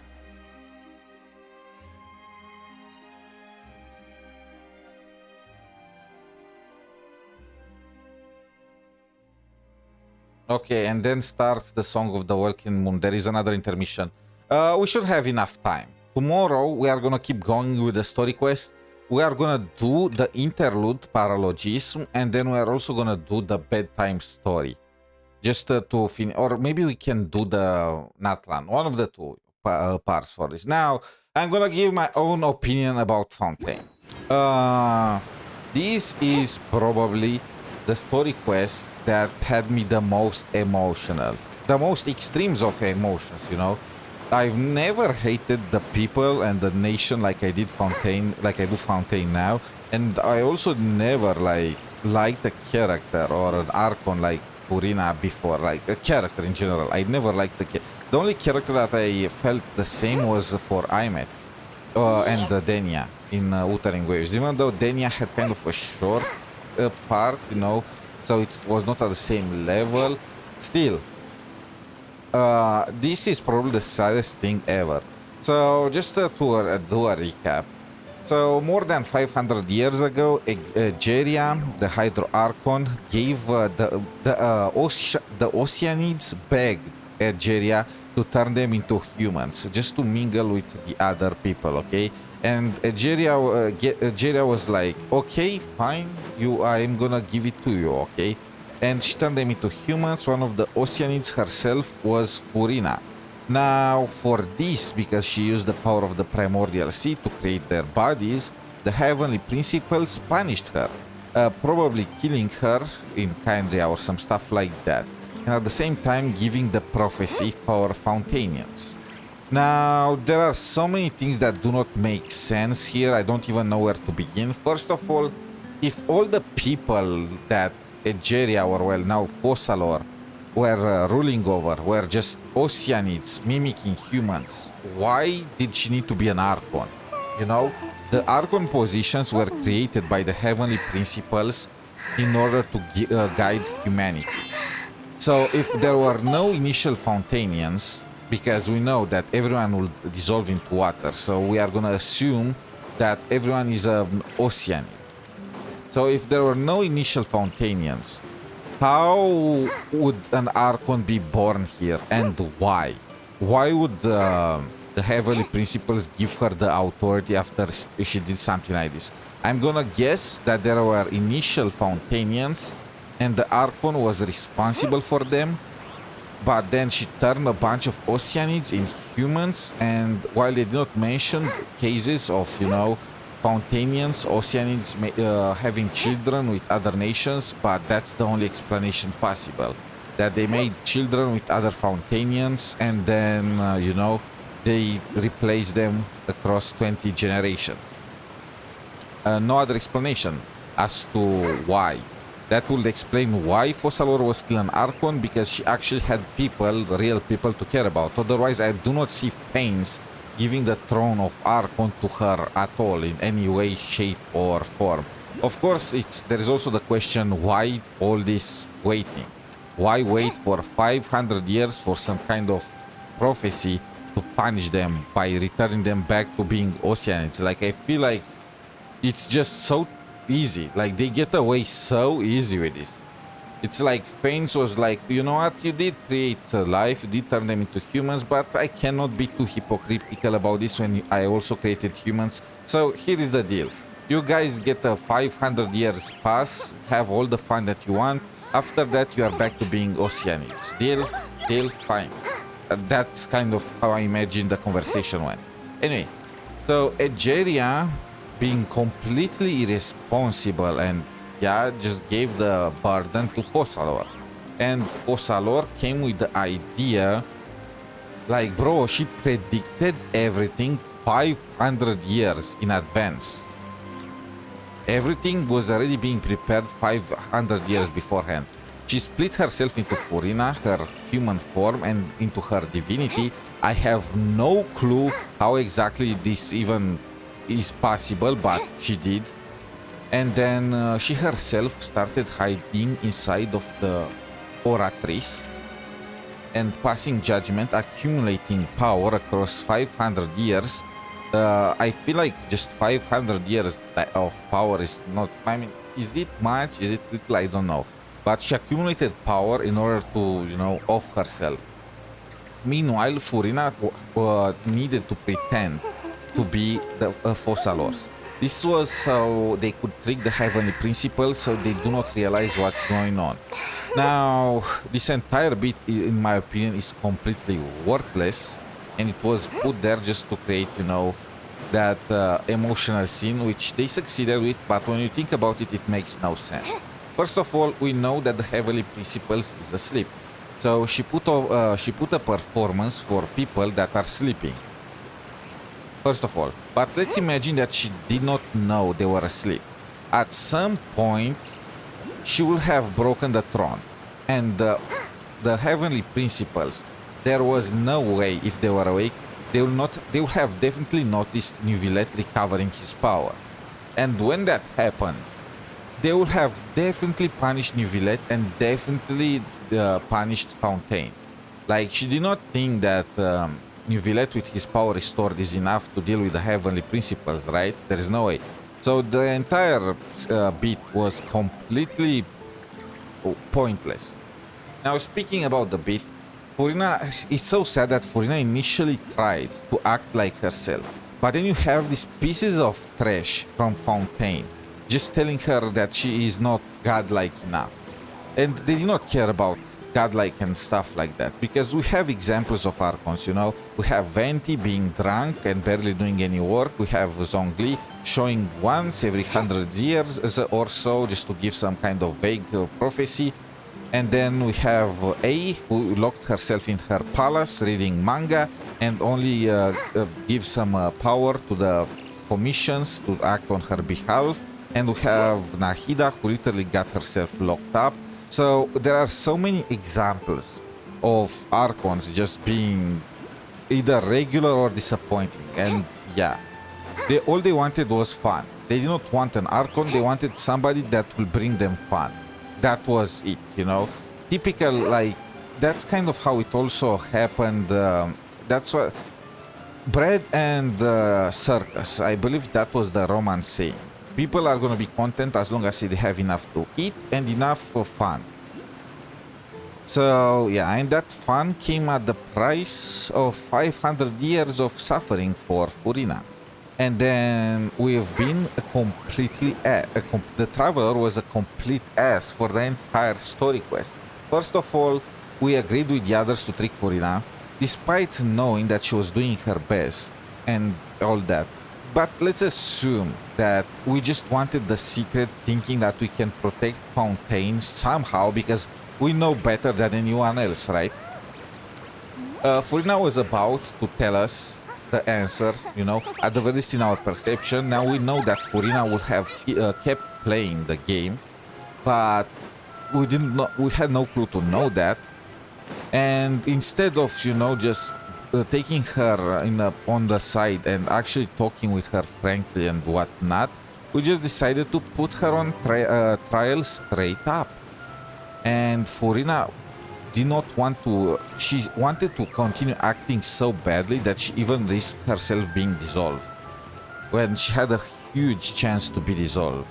And she did not know the plan of Fossalor, so that trial that they were talking about, she did not know it was gonna be her own trial, so she believed she failed. She believed that all the 500 years of suffering were for nothing. I cannot even imagine how a normal person will feel in a situation like that. Like, broken, definitely. Look at the way she was just staying on the chair, not reacting. It was like she was dead on the inside, right? Now we know it was all in part of Osalor's plan to kill herself and restore Nivillet's power so he can help Natlan. She just needed to gather enough energy across the years for that to happen. So literally this is a case of she was born so she can die. Like, and everyone just turned on her towards the end, and it was not her burden. Literally all the freaking Oceanids were at fault. All the people there like carried that original sin, how it's called, because they wanted to have fun. And they put all the sins on Furina. They made her bear everything. Like, that's so sad. And after all this time, after everything she did for them, they did not believe her. They turned on her. Towards the end, it's just like these people are the worst. This story quest made me hate the Fountainians with a passion. Like, this is one of the nations, this is the only nation that I hope we will fail to save. Like, that's how bad it is. And out of all the characters that they presented during Fontaine, the only ones that I like now are Neuvillette, are Riotsly, Sijuin, and Furina herself, with Furina obviously taking number one. And Neuvillette is cool because he was aura farming and all of that, and at the end of the day he was kind of objective. It's kind of, he did us a bit dirty because he forced us to be the ones to accuse Furina, otherwise he would have been the one to accuse her, but by doing that he kind of evaded my wrath, you know? And the end is also extremely tragic, literally. Everyone just is patting themselves on the back thinking they saved Fontaine. They still believe that Furina failed, that she is an useless Archon. Nobody knows everything that she endured, and nobody knows that she is the one that actually saved Fontaine. They just think that the prophecy was wrong, that they were worrying for nothing. They are just praising Navia for helping with the reconstruction and Riotsly for the Wingalet, but nobody even cares about her. This is the saddest story quest ever, you know? Everyone, like, thank you for your contribution, Traveler. Cool, we did nothing. Literally, everything was prepared already by Fossalor. If anything,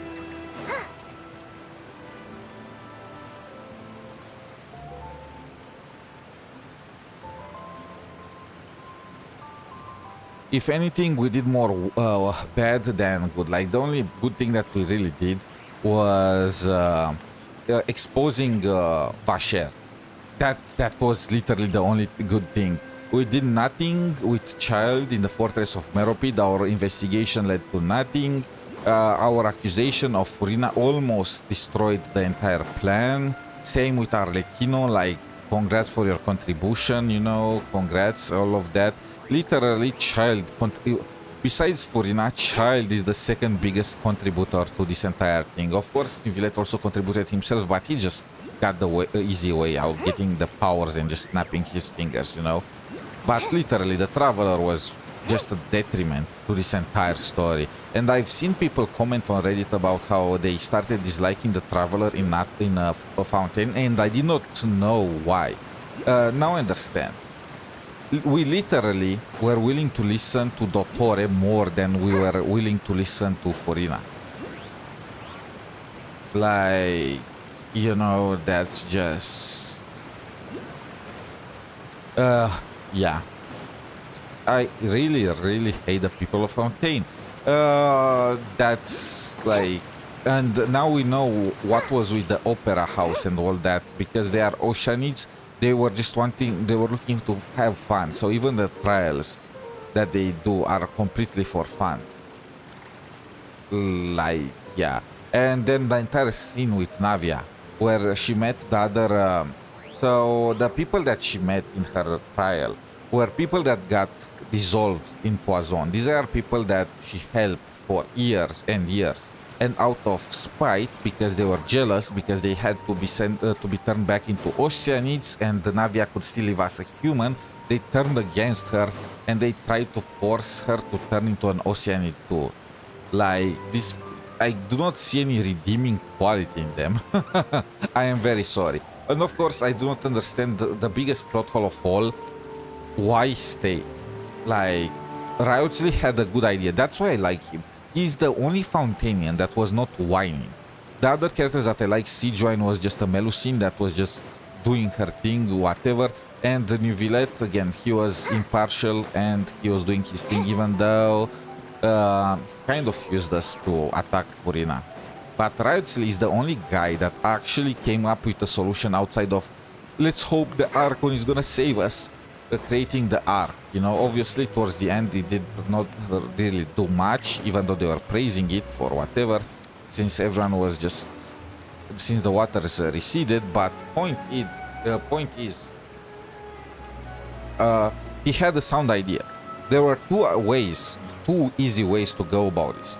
You could just move all the Fountainians to a new region, and there is so much space. Like, just leave the plateau, just leave the Fontaine plateau, and you can just, there is so much space in the desert. Like, it beats being, you know, being wiped. But let's assume that they are oceanids, so they can't adapt to the desert region. I feel like there is so much space that's uninhabitable in Liyue that they can just take, you know, or even in Sumeru.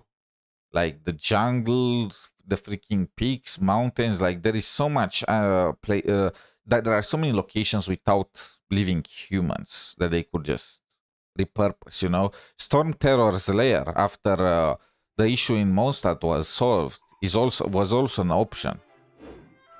And of course, how did Fusaloor know? Like, I can kind of understand predicting New Villette growing attached to humanity and all that, but how did she know that child was the one that awoke the narwhal and gave him a guilty verdict? Is she spying on him or how? Again, my point is that she was not able to see Vasher, but she was able to see a child, you know? And then, even if, let's assume she did not see him, let's assume that she wanted him to fight the narwhal, how did she know she is gonna be able to last for 2 months? You know, how did she know that he will even fight the narwhal? These are all kind of plot holes that I myself cannot ignore, but overall, very strong story. But I will not say it was the Fontaine story quest. I will say it was the Furina story quest. Like, Furina was 90% of it. Anyway, this is gonna be it for me for Genshin. I don't know. Do we have enough time for some Silver Palace? I don't think so, unfortunately. I guess I don't know how big Silver. Okay, let's do it. I don't know how big Rex's story is. I can only stay for like 30 more minutes. We are gonna try and do it very fast, and hopefully, you know, we're gonna be able to finish it in time. I also need to change the Twitch category.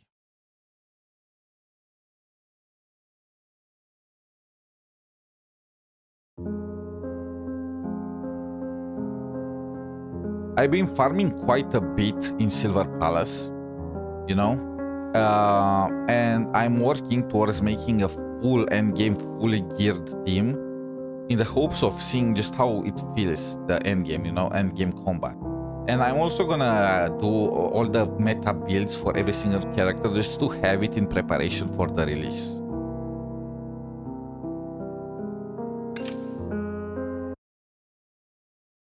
Oh, and we also have some pools.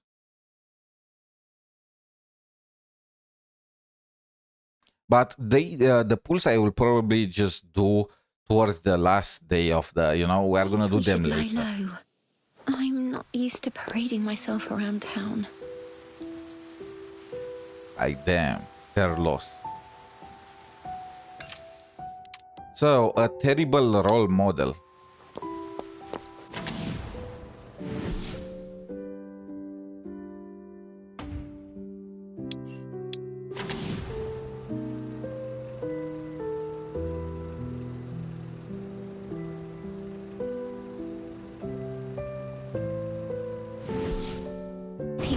the office at their lowest, seeking help. You see the suffering hidden beneath each case here.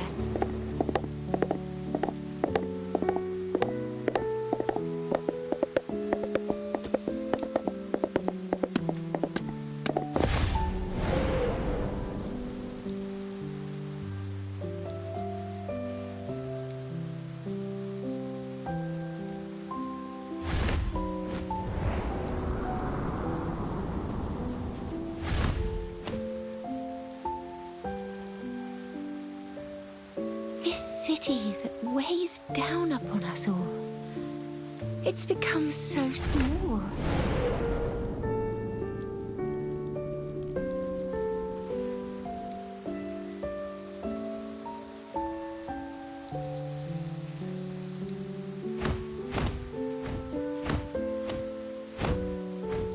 A fine steed is like revenge. The faster, the better.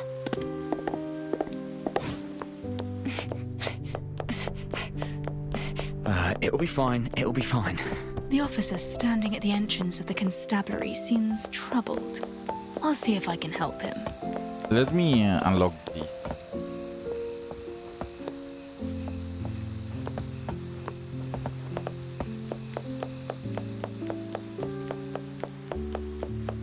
What are you pacing around here for?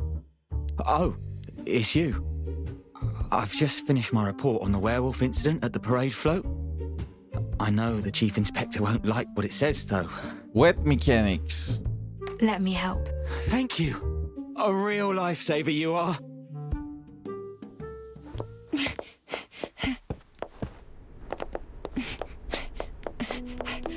Lauren's dozed off, it seems.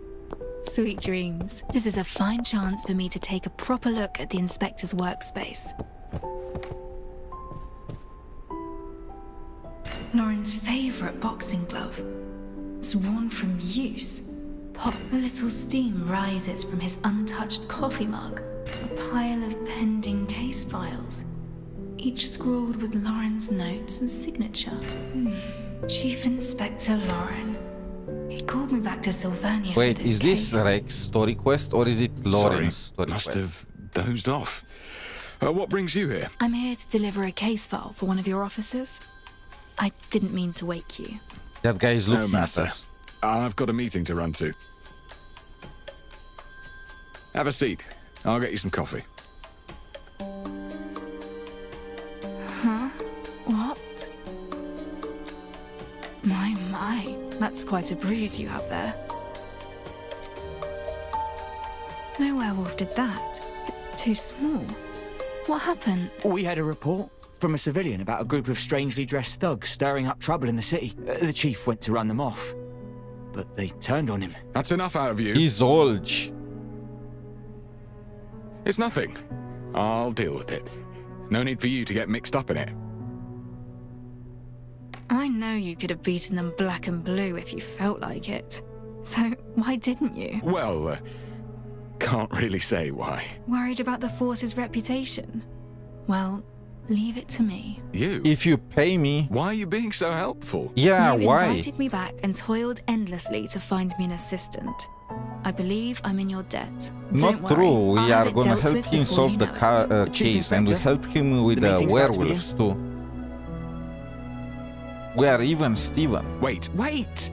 We needn't dispatch a detective for a few thugs. I'll sort it after this meeting.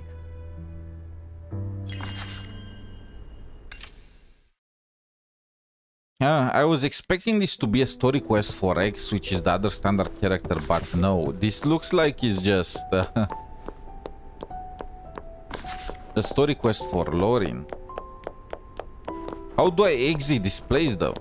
That's so creepy. What the frick is that? Oh wait, no. It looked like a gnome from my point of view. A gnome that's trembling or stuff.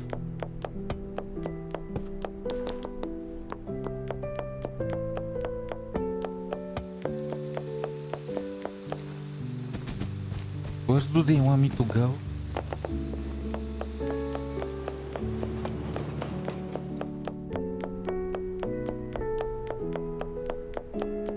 The back exit? Handling a few unruly thugs is hardly challenging for me. I'll track them down using the information in the complaints.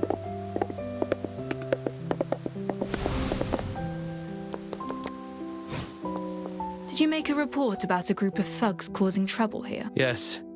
The police came by yesterday, but those ruffians didn't seem at all discouraged. They usually loiter around that building to the right there.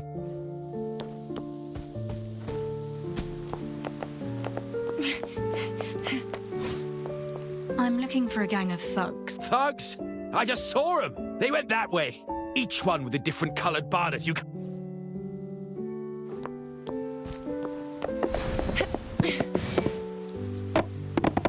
Faster.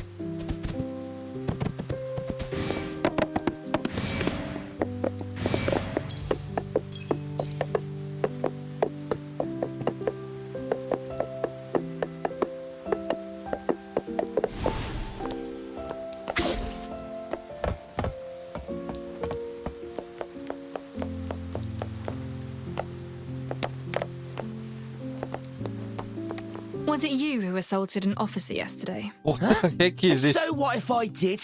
Those lazy coppers. A fair game if you ask me. Give Their us a clothes rest. are so... Don't provoke them. What are you This guy looks like of? Weevil. This here's our turf. This one tries way too hard.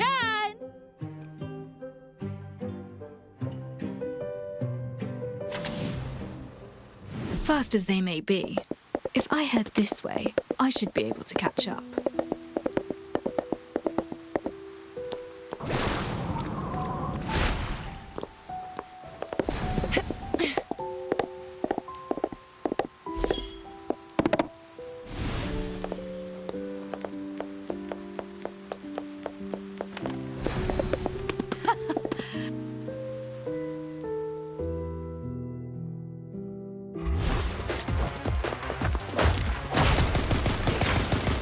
Reap what you sow. 1, 2, 3, shoot!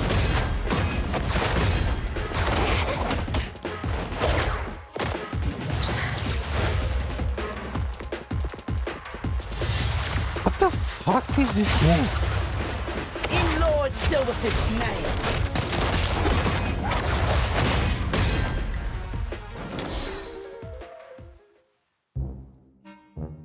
Caesar! He's dead! They really need to work But if you on don't go to the police with me character and turn designs. yourselves in, he Like won't be enemy for long. designs. Die, you fiend! Alex, don't! You have to live on. For us. Bobo, no! You bastard! What a dramatic trio. Well, well, I'll follow his tracks. Don't get...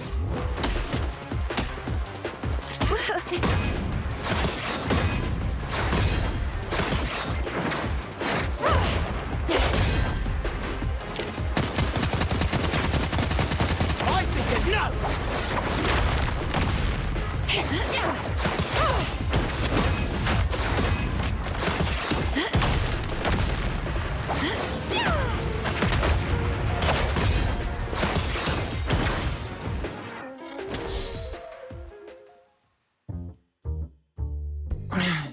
Caesar.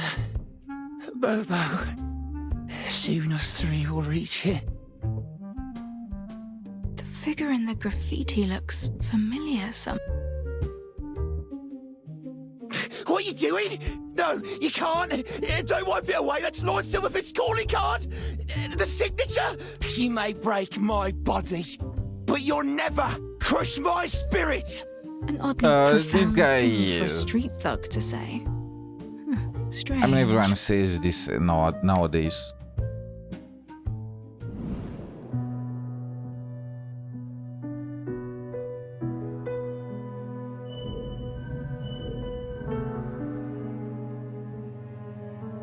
Half a crest can be made out. Appears to be the how poetic.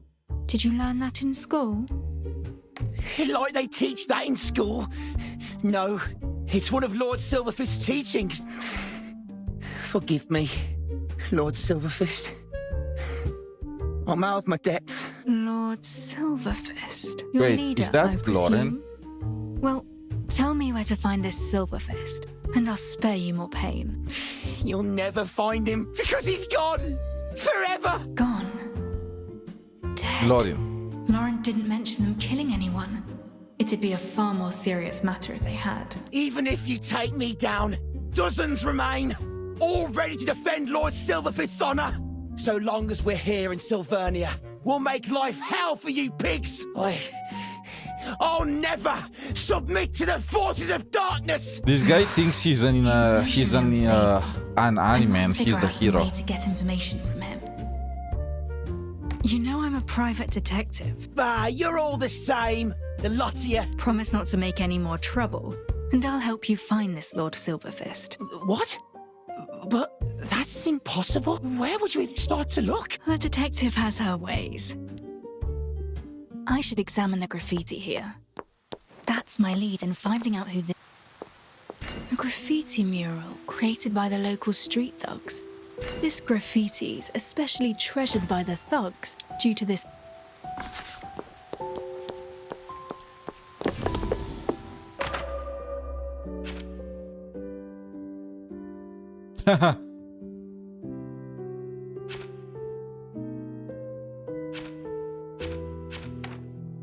Resident reports of thugs disturbing the peace and vandalizing the area.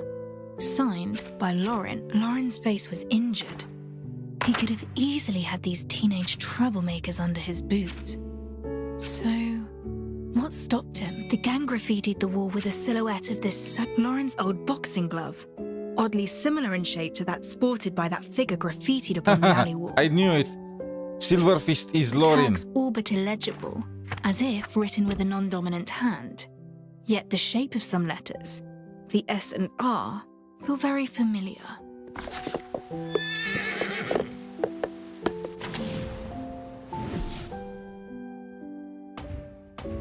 All hail Lord Silverfist.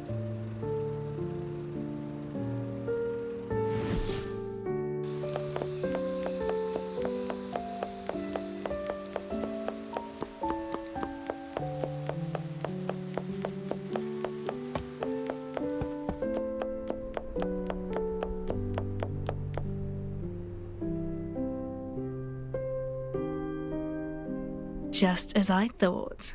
What's this all about? Your glove bears a striking resemblance to Silverfist's, outlined in graffiti I found down an alley. Not damning evidence, but I've more. I saw Silverfist's tag, his autograph, crooked and uneven, as if written with a non-dominant hand. On closer inspection, I found that the shape of its S and R are a close match for your own penmanship, Lauren. Besides, that inscription at the base of your glove is the very same, which is precisely why you didn't block when they attacked you. Well, am I right, Silverfist? Oh, this is why I didn't want you getting involved. I'd intended to take this secret to the grave. I'm not here to poke fun at you. Those thugs are rather persistent. Mere beatings will never show them the error of their ways. That's why I believe You want me to deal with them as Silverfist? No. Certainly not. I swore I was done with all that. It's your mess to clean up. Since you're their hero, you're at least partially responsible for this. I suppose so. I'm a fair sight different to the Lauren of 10 years ago, however.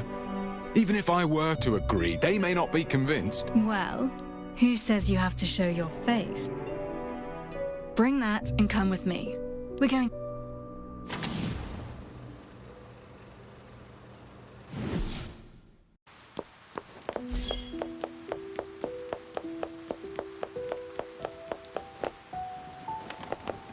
Excellent. They're all here. Look at that nerd. Listen, I found... I just knew you were with the fuzz. Liar! You snuck up on me and lied to my brother. That's it. We'll settle this here and now. I doubt they'll listen to a word.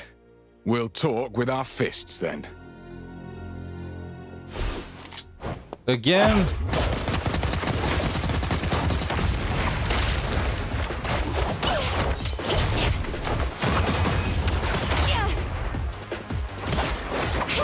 is where you belong!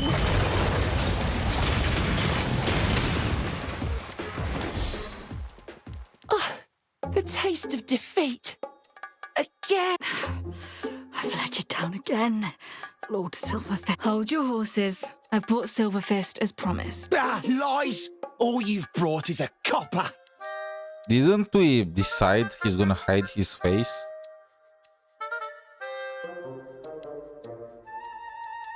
I did in fact reach out to this Silverfist. For a multitude of reasons, he can't be present. Hearing of your deeds, he passed on this token and a message for you, entrusting them to the police. What? He wouldn't? Lord Silverfist would never work with the filth! I'll talk to whoever I feel like. Even coppers ain't nobody's business. I do as I please. That does sound like something Lord Silverfist would say. He said How you do may they well know doubt him? me, This happened 10 if years you ago. did to pass on those words. Wait. Other questions, tell us. What make of glove did Silverfist use in his final fight? Think you're slick. I'm older than you, but not senile, kid. He used his bare fists. It's true then. Lord Silverfist lives? Indeed. Well, to the crux of the matter then. Alex, Bobo, and Caesar. This is Silverfist's message for you. Go back to school.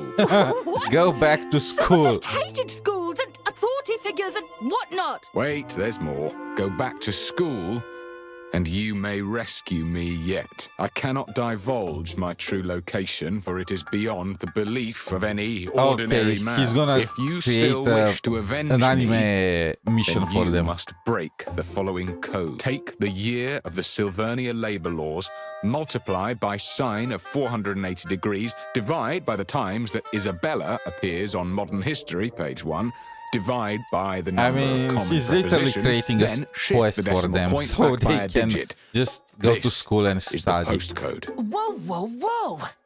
That's it! A secret message! Since Lord Silverfist's forced to communicate via code, he must be in prison somewhere. Sign? I heard that in school last week, but I've skipped every class since. Dad made me read that dusty old modern history book when I was a kid. I've forgotten it all, though. That's the message in its entirety.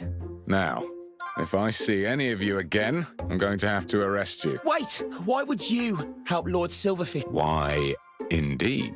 Perhaps I reckoned none of you would be smart enough to crack the code anyway. You what?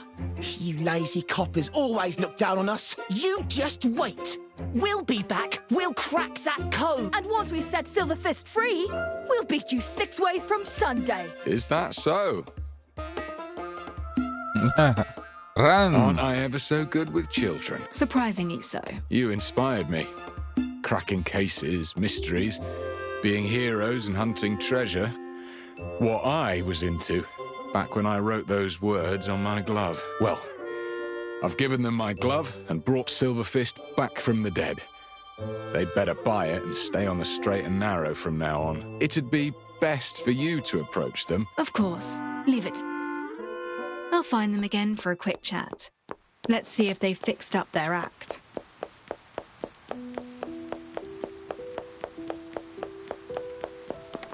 We never thought you'd actually bring us news of Lord Silverfist, Detective. A true role model. I underestimated you. We're sorry. We've got a code to crack. So, starting tomorrow, we're... But I've got tickets to a gig next week. My body clock's ruined from all these late The procrastination. But what about the code? Actually, you know what? She's strong. Quick on her feet. What's this all of a sudden? I'm not solving the mystery for you if that's what you're after. And as Lord Silverfist's locked up for Bro, the these time guys being, have no loyalty. maybe it's high time. The second they heard about Did others having turn to our go back to on him? school. No, but if we're going to save Lord Silverfist, we'll need a proper boss. A proper the way I see it. Even if we crack that code, we'll need help and a solid plan to rescue him. We'll need someone. Silverarm! That's you! Lady Silverarm! Now that's a belter. But what about... Oh, come Come on! It's only until Lord Silverfist's back in action again. You know what? Yeah, Lady Silverarm's brilliant. All right, Lady How did I get Silverarm, myself show us involved the in this way. mess? Give us your orders, ma'am. Since we're pals now... Make me a sandwich. Wait for us, Lady Silverarm! Oi! Lady Silverarm! We'll be back for you! Well, well. I'd rather take a beating than this. Yeah. You'll get used to it. I mean, compared to the other two story quests, this was short and really not that eventful. I mean, at the end of the day, it was just for a 4-star, you know. I was expecting this to be Breck's story quest. Like, it just made sense for it to be Rex's story quest, you know, since the other two were for whatchamacallit. Since the other two were for Gracia and Cynthia, it would have made more sense for the third one to be for Rex, but it looks like it's not finished, so it is what it is. We also have so much currency. Okay, if when we are gonna pull, like, look at this. We have enough for like 50, 80 pulls there. We also have 80 pulls here. We are gonna do a massive pull session, okay, but not today. It's gonna probably be towards the end of the beta. So anyway, I want to see what exactly is the deal with this save. So find the clues nearby. Oh, there is a 3 there. And the 9. 1.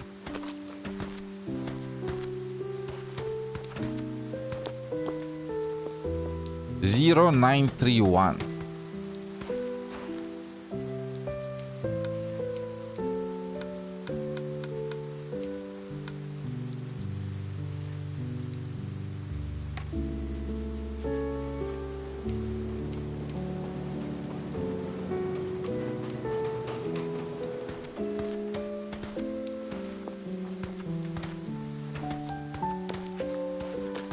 Wait, that's it.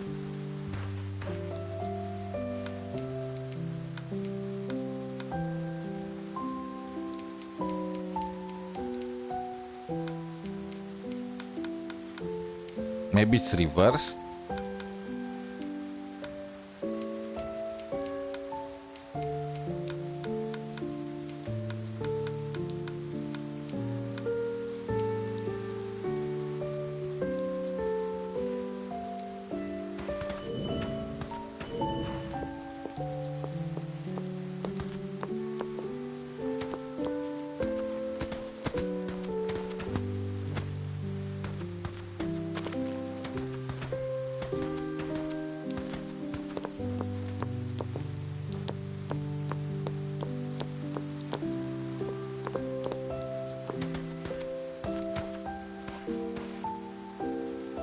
This is 9 or a 4 or what?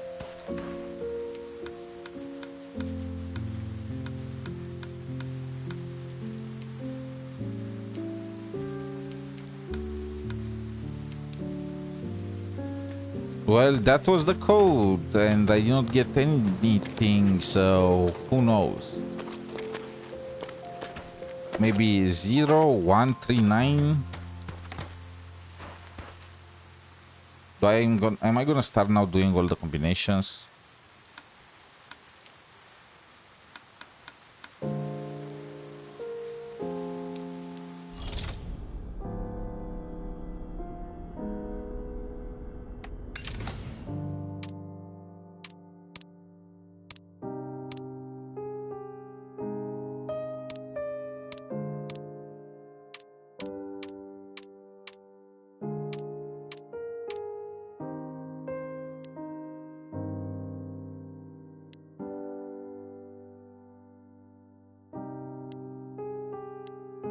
I already did this. I wonder if it's not yet implemented.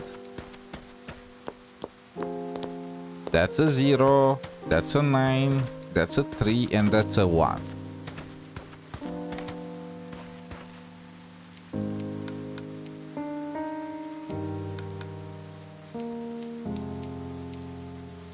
And I don't have the option to like press enter. I already tried and stuff like that. So I don't really know what's the deal with this. Maybe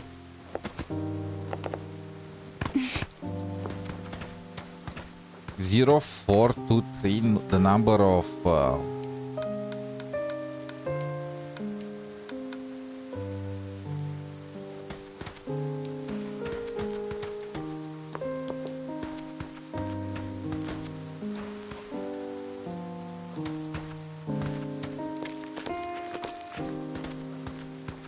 or maybe 0913.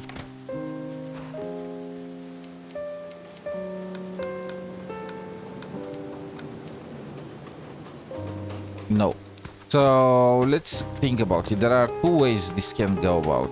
From the smallest, like from 4, like 9130.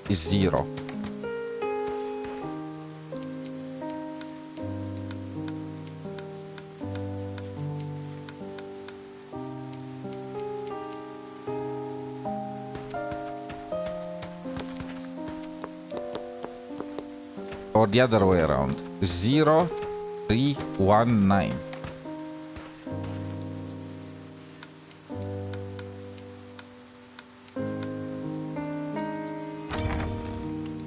Huh. Okay. So it was based. So we had the numbers and the amount of barrels. So it went from 0, which is this one. Then it went to the second. There are 2 barrels here, so there was 0, 3, then 1 with 3 barrels and 9 with 4. So it was a combination of 2 things. Nice. Anyway, I think this is gonna be it for me, at least for the moment. NTE live stream starts in how long? That thing starts in 4 hours, a little more than 4 hours. And we are gonna watch that together to see what NT is cooking 1.3. They've been on a roll with 1.2 and 1.1 so far. So let's see if they can manage to keep the streak going, okay? Anyway, thank you all for watching. Until next time, which is gonna be in like 4 hours. Hope you have a wonderful day. Good luck with your pulls and bye for now.